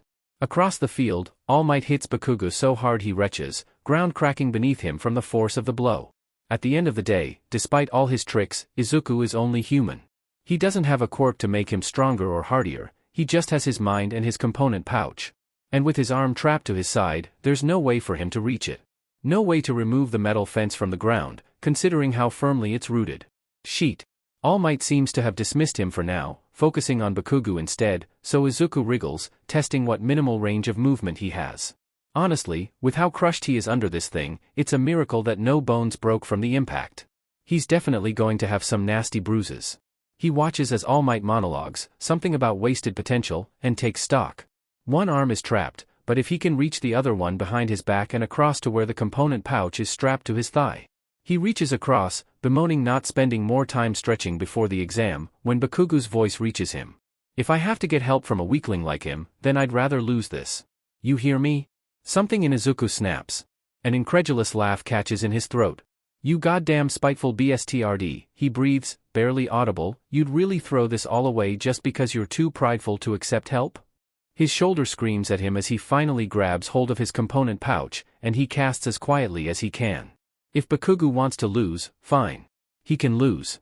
But Izuku refuses to let someone else's spiteful actions hold him back.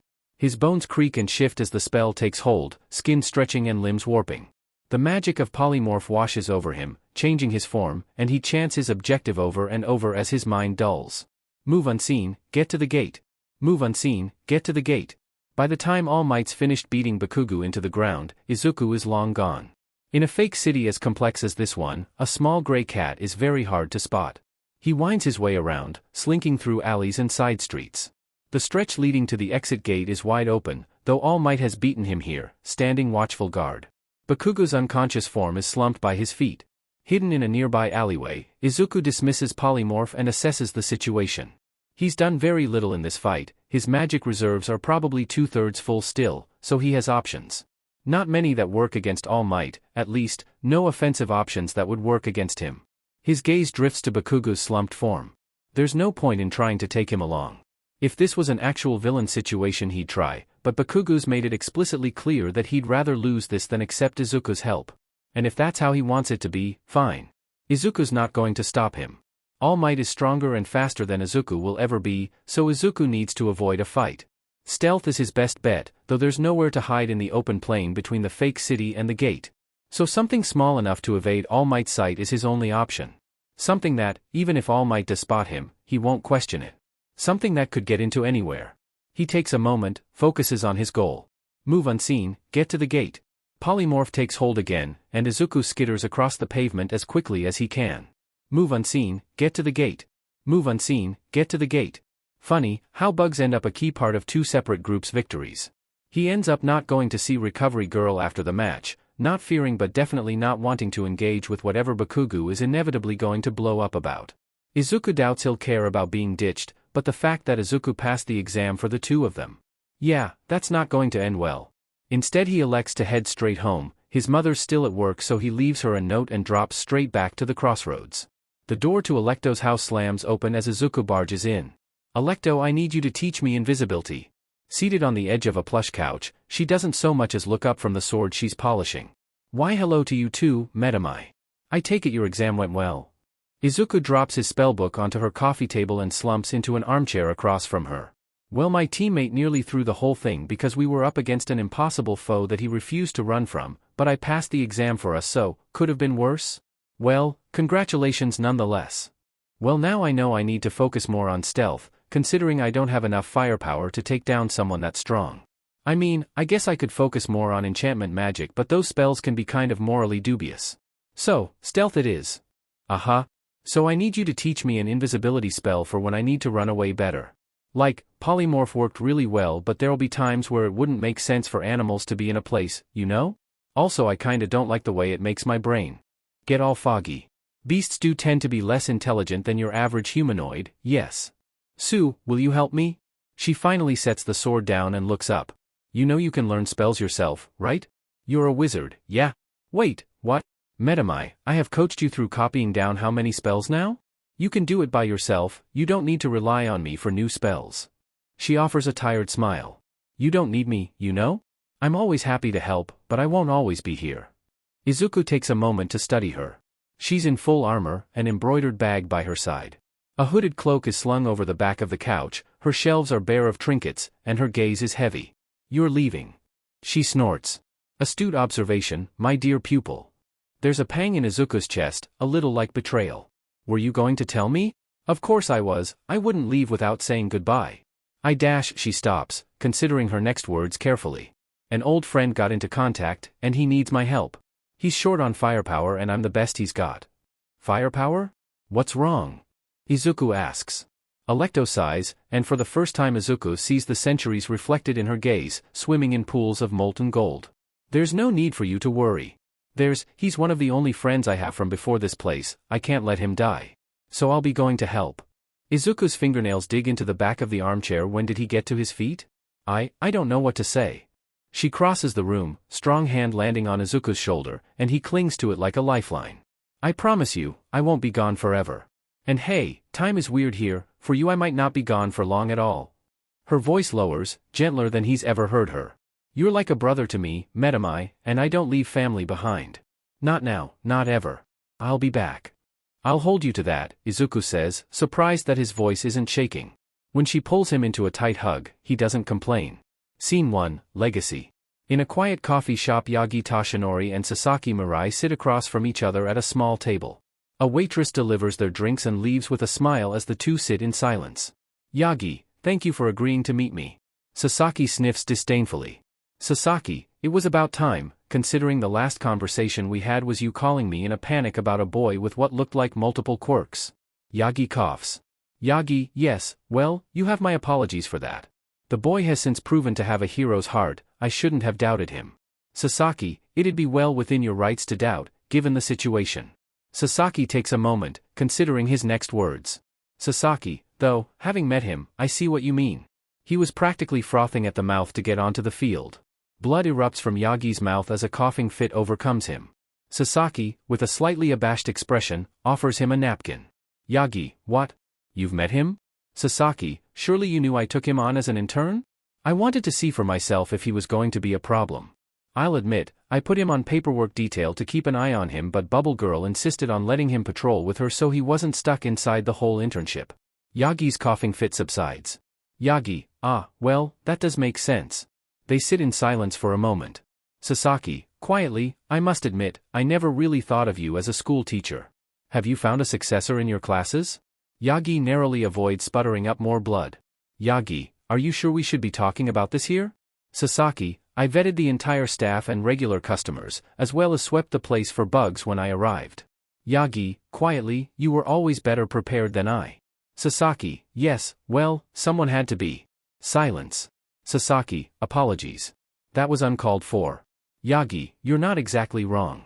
I was always more of a doer than a thinker. Sasaki, ha. Yagi, quietly, my class is full of incredibly talented and strong-willed young people. UA really is a training ground for the best of the best. Sasaki, if you'd taken Mirio as your successor you wouldn't be so paralyzed by choice now. Yagi, maybe so, but young Mirio is already such a bright spark. I wouldn't want to burden him with the pressure that comes with being the symbol of peace. Sasaki, but you'd burden your students? Yagi sighs. Yagi, I don't know. Even though he is gone, I still can't bring myself to pass my mantle to just anyone. So many have lost their lives for me to get this far. My legacy has to pass to the right person. Sasaki thinks for a moment. Sasaki, would you pass it to Midoriya, then? Yagi chuckles. Yagi, I don't think he'd take it, even if I offered. Scene 2, Family. Pyrrha and Eggley sit on a grassy hill, watching the clouds. Eggley is weaving a flower crown while Pyrrha uses a tongue of flame to carve patterns into a piece of wood. Eggley, what are you making? Pyrrha, a gift to woo my future husband. Eggley, dryly, aha. Pyrrha, Metami has gifted me a beautiful man, and I intend to keep him. And as such, I shall be making a veritable parade of presents so that I may prove myself a worthy suitor. Eggley, you don't even know if Ingenium likes guys. Pyrrha, I live in hope. Eggley, might be hoping forever then. Pyrrha, why must you crush my dreams? Eggley, jokingly, if I don't get dreams, you don't get them either. Pyrrha, yeah, elves don't sleep so no dreams. I do though, so I get to dream. Eggley, sounds like a skill issue. Pyrrha, where did you even learn that? Eggley, you. Pyrrha, huh. Silence. Pyrrha, you think Metami ever tells someone they're a skill issue? Eggley, probably not. That boy doesn't have a mean bone in his body. Pyrrha, I think he has the capability for great bitchiness. Eggley, would he embrace it though? Pyrrha, no. Eggley, that's what I thought. Eggley, having finished weaving her flower crown, shoves it onto Pyrrha's head. Eggley, there. Now you can woo your man in style. Pyrrha, why thank you? You'd make a great druid, you know. Eggley, ugh, one in the family is enough. Pyrrha, what, Electo? I thought she was a wizard? Eggley, among other things. Pyrrha looks at her inquisitively. Eggley groans. Eggley, she was a druid first, then got very bored and decided she wanted to start learning as much magic as possible. Pyrrha, so wizard was the logical next step? Eggley, don't tell her I said this, but she tried to go be a bard before she moved on to wizard. I love her, but she doesn't have an iota of musical talent. Pyrrha, good word. Eggley, iota? Pyrrha, yeah. Eggley, thanks. Pyrrha, has she gone for paladin yet? I feel like she'd love the whole smiting down evil business. Eggley, nah, she's too cynical for that. I don't think she takes anything seriously enough to swear an oath that actually had any weight to it. Pyrrha, I guess that makes sense. Eggley, at least your class is safe, you can't learn sorcery. Pyrrha sets aside the piece of wood he'd been carving and tosses the flame between his hands. Pyrrha, I dunno, some sorcerers are born with it but some come into contact with something that gives them their powers. I was reading this book the other day, about a vampire who stole the sorcery of a hunter that was after her when she drank his blood. Eggle, was it one of your dodgy romance novels? Pyrrha, you can't prove anything. Eggle laughs. Eggle, you know, I wouldn't put it past her to go seek out some sorcery catalyst just to prove that sorcerers don't have to be genetic. Pyrrha, maybe that's what she's off doing now. Eggle is quiet for a moment. Eggle, yeah. Maybe. Silence. Eggle sighs, and flops back onto the grass. Eggle, it's not like it's the first time she's gone herring off on some grand adventure. I should be used to it by now. Pyrrha, it's natural to be worried. Eggle throws her hands in the air. Eggle, I shouldn't be though. She's literally the strongest adventurer to exist in centuries. She can handle herself. Pyrrha, she's still your sister. Eggle, yeah. Pyrrha extinguishes the flame in his hands and lies down on the grass next to her. Pyrrha, do you reckon she's serious about finding a way to me and Metami's world to go hit on Metami's mum? Eggle laughs. Eggle, wouldn't put it past her. Pyrrha, should I be offended that she hasn't hit on my mum? Eggle, that you know of. Pyrrha shoves her. Pyrrha, hey. Eggle, honestly if Metami's mum is anything like him I think Alecto could do a lot worse. Pyrrha, then he'd be your nephew. Eggle, oh you're totally right. She pauses, grins. Eggle, do I just start calling him nephew then? Pyrrha, absolutely. Returning to class post-exams, the mood is somber. Hey, maybe there'll be a last-minute twist or something? Izuku says to a crying Kaminari. You know how much Aizawa likes his logical ruses. He turns out to be right when, not even 5 minutes later, Aizawa announces that they're all going to the summer training camp, regardless of pass or failure. The good news is none of you bombed the written exam, Aizawa continues, 6 failed the practical badly. 2 teams, of course, and Bakugo failed as well. A hush falls over the room. In front of him, smoke curls into the air from Bakugo's clenched fists. The smoke fades away with a warning flash of red eyes from Aizawa, but even with the quirk dampened there's a tension to the air, stealing the air from lungs and ringing in ears like the moment before a lightning strike. Aizawa carries on as if unaware of the ticking time bomb, though Izuku's willing to bet he's just unwilling to engage with the rage simmering in front of him. In the practicals, the teachers made sure to leave a way for you to win. We were observing the way that you worked together to tackle the task at hand. Izuku doesn't dare breathe. If he didn't give up on Bakugo, if he'd kept trying to make their plan work, would they both have passed? Or would they both have failed? He tunes back in to hear Aizawa announce that the 6 failing students would have to attend remedial classes, and winces at the wave of heat from the seat in front of him. He's not sure exactly how it happens, but by the end of the school day he's been conned into a class shopping trip the following day. They've never hung out as a class before, so he's kind of looking forward to it. Well, looking forward to and mildly afraid of. Speaking of mildly afraid, he turns to look up at the person whose shadow has been looming over him for the past minute. Bakugo. Come on. Izuku just sighs. Okay. Neither of them says anything for a while, Izuku eyeing the back of Bakugo's head as they walk.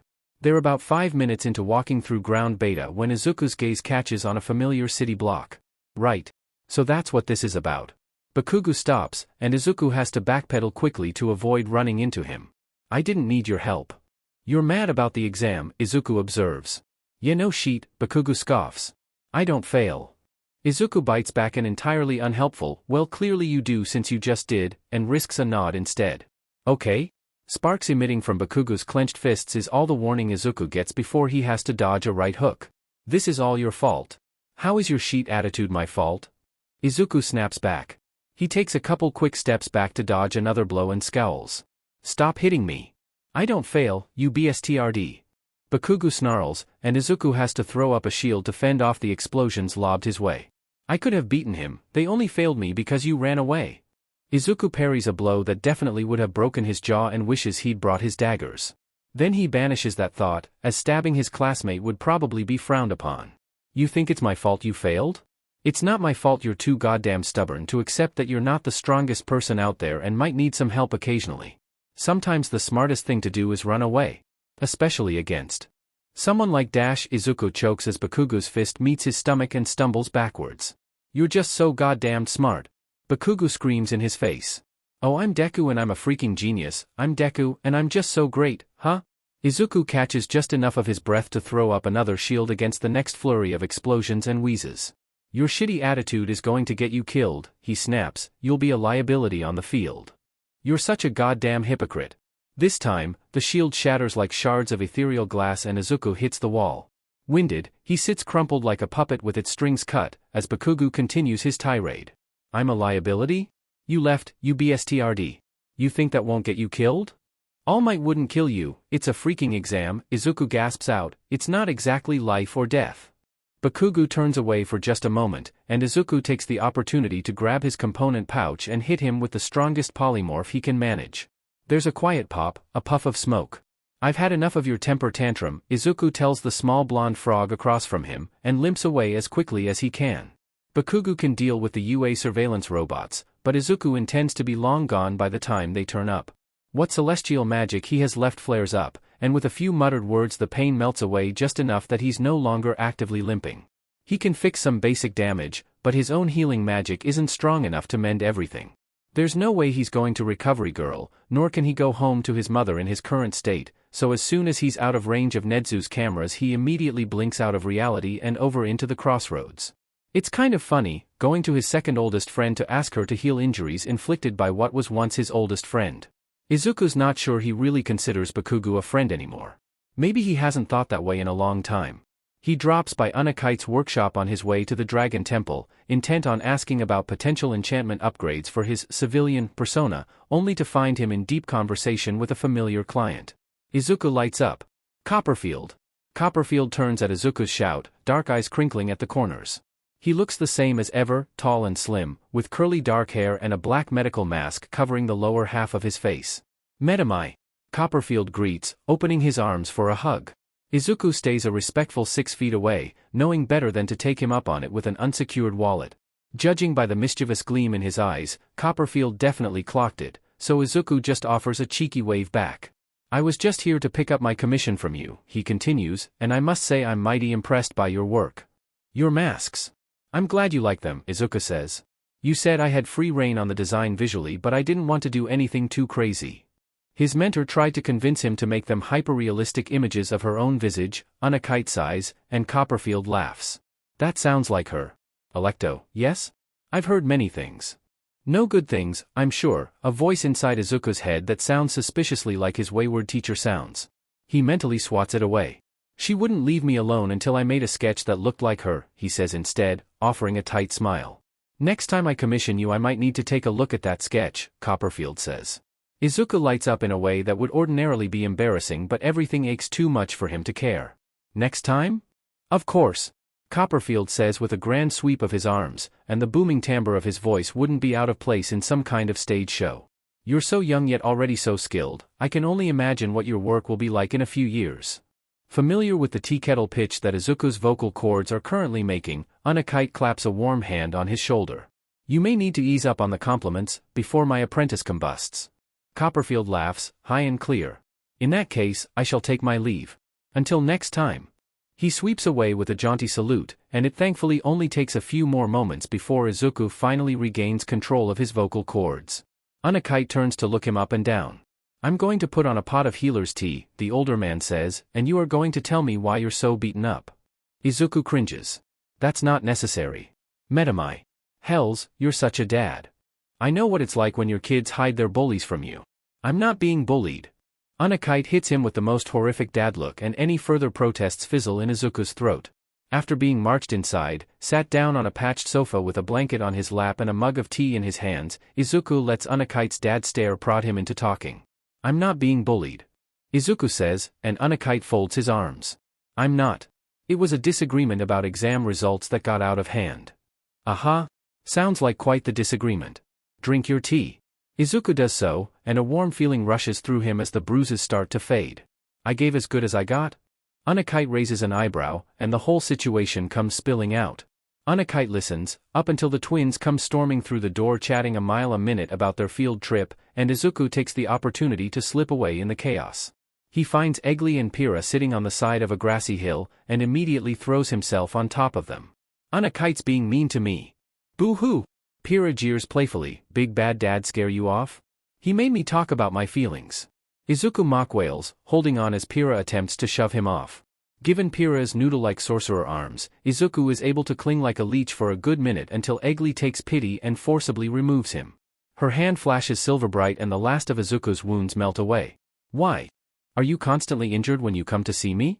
It's almost enough to make a girl think you're just using her for her healing magic, she says mockingly. Pyrrha gasps theatrically. Metamai. How could you? I thought our friendship meant something. I'll kick your butt. Izuku deadpans. Alto ain't here to protect you. No, she's off gallivanting with old comrades, Eggley says, and there's a bitter undercurrent to her voice that has both boys sitting up straight. Are you, Izuku says after a painfully long moment of silence, okay? An uncharacteristic scowl twists at her lips. I really don't get why she's even still friends with him. He's a prick. I'm not surprised he bit off more than he could chew and had to go begging for help from the one person who could stand him. He's not even hot enough to justify being that much of an a-hole. Whoa, Pyrrha breathes. That was oddly mean of you. Who is this guy? Izuku asks. Ugh, some prince from she pauses, snapping her fingers until, Barovia. That's what his kingdom's called. Alto told me a little about where and why she was going, since she doesn't know when she'll be back. Apparently he got himself stuck in some curse and needs help getting out. If he's that stuck, I'm surprised he could get a message out, especially across worlds, Izuku says, and Eggley nods in agreement. Right. That's why I think it's so fishy. Wait, what? Why do you think it's fishy? Eggley holds up her hands appeasingly. I'm just saying, she doesn't hear from this guy for longer than I've been alive and then all of a sudden he needs help? Something doesn't add up. Izuku considers for a moment, then, wait a second, if she's not heard from him longer than you've been around, how do you know what he looks like? Illusion spells. One of my brothers has a great impression of him.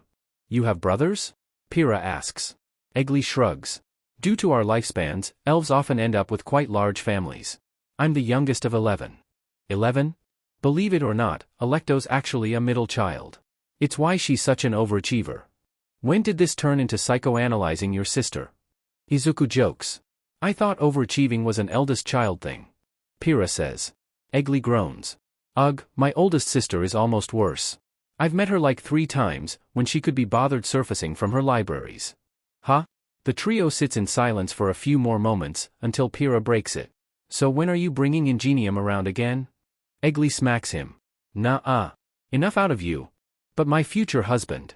Pyrrha wails, sing-song, though the end of his sentence is muffled by Eggley smushing his face into the grass. Anyways.